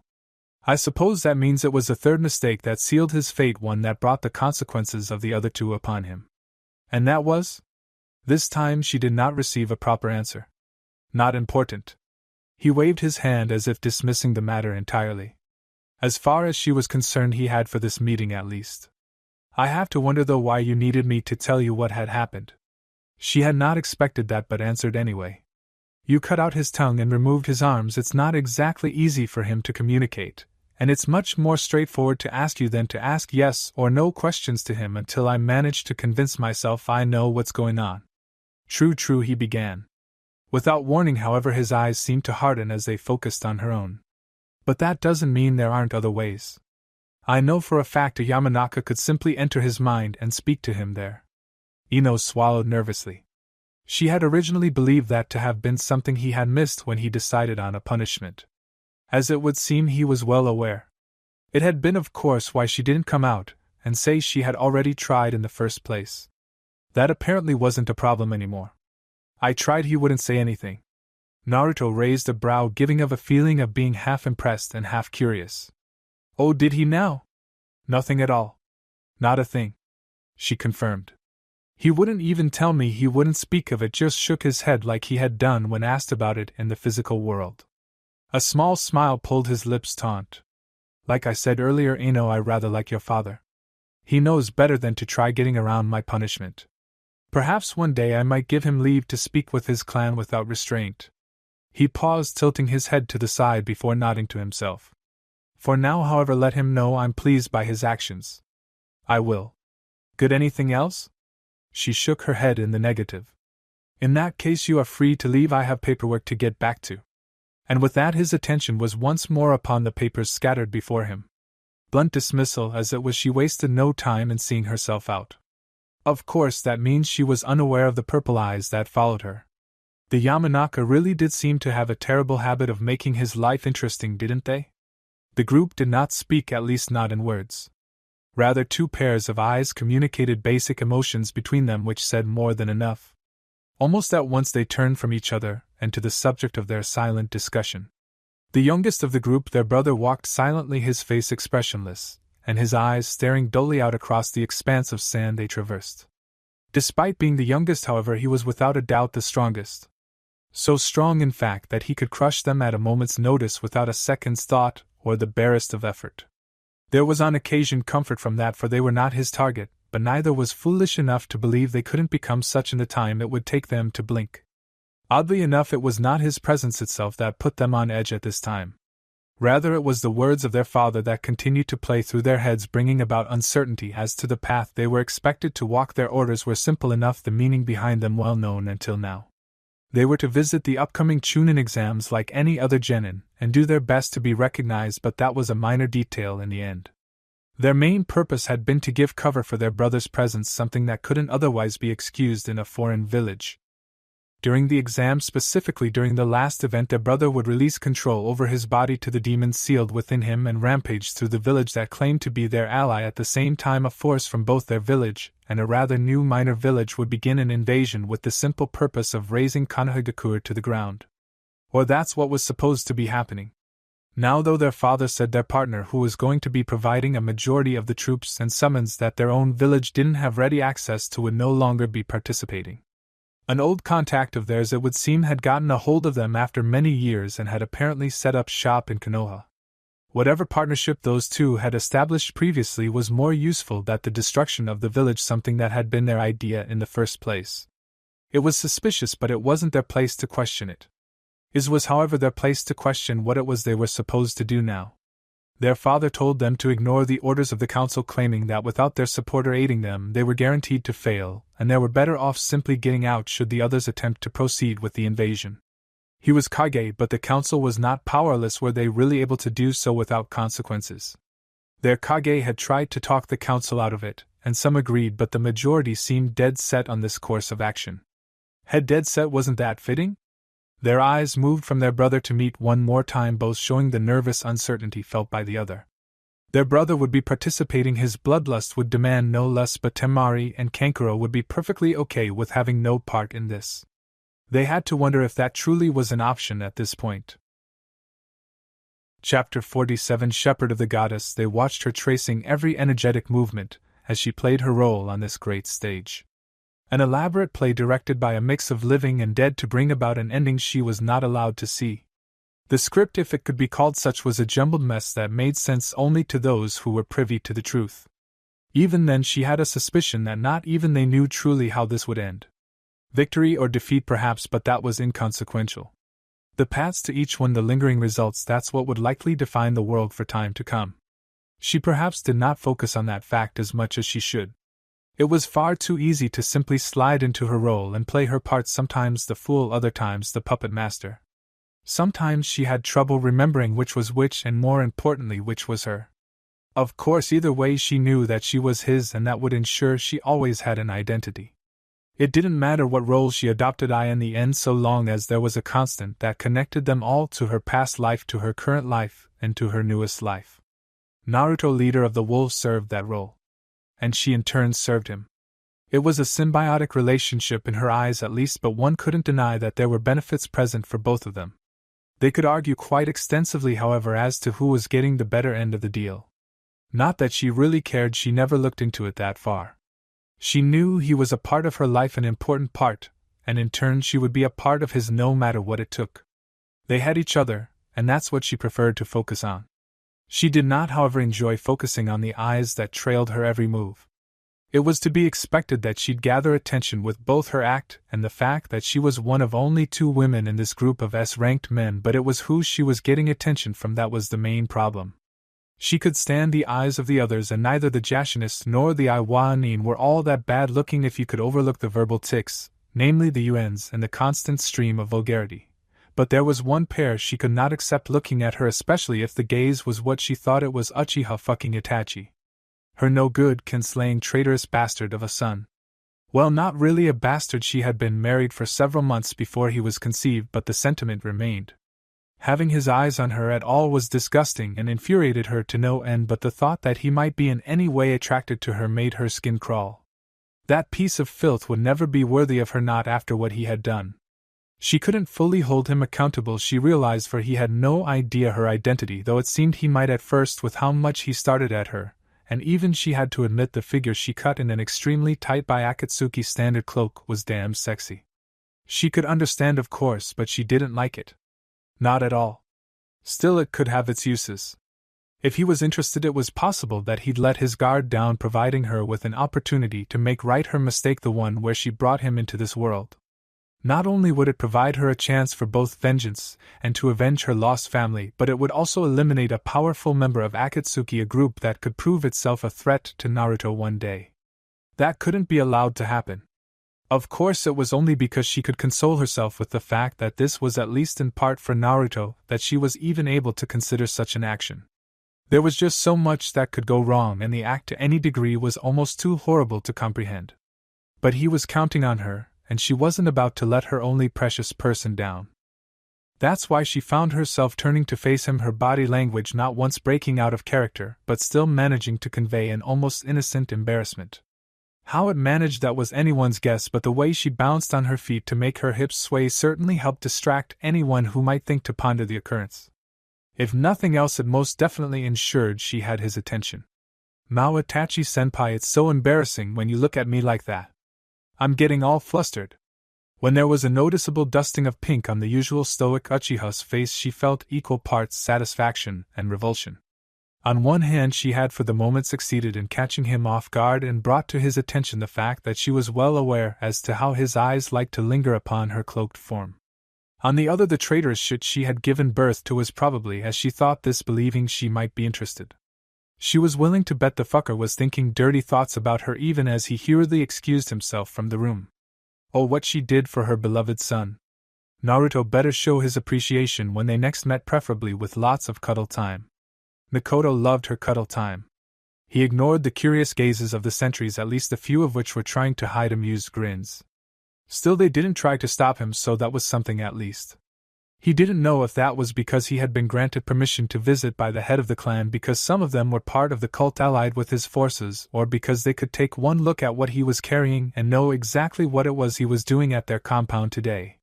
Do something wrong or trying to get some points built up for when you do? Asked one as he passed. From behind his boxes from the local bakery, he shot the man a smirk but didn't otherwise respond, carrying on with his load without pausing. He didn't bother waiting for a guide. In fact, he openly ignored the clan member that had been waiting to greet visitors on the inside of the gate, as he already knew where it was he needed to go. Partly from having been here before and partly because he had wolves who sent back regular reports containing details about everything from most popular dishes cooked by the kitchen staff to the complete layout of the entire complex. It tended to give one such as he a slight advantage. Cutting through a few walkways primarily used by servants that was branch members marked as slaves by their own kin, he made quick time to his destination. He didn't know what actually brought her to the door in the end, his quick raps on the wood. How odd that the bedrooms here had wooden doors while regular rooms had only rice paper or the smell of his gifts. Regardless, the door was thrown open even before his knuckles left the wood. It was followed naturally by an embarrassed squeak. Whether that was from her actions or realizing who it was on the other side, he didn't know, but she did seem to be getting better. The fact that she was able to quickly recover enough to form words was evidence of that. "Ah, Naruto-kun!" She moved as if she were about to hug him, but stopped at seeing the boxes in her arm. Momentary confusion gave way to recognition, and an even greater eagerness overcame her. Practically bouncing, she pulled him into her room before quickly closing the door and moving to take the boxes from him.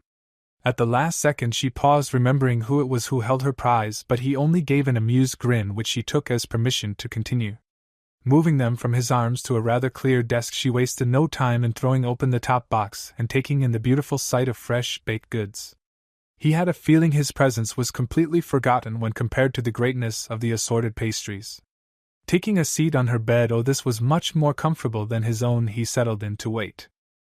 10 minutes and half a box later, he coughed gently to remind her of his existence. Another squeak followed as she spun around, looking very much like a guilty chipmunk, as she cradled her half-eaten cinnamon bun tightly to her chest, completely oblivious to the icing getting over her sweater. "I take it you liked my gifts?" he asked. The answer was obvious, but he asked anyway. In response, she frantically nodded her head, her cheeks too full to speak. It wasn't Enko adorable, but it was well Hinata adorable. Did that just mean the two of them were adorable, or was it something more along the lines of them both being Naruto adorable as it was him seeing them as such? He shook the thought from his head, he could ponder it later. For now, however, his visit had more purpose behind it than feeding Hinata's insatiable craving for pastries. Though admittedly that was probably more fun. "I got your letter," he said simply.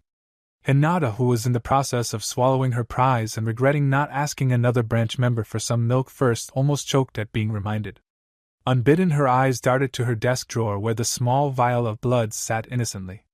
Or as innocently as a vial of blood from a fellow Konoha shinobi could. So perhaps not all that innocently, especially when it could be used to link her to whatever had happened to Inoichi. The details were still rather unknown for the most part, and speculation ran rampant through the gossip vines around Konoha. The fact that she had even thought of such a thing, however, was rather impressive. The Hinata before and most of her classmates no doubt probably wouldn't worry about something like that yet, but to be fair, she had been worrying about it almost non-stop for days now. It was evidence, however, of the wolves, or perhaps just Naruto rubbing off on her.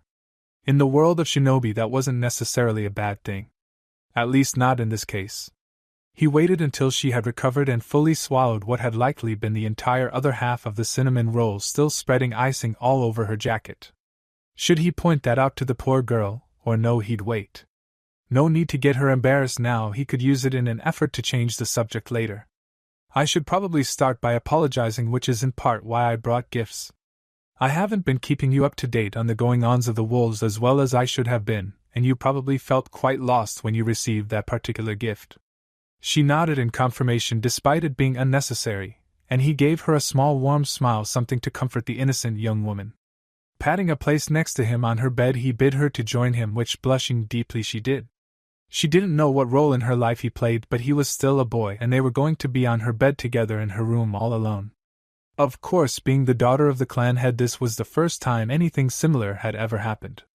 Perhaps if she had male friends or even any friends when she was younger, it would seem less intimate and more casual. Unfortunately, Sheltered really did describe her well, though the innocence it resulted in was undoubtedly cute. When she did manage to make her way over to the bed and take a seat near him, he reached out his right arm and dragged her until their legs were touching, and then further until her side was against his chest. Placing his chin on her head, which was only possible because the small girl was at an angle, he began to fill her in. "Inoichi is a good man," he started. "And I'm rather fond of him. He acts as a clan head and caring father should. The only problem is that for those reasons he couldn't ignore me. We had a ceasefire, a tentative truce, and though he was loath to break it, he needed to know what I was doing so he could avoid having his clan and his family in the way." He paused, now giving her time to process his words thus far before continuing on. "The issue occurred when his efforts to keep from being the target of our wrath ended up bringing that very same wrath upon him." What did he do? He couldn't see her face, but he was sure it was quite red at the moment. "It wasn't even him," he admitted. "He had sent spies to keep an eye on us, nothing that wouldn't have been expected of any good leader, but those spies, in their effort to keep us from knowing their identities and possibly striking out at their clan in retribution, ended up killing my children. 5 wolves died that night, stolen from me, all so that one of his spies might live to report to him. Commendable for a shinobi, but as a father I cannot accept such, did not accept such." Inoichi had already managed to get his spy out of Konoha and set up somewhere else, which left him as the only one involved still around to feel my wrath. I had much respect for Inoichi, but that only increased when he accepted the consequences of his actions. He did not attempt to escape, he did not beg, and even when I left him able to get around some of his punishment, he refused to use it. Such strong will, such character is rarely seen. "What was it you did to him?" The rest made sense in a way. She was rather attached to her own wolf guards after spending so much time with them, and knew that she would be hit pretty hard if they were to be killed. She could understand his anger, and knew he would never let those that wronged him or his get away. The only question was the fate that had befallen the man he spoke so highly about. How odd that he seemed to both curse and praise the man who had ended the lives of those he considered children. For his attempts to hide it from me, I took his legs that he might not run. Naruto began, aware of the way her entire body tensed, and began trembling against him. His arms, that he could never again raise his hands against my children. Finally I removed his tongue so that he could not order his men against me. "One piece," he further explained. "For the life of each wolf he stole." Pulling her closer, she eventually ended up seated on his lap, her face buried into his chest as she came to terms with what the young man she currently clung to had done. It was horrible, absolutely horrible. And she had some trouble accepting that the one who had been so kind to her could do something so terrible to another. "He's still alive, little lamb." He tried to console her, rubbing soothing circles over her back and well aware of the icing that was now being spread over his own clothes. How fortunate was he to have not worn his furs this day, cleaning them would have been horrible. Alive and with his family. He was happy to take the full punishment earned by members of his clan so that the others might be spared. In the beginning and in the end it was always from his choices, don't cry for him. It took a few minutes, but eventually she calmed down. Still she made no move to leave his lap nor to run away from the chest she had buried her face in. Inoichi in that moment was an enemy, a threat to my pack, my family. He paid the price for it, but I would not steal his own family away from him. That's why I gave you the vial. She looked up now, face filled with confusion. It's evidence of the price he paid, retribution for what he did against my family. You little lamb, and those here who follow you are protected by the pack. That vial is to remind you of what fate befalls those who go against us, so you can be confident in the knowledge that we will do whatever it takes to protect you. Of course that wasn't true at all. He had sent out the blood to all allies and she was one of them. She, however, was the only one who wouldn't know what the gift was intended for. She was also the only one who he didn't necessarily want to partake of the blood. She was still so sweet, so innocent, and he liked that. The fact that it made her so much easier to direct only helped. So when he received the letter expressing her confusion, he realized his mistake and moved to correct it as quickly as possible. Personally, he rather liked the spin he had managed to put on it, considering he came up with it on the walk here. Admittedly, the main reason he had stopped at a local bakery was to give himself some more time to come up with it. Regardless, it seemed to have worked quite well, all things considered, and the confused face had melted away to something between gratitude and admiration. Gods above, she had been left so malleable by the actions of her family. He was thankful for that. He really was, as he had come to enjoy her innocence, and the way she looked up to him, but it was still shameful that the Hyuga would leave their heiress even if they knew that position would be eventually claimed by the youngest, so desperate for someone to guide them. He would be that person, that protector and guide she so needed. The little lamb was a goddess to her people, and he her shepherd. Through her he gained formidable political strength and plenty of resources, or he would in time, and through him she gained someone to look up to who would care for her. Perhaps not the most fair trade, but one couldn't deny that they both in some way benefited from the arrangement, even if only one of them was truly aware of it. Still, there was no reason for her to ever know about any of that, and so he just offered her a soft smile. "Do you have anything we can use to turn it into a necklace for you? Cord or ribbon, perhaps?" Quickly he likened it to a frightened rabbit. She jumped down from his lap and started digging through drawers until she found a white silk ribbon. From his position on her bed he could see plenty more, and had to wonder if she had at one point had longer hair, or if she was intending to sometime in the future. Her current style was rather cute, but as she grew he could see it being less flattering, especially if she was supposed to be a goddess.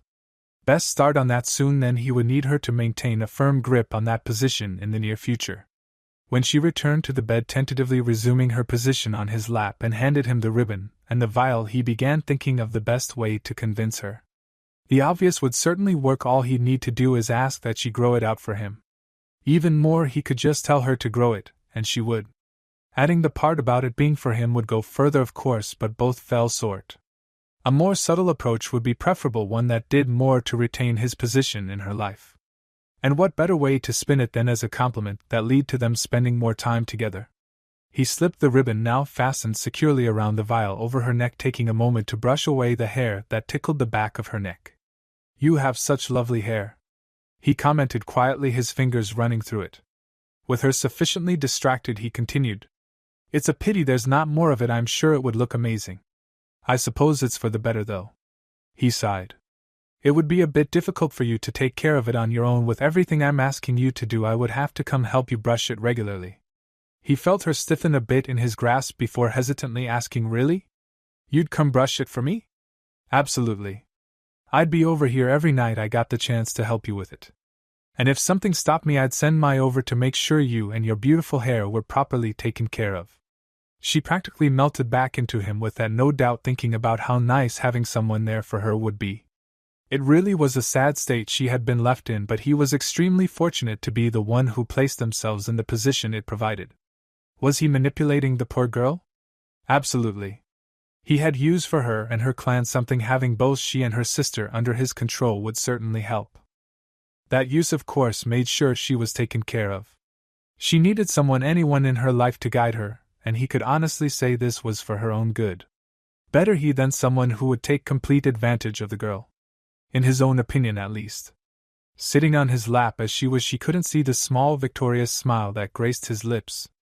He fully admitted to manipulating her, yes, but even he thought it a bit sad, though certainly beneficial for himself, how easy it was to do. She was the goddess of her people, revered as the will of fate given life. To them she was a guide, a symbol of light, and a reassurance that their lives were predetermined. It was an odd belief, he felt, but if they drew comfort from thinking their lives had nothing to do with consequences, then who was he to say otherwise? No, their blindness was just fine as far as he was concerned. It allowed her to lead them and furthered her own need for him, her need for her shepherd. It was a role he was more than happy to fill.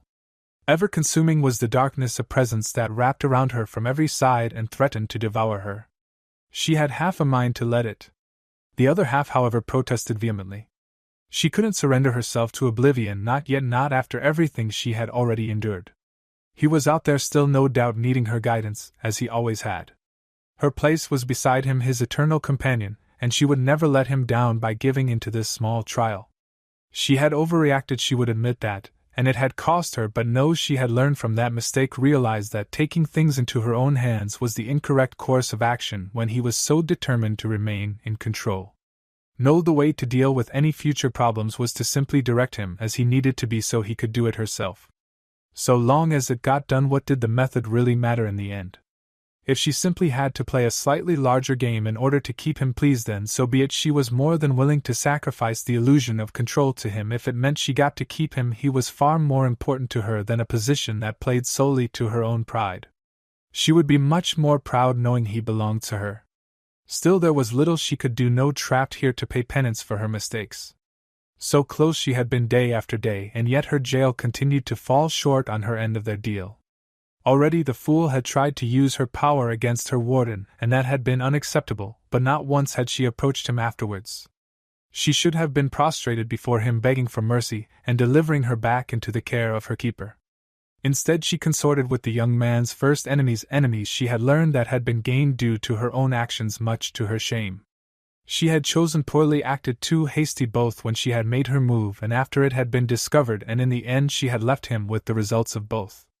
That was of course why she still paid for her actions until she had the chance to make it up to him, to prove that she did still have his best interests at heart, though she always had, and that she could still be trusted to be a part of his life. But that would all take time she didn't have. With each day her chances seemed to shrink exponentially, and the knowledge that she would be back in his presence, teasing, laughing, and dining in the wonderful world he had made all for her, had become more akin to a distant dream. Ever so slowly she felt as though she were waking up. And when she did, it would all be lost, and she would spend the rest of eternity trapped within this God-forsaken darkness, never to see him again. That was unacceptable, but how could she properly convey that to the girl? Deep within the darkness, Mito smirked. Oh, she had a few ideas. He paused in his stroll, attention caught by the familiar shouting of sparing. That sounded very much like the heiress, but as far as he was aware she trained only with him. Perhaps she was looking to surprise him during their own session next time? Altering his course, he came to the main garden of the Hyuga, aware of the various branch members that had similarly paused to watch. It was to be expected, really, especially when this area got so much traffic through it daily. Still, for it to have completely grabbed hold of their attention meant it must have been interesting. He was right.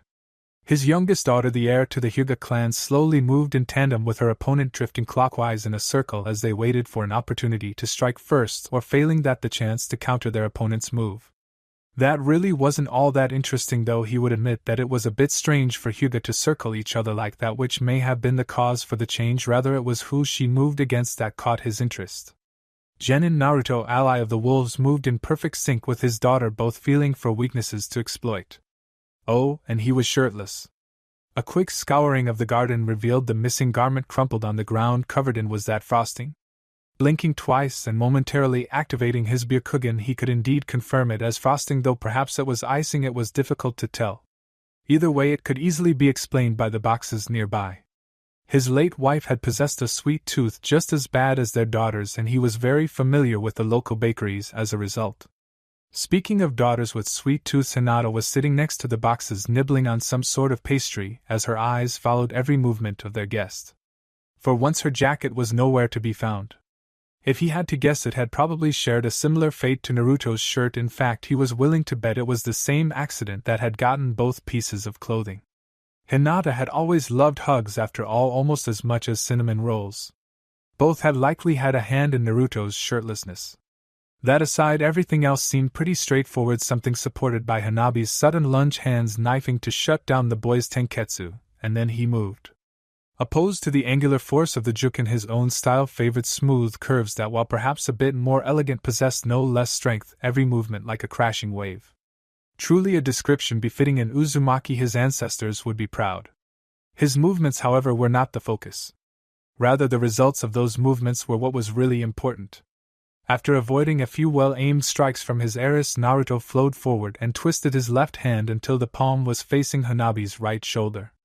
Her own hand ready to deliver upon him, the wrathful justice of the Hyuga stopped and placed 2 fingers to her wrist, stopping her strike, and as he continued to move his arm away from him, redirecting it.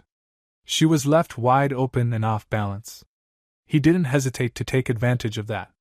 Right palm striking her sternum, she was sent to her back without breath, staring up at him with wide eyes. She was not the most skilled hyuga, but she was fast. That tended to be more important to the style that relied on a great number of accurate strikes. So it was saying something that she was one of the fastest in the clan when she put her mind to it. That had not been the case now. Of course it was just a spar, but she had still possessed a decent speed. A frown marred Haishi's face as he watched the boy offer a hand to his downed daughter, one that she surprisingly took without complaint or trickery. It was an obvious weakness that their style was so rigid, speed and the dangerous nature of those very strikes working to even it out into a solid style well suited against most opponents, but seeing the boy moving reminded Hayashi that meeting someone faster could negate the primary advantage of hyuga shinobi. More concerning, however, was that Naruto had more than just sufficient speed but also seemed to move against his daughter's juken without too much effort, as if he knew what to expect and how he needed to react before she had a chance to strike. Naruto knew how to counter the juken, and despite what appeared to be him teaching the same to his daughter, his hands resting on hers as he stood behind her and walked her through a set of movements that were obviously intended to block strikes in the areas his clan usually targeted, it was horrible to see a counter so casually displayed, and in the middle of their compound no less. Naruto was his opponent in the game, but he had to wonder, did Naruto actually see it as a game? Chapter 48 3 Grains of the Desert. The early afternoon sun was pleasant against his pale skin, touching it for the first time in who knew how long. Which was to be expected, of course, for one typically did not go outside without a shirt. Or at least he didn't. Partly because he didn't have much time to do so, and partly because shirts were rather helpful in keeping his seal covered. Well, both of them really, but they came so close to each other that it could be difficult to tell them apart at times. Still, the less people saw them, the less questions that would arrive, questions that he really shouldn't be answering. The truth about his second seal should not be known to mortals, and even the gods were displeased by its very existence. That much he remembered from his time with Mito. Mito, now, there was a name he had not heard nor thought for some time now. Idly he wondered what had become of her, though the answer was simple enough. She was in her seal, the same place she had always been. The only difference was that his own seal no longer rested at the edge of that one. Actually, that didn't make much sense, did it? No, the seals were still connected, they had to be. It was the same seal, just spread over two physical locations with two separate chakra systems in order to fully contain its prisoner. Now that he thought of it, how did that work? Two seals he could understand, but from what he knew it was a single seal in two parts now, which kept Mito locked away. Perhaps he should really look into the sealing arts, if only so he understood how his own seal would operate. His use of it was simple enough. He wanted something to happen, and it did, but exactly how it went about doing so escaped him, and he hadn't before bothered with the details. Thinking of it in terms of the great Kyuubi no Kitsune, however, made it feel just a bit more important. Especially considering that he was a bearer of her seal. The very seal that was now almost indistinguishable from the seal that would take his desires and translate them into functional seals, so long as they had a base component to work with. That could very quickly go horribly wrong if he wasn't careful. A shiver tore its way down his spine. Why was it now these thoughts struck him? He had been experimenting with the seal to find some way for Sai and Hinata to add and remove respectively specific seals, but not once had any similar thought crossed his mind. Was it because he had last thought of Mito during his spar with his sister, and before that not since he had found the wolves? Had she simply been so far from his mind that he had not considered the consequences of tampering with his own seal? Not that he had any intention of that, mind you, when all he would need to do so was to with it done? He had to wonder just how conscious he had to be in order for the seal, which fed directly from his chakra system as far as he could tell, to determine it a valid desire of his and change things without his knowing. Was a simple dream enough for it to set to work, potentially releasing the Kyuubi no Kitsune, turning the seal into a bomb powered by her, or even tearing apart space and time? Seals by default dealt with the manipulation of special reality. It was a terrible power, even in its most basic of uses, one that could not be underestimated. And yet this whole time he had not so much taken it for granted, but rather had not considered the true power it possessed. Removing or modifying seals would be seen as a grand achievement by the world, something a most skilled seal master would be required for, but that was nothing compared to the true, and now he realized absolutely terrifying potential held by the ink that had been applied to his right arm. Then again, perhaps he should hold off on that, even if just for a short while. If this had unlimited potential, would it not be better for him to come up with uses he might have for it before he learned of any supposed limits that might otherwise force him to abandon ideas before trying them, or determining the seal wouldn't actually work and therefore produce faulty seals that otherwise would have been perfect?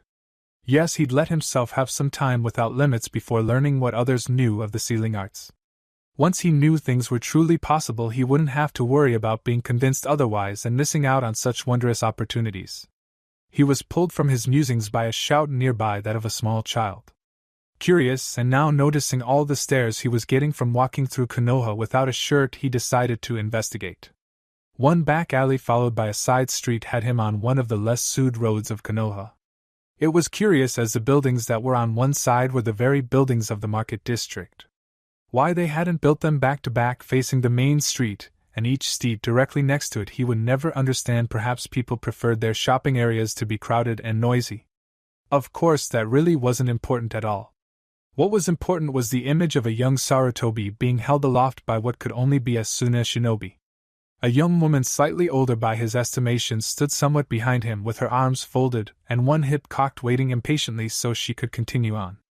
The whole noble routine was going to be a bit difficult to pull off with him shirtless. Perhaps he should take more of a wolf approach. No, too aggressive.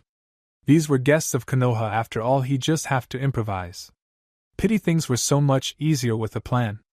Sarutobi, he called as he walked further into view. That drew the attention of everybody there, as was the point, but it also gave those who were perceptive enough a moment to realize their situation. The blonde was one such person, and her eyes quickly darted to the young boy her brother was holding by the shirt. She did a remarkable job keeping her composure, but she did pale noticeably. Invasion or not, with the current Hokage being of the Sarutobi clan, anything against them was a rather bad idea. I understand your desire to welcome our allies to the village, but perhaps next time you might want to go about it in a less energetic manner, no? Konohamaru, not about to argue in his current situation, nodded rapidly, and with the Suna shinobi distracted, managed to squirm out of his grip. He wasted no time in running to the perceived safety of Naruto. Your uncle's probably treating his team to lunch about now. You could likely manage to get in on that if you're fast enough. He shooed the boy off with those words, and whether it was to get a free meal, or just to escape the area, only he could really say. Naturally, he would claim it to be the meal, as he wouldn't run away, but that really wasn't important. As soon as Konohamaru was gone, Naruto turned his attention to the foreign team, and his face went from that of a somewhat disappointed yet not truly upset elder to a grin more of a smirk that could only be described as vicious. Not the smartest, are you, Bunraku? It could have been a sign that he knew what kind of a shinobi he was, or a jab at his outfit, neither of which would have pleased the Suna shinobi. Raising a hand against the grandson of the Hokage and the nephew of a former Guardian 12? A very, very bad idea. Naruto's grin widened just a bit as the potential consequences of his actions were realized by the puppeteer. You're welcome, he said, drawing attention back to himself. Who knows what might have happened to you should I not come around? Kankuro scowled, and even his sister seemed a bit displeased with what he was saying. Naruto wasn't bothered by the reaction. Captain? He asked, much to the confusion of the two Suna shinobi. Care to help me enlighten our guests? Without hesitation, a shinobi wearing the mask of a wolf dropped from one of the market buildings and landed next to him. The buildings only went up 3 and on rare instances 4 or 5 stories up, and there were empty lots between the building itself and the side road they were currently on. All in all, not a bad jump, but what was more impressive was that he was able to hear them from that distance and was willing to respond to the redhead's request. Neither foreigner would let themselves think on just how much he resembled their brother, and how terrifying it was to see someone so similar smirking at them. Of course, Naruto-sama. That more than the man's willingness to answer the young man's call made the elder of the two uneasy. Kabuto, more interested in puppetry than the outside world, never bothered with any of the political lessons. She, however, liked consider herself more than familiar with those of any importance in the grand scheme of things. Not once had she ever heard of someone by the name of Naruto, and she could think of no reason for an Umbu to be referring to him with such respect. The wolf mask turned from being angled barely towards the young man to being directly at them, likely right between them, in order to get that effect. Performing such actions on a shinobi would have been bad, a civilian would have been worse, but you chose an academy student belonging to a prominent shinobi clan to whom the Hokage belongs. And how close were they to you taking action? Inquired Naruto, the smirk never leaving his face. We could have intervened at any moment, answered the wolf. But I was holding my squad off until the puppeteer actually struck him. Kankuro, knowing just how close he had been to doing so, looked understandably uneasy.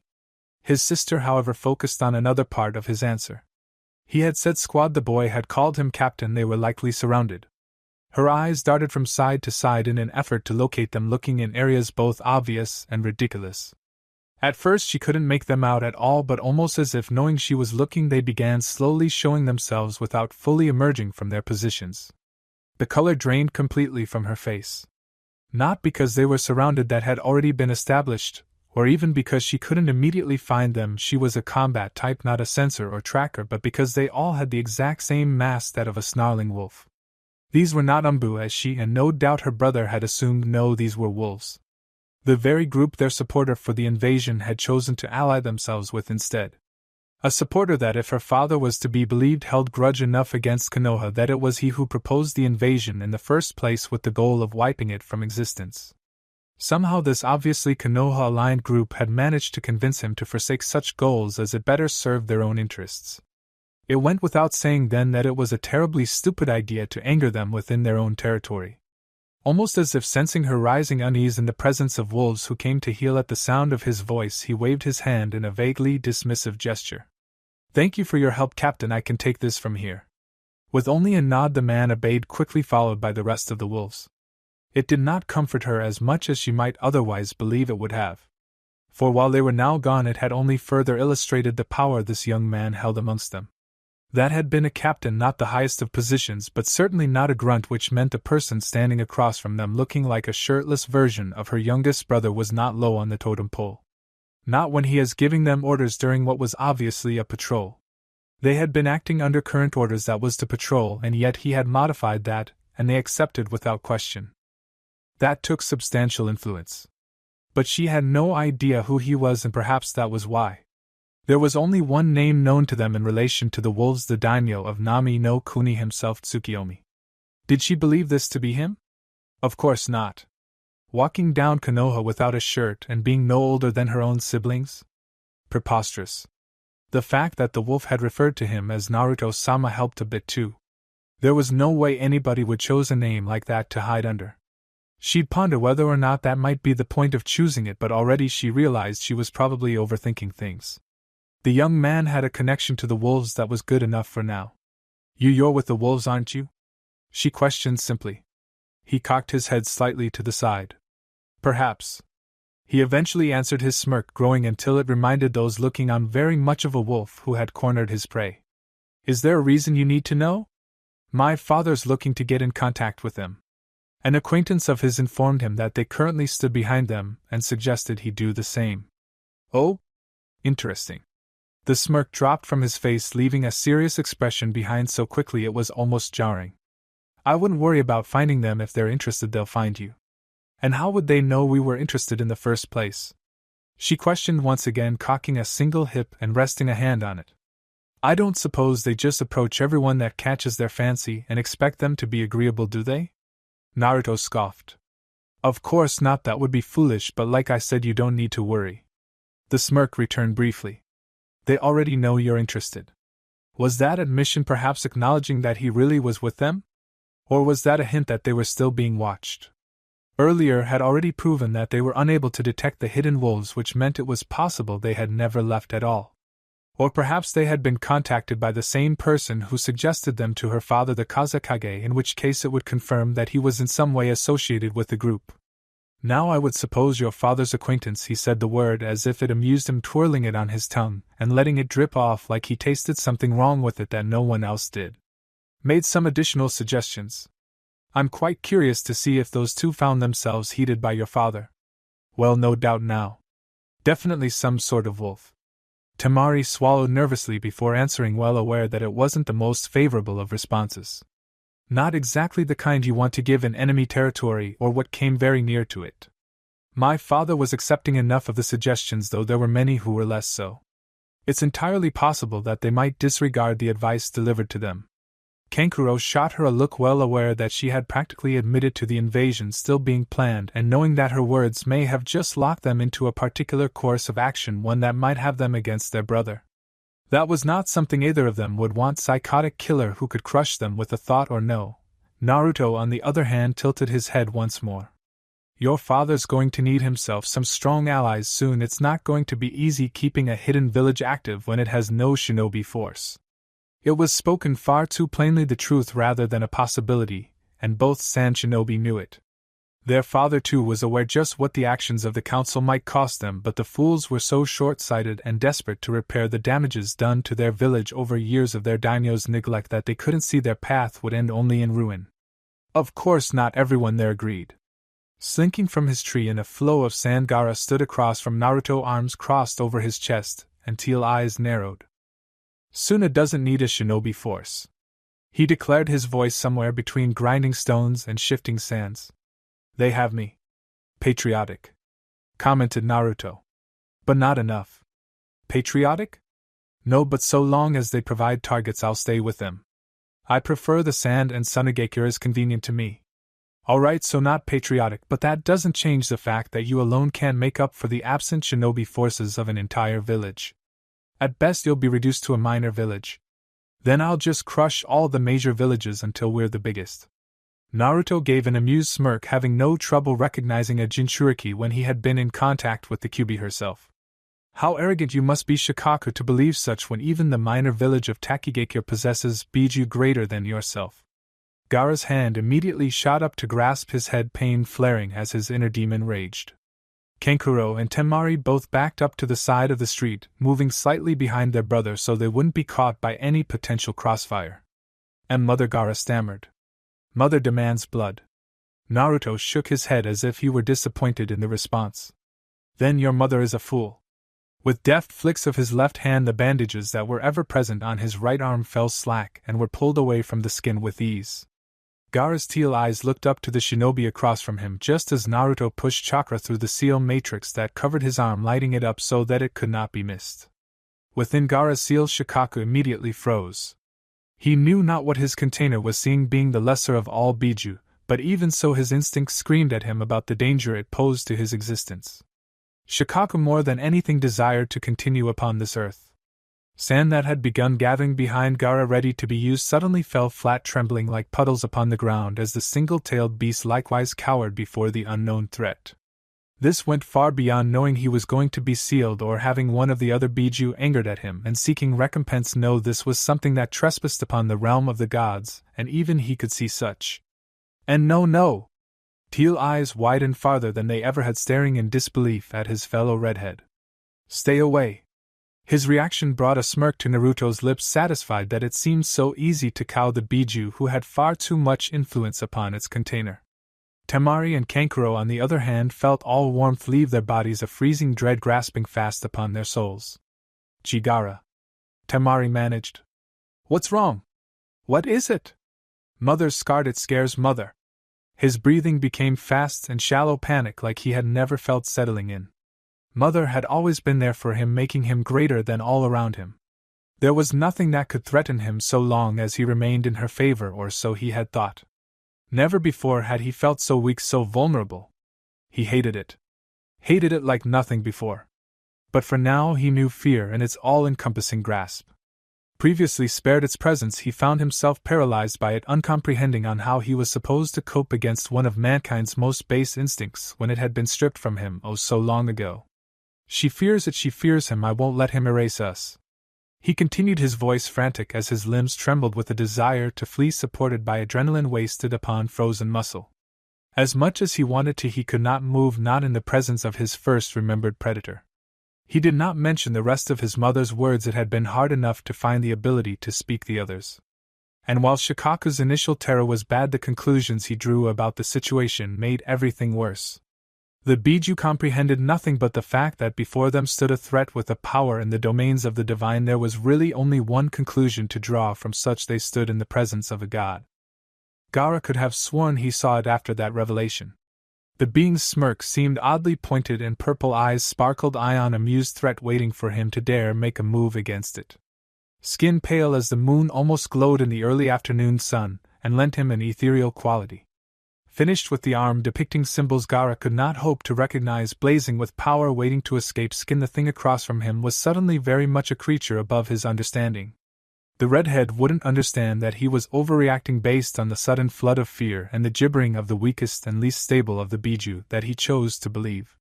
He would only understand that his mother believed it so, and his eyes confirmed it for himself.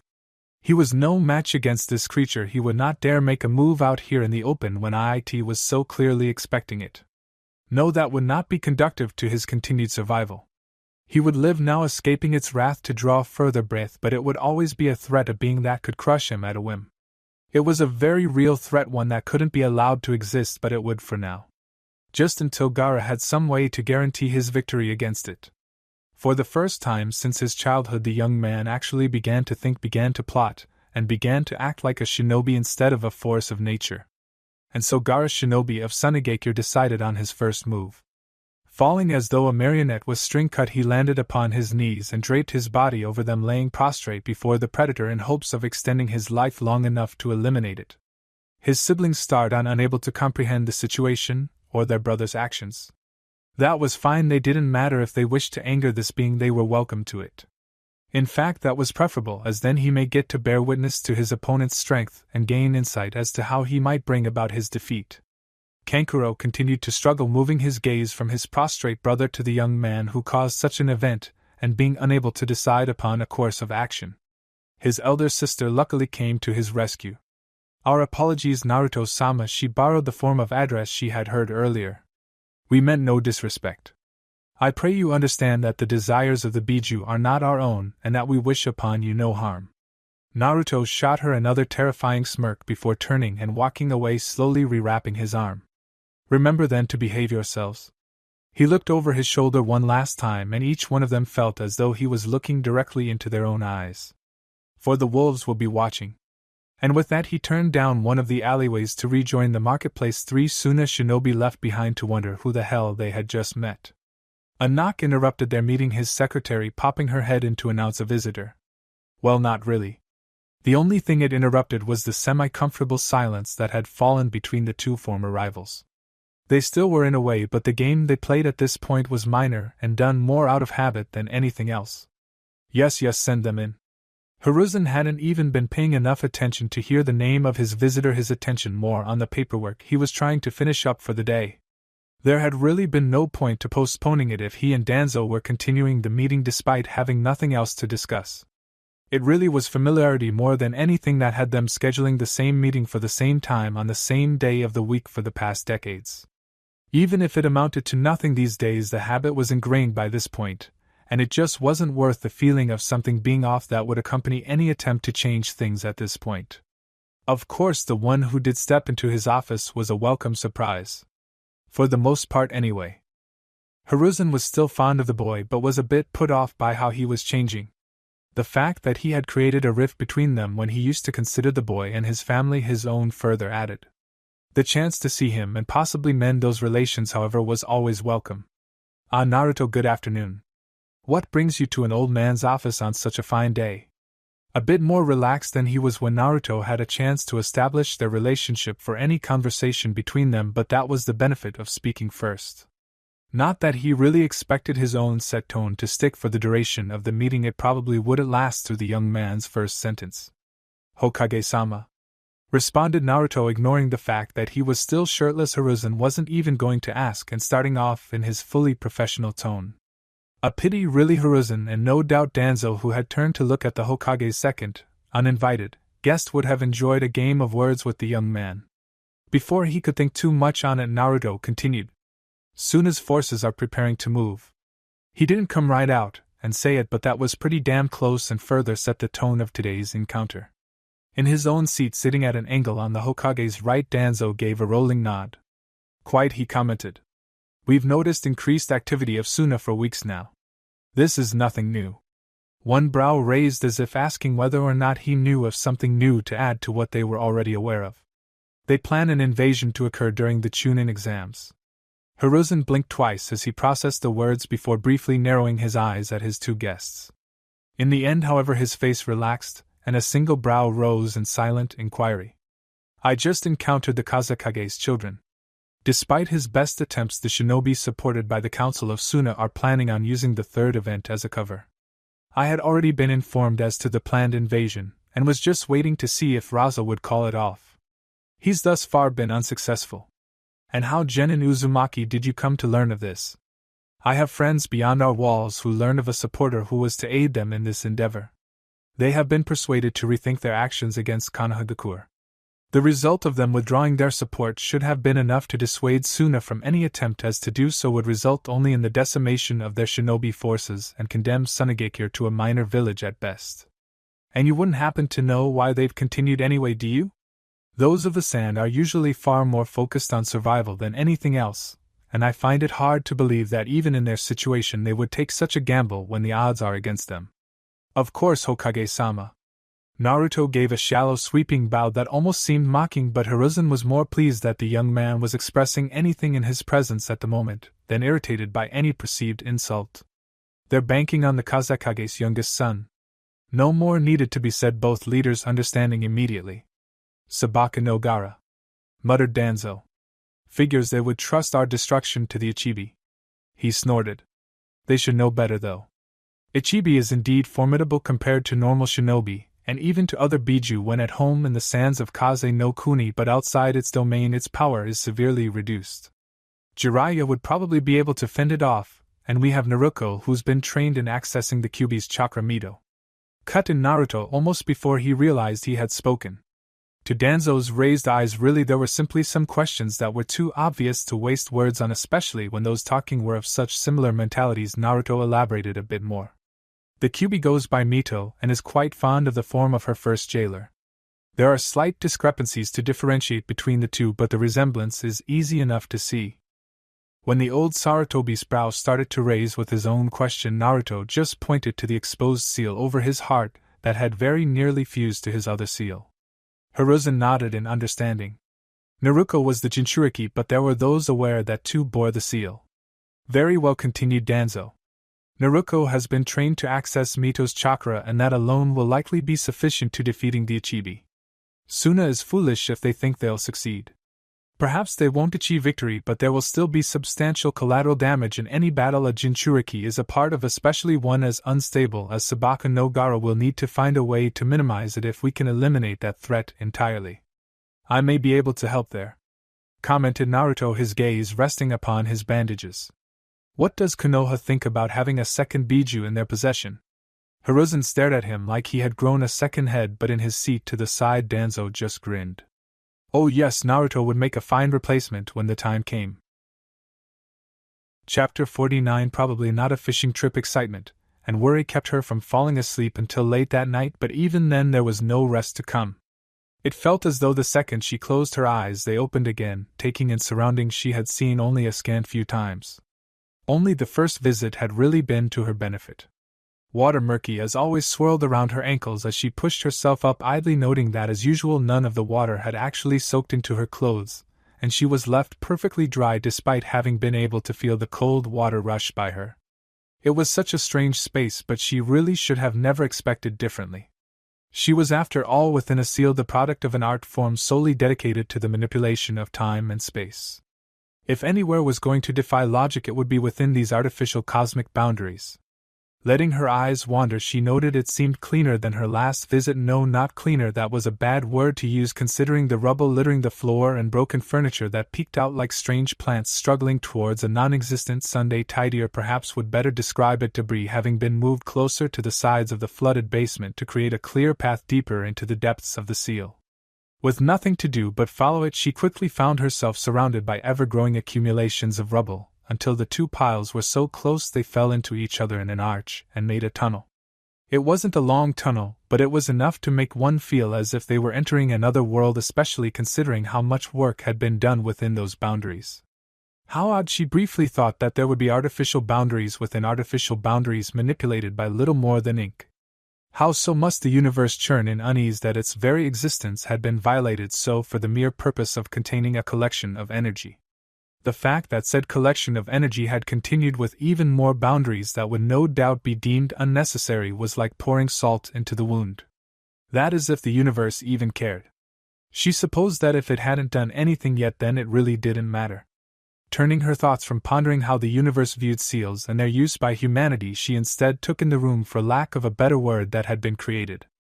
Large chunks of concrete, some smashed walkway, perhaps maybe just a foundation that had been torn asunder during whatever disaster had struck between the Kyuubi's imprisonment and her first visit, which very well could have been the Kyuubi herself, had been arranged around the piles of debris in a large circle, acting like walls. In the gaps between the greater pieces were stacked smaller remains of whatever structure this had once been.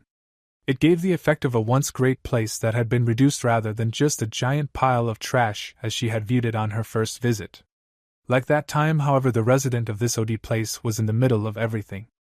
Unlike last time she sat upon a solid wooden chair, it was a miracle it had survived in such good condition. Considering everything around them, she had been damn fortunate to find that in turn rested upon a solid piece of black marble a good 10 times larger than it in every direction, covered in no more than a half-inch of water. Another piece of the black stone, though substantially smaller, had been used as a footrest to keep the bare feet of the Kyuubi's chosen form from having to remain within the water. Other pieces of the black marble in every shape and size were scattered in something reminiscent of a garden pathway, albeit one submerged in water, as opposed to being placed over grass. It was in the end a rather interesting place. One fitting, she thought, for a dream. Which was good, of course, because it was currently taking the place of the dreams she should have been having. She spent just a moment peering into the darkness that hung above them. On that note, where was the light coming from in here? It was too bright, and she couldn't find any source for it. Come to think of it, the entire area she had awoken in was like that too, but now that she turned back to peer out of the tunnel she had just come from, it was pitch black. How strange! Before turning her attention to the being of this realm. All things considered, it didn't seem much like she had much control over this place. If she did, the chances of it looking anything like this were really slim, unless she had extremely peculiar taste. Then again, she was dressed in the form of a dead woman who had sealed her within herself decades ago. Perhaps peculiar taste was a bit too mild a way of putting it. Still, she was the only being that permanently resided within the confines of the seal, and even though she was the Kyuubi no Kitsune and had taken an untold amount of lives over the millennia, it felt odd to think of her as a prisoner when the prison itself was tied to her own chakra coils. Despite the fact that the Kyuubi was in fact a prisoner here, Naruto really didn't like to think of herself as a jailer, or as the Kyuubi herself preferred the jail. Eyes meeting blue against crimson, they remained silent, both waiting for the other to speak. Predictably, it was not the millennia-old entity composed of sentient energy that had the greatest issue with patience, and Naruto's voice broke the still silence that had hung between them. "Decided to talk to me again, Kyuubi?" she asked, arms crossing over her chest. "What is it?" Perhaps not the best approach, but she had always been rather blunt, and she was missing sleep she was going to desperately need come the morrow, and the first trial of the Chunin exams. Mito raised a delicate eyebrow, held it for several beats, and then shifted in her seat, adopting a posture more akin to reclining. The first Jinchuriki of the Kyuubi had always possessed a regal bearing, and the Kyuubi admittedly pulled it off very well. She looked for all parts the queen of this strange land, ready to bear down judgment upon the insects crawling at her feet. "There was a reason I had stopped speaking with you, girl." The voice was just as cold as Naruto had expected, and had a bite all too appropriate for her current expression. It was strange to think this was the same sobbing woman she had found during the trip with her mother, the being that had been so desperate to be returned to her brother that it was willing to give her complete control of her vast powers. Of course, she had also tried using that very power against the brother the Kyuubi was so desperate to be returned to. It was to be expected, really. "It was one mistake, I was angry," huffed Naruto defensively. "You know how your power reacts to anger, and I had been practicing harnessing it for years. It was second nature at that point. And yet that one mistake resulted in Naruto-kun being hurt. You could have killed him, or worse, driven him away from us permanently. Naturally, she had used we when she really meant me, but Naruto had to admit it would be awful to never repair the relationship with her brother. Unlike the Kyuubi, she really didn't like calling her Mito, despite, or perhaps due to the form she took, she would prefer that to Naruto's death. She could see the reasoning behind the Biju's feelings, though. Having him gone was one thing that she could come to terms with, but having him there and yet out of reach would be a special hell. For the Kyuubi, at least, Naruto would be fine so long as her brother was happy. It wouldn't be easy, but she could accept it, and carry on until she did manage to repair their relationship, even if that took the rest of her life and her goal never truly came to fruition. "And now you want to talk with me?" It was both statement and question and was sufficient in prompting the ancient being to continue. Yes, I most certainly do. The Kyuubi nodded, eyes narrowing in an expression that looked almost accusing, as if Naruto had purposely performed some grievous crime against her. You know our deal, you know what I want. Your progress has thus far been unacceptable. In fact, the Kyuubi briefly paused, anger and irritation in equal parts temporarily crossing her face. We are likely farther from the completion of our arrangement than we were before. You've gone backwards and it's unacceptable. It's not like we don't want the same thing. At the Kyuubi's glare, she amended her statement. Or at least that our two goals coincide to give us both what we want from the same action. That is repairing my relationship with my brother. It's just not easy when there are so few opportunities for me to interact with him. I mean, he was gone for a month. Different teams is bad enough, but he's always gone either on a trip or taking missions with higher-ranking shinobi he's befriended. A smirk crossed the Kyuubi's lips. Exactly. She practically purred in a jarring change of attitude. That leads into what I want from you now. Before Naruto had a chance to protest or express confusion about her words, Mito continued. Naruto-kun goes on missions with higher-ranking shinobi because he doesn't have a team to take missions with. If I'm not mistaken, you're about to go for a promotion, no? Naruto wasn't stupid, naive perhaps, but not lacking intelligence, and was easily able to understand what the Kyuubi was getting at. It wasn't all that bad an idea actually, in fact it sounded just about perfect considering the current situation. This may very well be exactly what she needed to start mending her relationship with her estranged brother. That is, if she managed to make it to Chunin during the exam. That might actually work. She admitted, an expression of both hope and grudging respect crossing her face. I would have to get the promotion though. Here Mito grinned again, and without warning crimson energy poured out from the walls, slipping through the cracks in the hand-stacked debris to completely enshroud the Uzumaki heiress. Unlike recent attempts to harness the power herself, there was no burning pain accompanying the cloak of pure chakra. Instead, raw power energized her entire body and sent warm shivers of pleasure down her spine. A haze thick and smothering settled over her, slowing everything down as her muscles tensed, and ready to act felt to her, as though they had relaxed more fully than they ever had. It was a terrible power, the kind men would sacrifice worlds to obtain, and at this very moment it coursed deep in her veins, ready to be directed as she willed it. Another shudder racked her body, muscles spasming even as they seemed to melt, while nerves fired of feelings of pleasure she could only describe as right. This is how it was supposed to be. This was the true nature of a Jinchuriki, and there were no sacrifices above herself, host of the nine tails.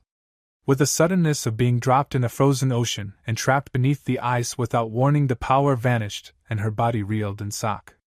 Emptiness gnawed away in the cavity of her chest, a hunger to be whole again, and at once Naruto realized just how horrible that power was. That had not been the minimal amount she had practiced harnessing, nor had it been the uncontrolled energy that rebelled against her when the Kyuubi stopped aiding her control of the volatile power. No, this had been its true form, something she had never before encountered. The Kyuubi, its attitude, and its actions seemed far less strange if she had possessed that terrible power for her entire existence. A shudder, this time of horror, trailed down her body. Just imagining how a lifetime of that power could twist a person made her sick, for she had only been under its influence for a few pitiful moments, and she was honestly trying to come up with things that she wouldn't be willing to sacrifice to have it again. That power, she realized, understanding dawning in her mind that had eluded some for centuries, was not meant for humans. In fact, she would go as far as to say no human could ever truly harness that power, for the second they did, they would become something else, something bent and twisted until they were little more than a vessel for the sentient chakra that flowed between their flesh and consumed their mind with soft words of malice and empty promises of greatness.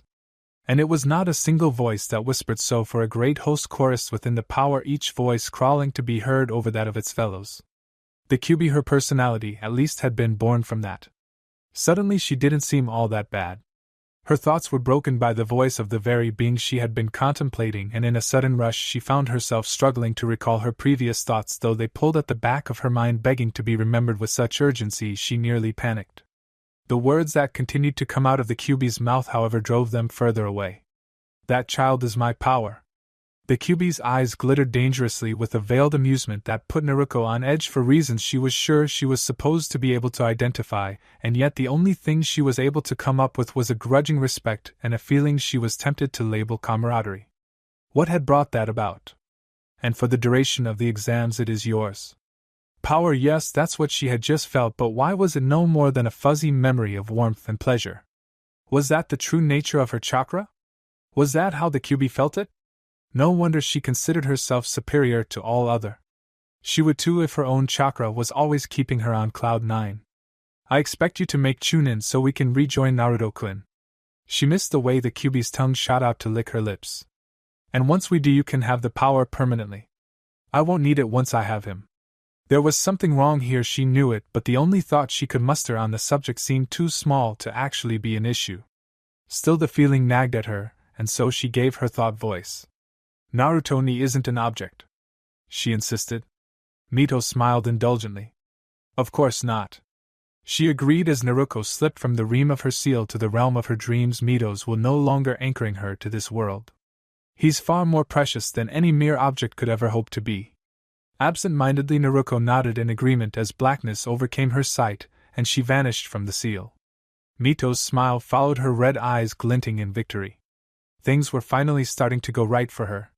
It was the first time in many days she had allowed herself to sleep in, most of the things needing her attention between the Yamanaka and her own clan having been seen to so naturally. She was woken from her slumber by hurried noise echoing through the house. With a growl she turned over and tried to fall back into the sweet embrace of sleep, but was denied by pounding footsteps right outside her door. With a glance at the clock showing 11, what an ungodly hour! She surrendered herself to her fate amongst the waking world. In Noichi's recent incident, one he still refused to comment about Eve to his clan through their mind techniques, had been the last of the things she had to take care of for the Yamanaka clan, arrangements needing to be made to accommodate the recently crippled man and ensure the most smooth transition for his daughter's taking of his position. Seeing how heavily the girl had already been involved, it hadn't proven too difficult, but it was still more on top of the mess she had already been trying to clear up, namely the fact that the clan was on the verge of falling apart when she stepped in. It wouldn't have bothered her if her ploy to entice her son back to the family had been successful, but it was hard to think it worth the effort and money she was sinking into it when all she had to show for more than a month now were bags under her eyes and control over a clan that had lost any standing it once had. Adding all that to the fact that taking control of the clan had actually irritated her son, who had his own plans for its future and was loath to let anyone shape his work, it really had been a terrible idea. The fact that other clans weren't as friendly anymore, wary of falling to the same fate, had also realty reduced potential allies.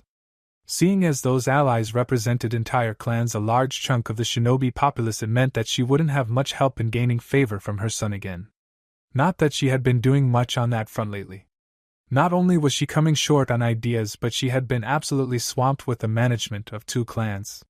One of which was rich but without many members and in dire need of re-establishment as a prominent force in the world, and the other was a clan of several dozen with almost no financial support, and whom the public had begun distrusting due to the careful manipulations of a group they had pissed off by going against her son. Of course, that was the same reason she had gotten into this mess in the first place. In the future she should perhaps leave revenge to those wolves and instead focus on his well-being and happiness. No point wasting effort that could be spent on him if they were going to ensure any who went against him suffered. She didn't really know how to feel about some secret organization associating with her son, but at least they were looking out for him. They had her gratitude for that, at least. She really needed to come up with some way to bring him back to the family, even just as a family friend. At this point she really wasn't all that picky.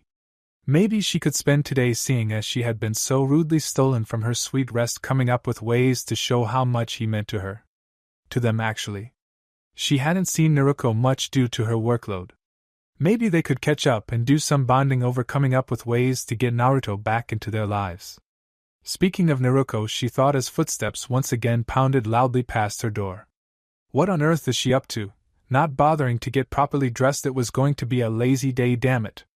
She instead wrapped her rather fluffy red comforter around her shoulders like a robe. Satisfied by the comfort-to-effort ratio, she blearily rubbed her eyes as she went to open her bedroom door and nearly stepped into her returning daughter. An orange and blonde blur spun past her, narrowly avoiding a collision, and continued on with a distracted morning blinking after the retreating figure. Kushina shrugged and began slowly padding down the hall, her comforter trailing in a long trail behind her. The kitchen was a mess. There was no other way to put it. Shinobi tools were scattered everywhere. Breakfast was in the process of being prepared in several places. Rations were laid out next to fresh supplemental supplies, and her daughter darted around triple-checking everything. Kushina didn't even want to think about the uncomfortably large stack of explosive notes next to ready paper and half-empty inkpot, or the medical supplies which doubled the total number of items being prepared, most of which were chakra pills and pain relievers. Kushina could not fathom what her daughter might be doing. Even an extremely long mission for a chunin which her daughter was most certainly not shouldn't require such provisions. Idly she wondered if Kakashi was up to his usual antics, and doing things just to mess with everyone around him.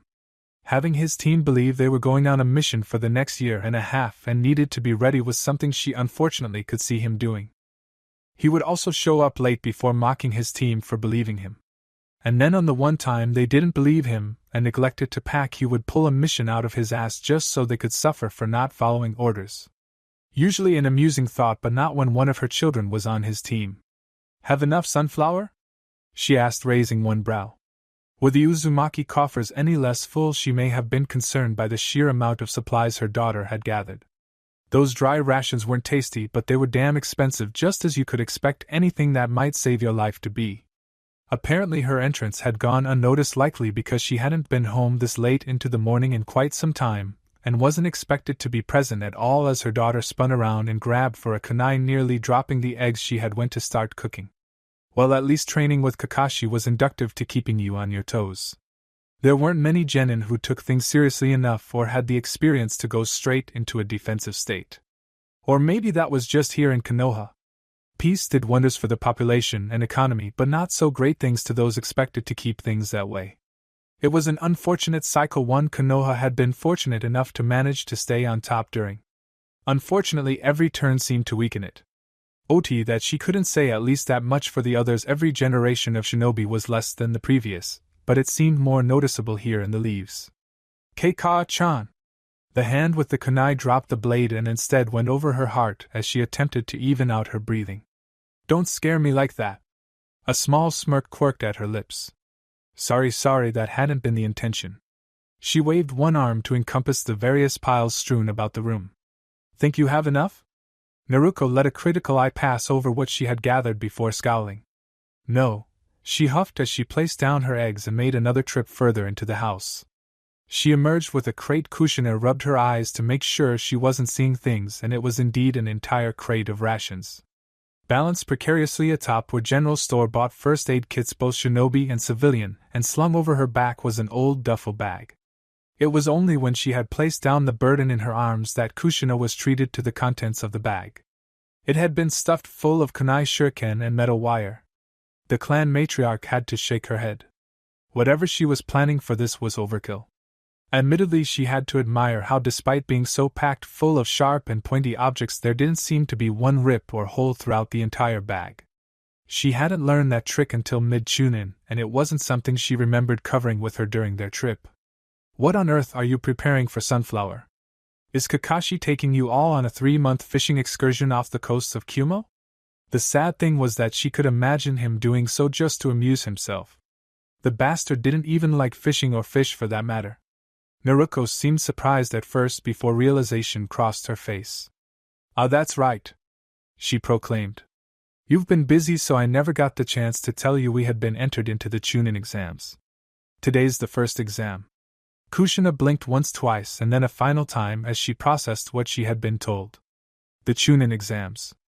The goddamn chunin exams, and her daughter was a part of it. Small measures of guilt gnawed at her chest. Had she been around more, she would have been able to help Naruto prepare for such a task, especially considering how soon they were participating. They hadn't even been a team for half a year, and they were expected to get through this? No, this was Kakashi. He probably expected them to fail. If she was generous, she could say he is using it as a learning experience, though it was far more likely he was trying to get them to leave shinobi lifestyle so he didn't have to deal with his team anymore. In that case, he was not fully to blame, for it was well known he didn't want anything to do with teams, and everyone who knew him could tell you he would be far better taking a single apprentice. Apprentices were rare, however, and Konoha had always pushed for teams whenever possible to ensure proper camaraderie. It was likely her own son might have been an apprentice because there were too many graduates, but then they ran into the problem of there not being enough teachers. She was available, of course, but their personal styles differed too much for a proper master and apprentice relationship. He would be doomed to never reaching his full potential, and she would only be able to pass on so much of her own style to someone not compatible with it. If she and Kakashi had taken each other's places, though, that could have worked. Actually, that still might. Pushing that thought aside for the moment, most definitely to be thought about later, she focused back on her daughter as she darted around the kitchen. "Oh? So soon? Kakashi must have a lot of faith in your abilities," commented Kushina, gratefully accepting a cup of coffee even if it did seem to be wavering the boundary between hot and lukewarm. At this, Naruto scowled again before sighing. "I guess he does, kind of," she admitted. "But only in me and Sasuke. Even then he doesn't seem to expect much from us, and just laments we aren't Naruto ni.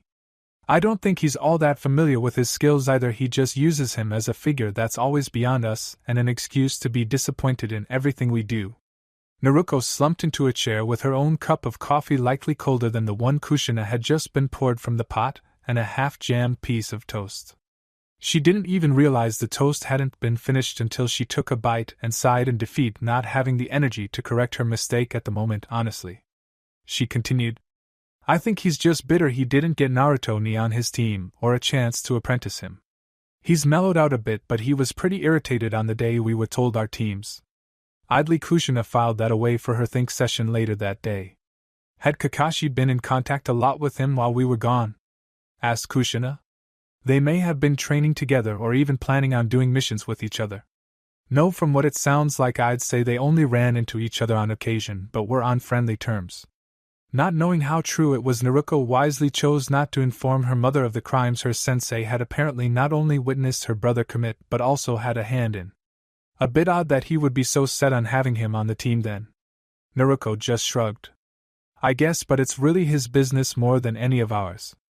I'll just do my best to make Chunin, and then that will be one less student he has to worry about." Kushina thought that it was simultaneously very mature and rather depressing to hear her daughter say that. Kakashi really wasn't cut out to be a teacher. Still, her daughter was going to make the most of it and continue on in true Uzumaki fashion. Kushina smiled proudly at her. That smile only increased with what her daughter said next. "Besides, if I'm Chunin, then I can accept missions, which mean Naruto ni won't have to wait for any of the other Chunin to be available anymore." And still, thought Kushina, it became even better. "And if even one of us does become Chunin, we may be able to substitute them out for Naruto, making it a team of genin, and giving him a shot at the next exam." Kushina had already planned on enjoying the Chunin exams, glad for a chance to relax after so long, but after hearing not only that her daughter was going to be part of it but that her success might actually help her estranged son, had Kushina infinitely glad she received reserved seats as a clan head. Previously, all her attempts had felt like she was trying to bring her son back into the clan, which, let's face it, she was, but now it seemed situations that might be used to both benefit him and bring him closer to one of the clan's only two members were just falling into her lap. Maybe there was some hope after all. Kurenai shouldn't have been surprised Anko was present in the Jounin lounge with the other sensei who had teams competing despite not having a team of her own. She also shouldn't have been surprised the pineapple-haired woman had broken the rules and brought with her a genin. Which genin shouldn't even need to be specified, considering there was only one the Tokubetsu Jounin ever associated with. The young man raised a single arm in something more akin to a salute than a wave, but somehow managed to be either in a very Kakashi-esque manner. Of course, she hadn't even considered it would be possible for him to be present during the Chunin exams. His lack of team had completely slipped her mind, especially when he was always out on missions. Taking a seat to his right and avoiding Anko's attempt to hug her across the young man without getting up, she gave him a brief smile before scanning the room for its other occupants. Konoha at least seemed to be all present. She really couldn't speak for the foreign competitors, as she hadn't paid enough attention to the number of them participating. It wasn't like she really cared all that much either, it just meant less people to injure her team. Sure, other Konoha teams wouldn't go easy on them, but she was certain none of them had any desire to permanently maim or kill any of their comrades. Then again, she could be wrong, but that really wasn't something she wanted to dwell on. Returning her eye to the two nearest her, she could only roll them at the image of Anko holding fast to the red-haired genin as if she needed comforting after her rejection. Naruto was playing his part well enough by idly patting her back. He looked a bit bored, but there was a hint of faint amusement in his eyes. Not that many his age and quite a few older would actually mind having the tokubetsu jounen hanging onto them like that. Still, it was good that someone was giving him physical contact on a regular basis, for Anko spent most of her free time trying to amuse herself in Naruto's presence because she hated being alone, especially when bored, because she knew she wouldn't be able to. A handshake, perhaps, maybe a small hug, light and lasting only the barest second, or one of them pulling the other out of danger, but she was still uncomfortable around him. Or rather, it felt wrong to not feel uncomfortable around him as she was with so many others. She was, however, getting better. At least she could converse with him over the dinner table on the occasions she visited or hosted both he and her best friend. And look, she was even seated next to him today and finding herself relaxing as much as a jounen can in a room of other foreign jounen. That was marked improvement, and she was damn proud of it. A little more time and she might be able to sit close enough to him that they were in constant contact. It was a far cry from the affectionate elder sister role she had initially wanted to fill when he was young, and it would seem by the time she reached that stage he would be too big to use as a teddy bear, but it was better than not being a part of his life because she was so on edge around him her instincts acted as if threatened. "Afternoon, Kurenai-san." He greeted, changing from small pats to rubbing circles over her friend's back. Anko had stopped pretending, but she made no move to stop him.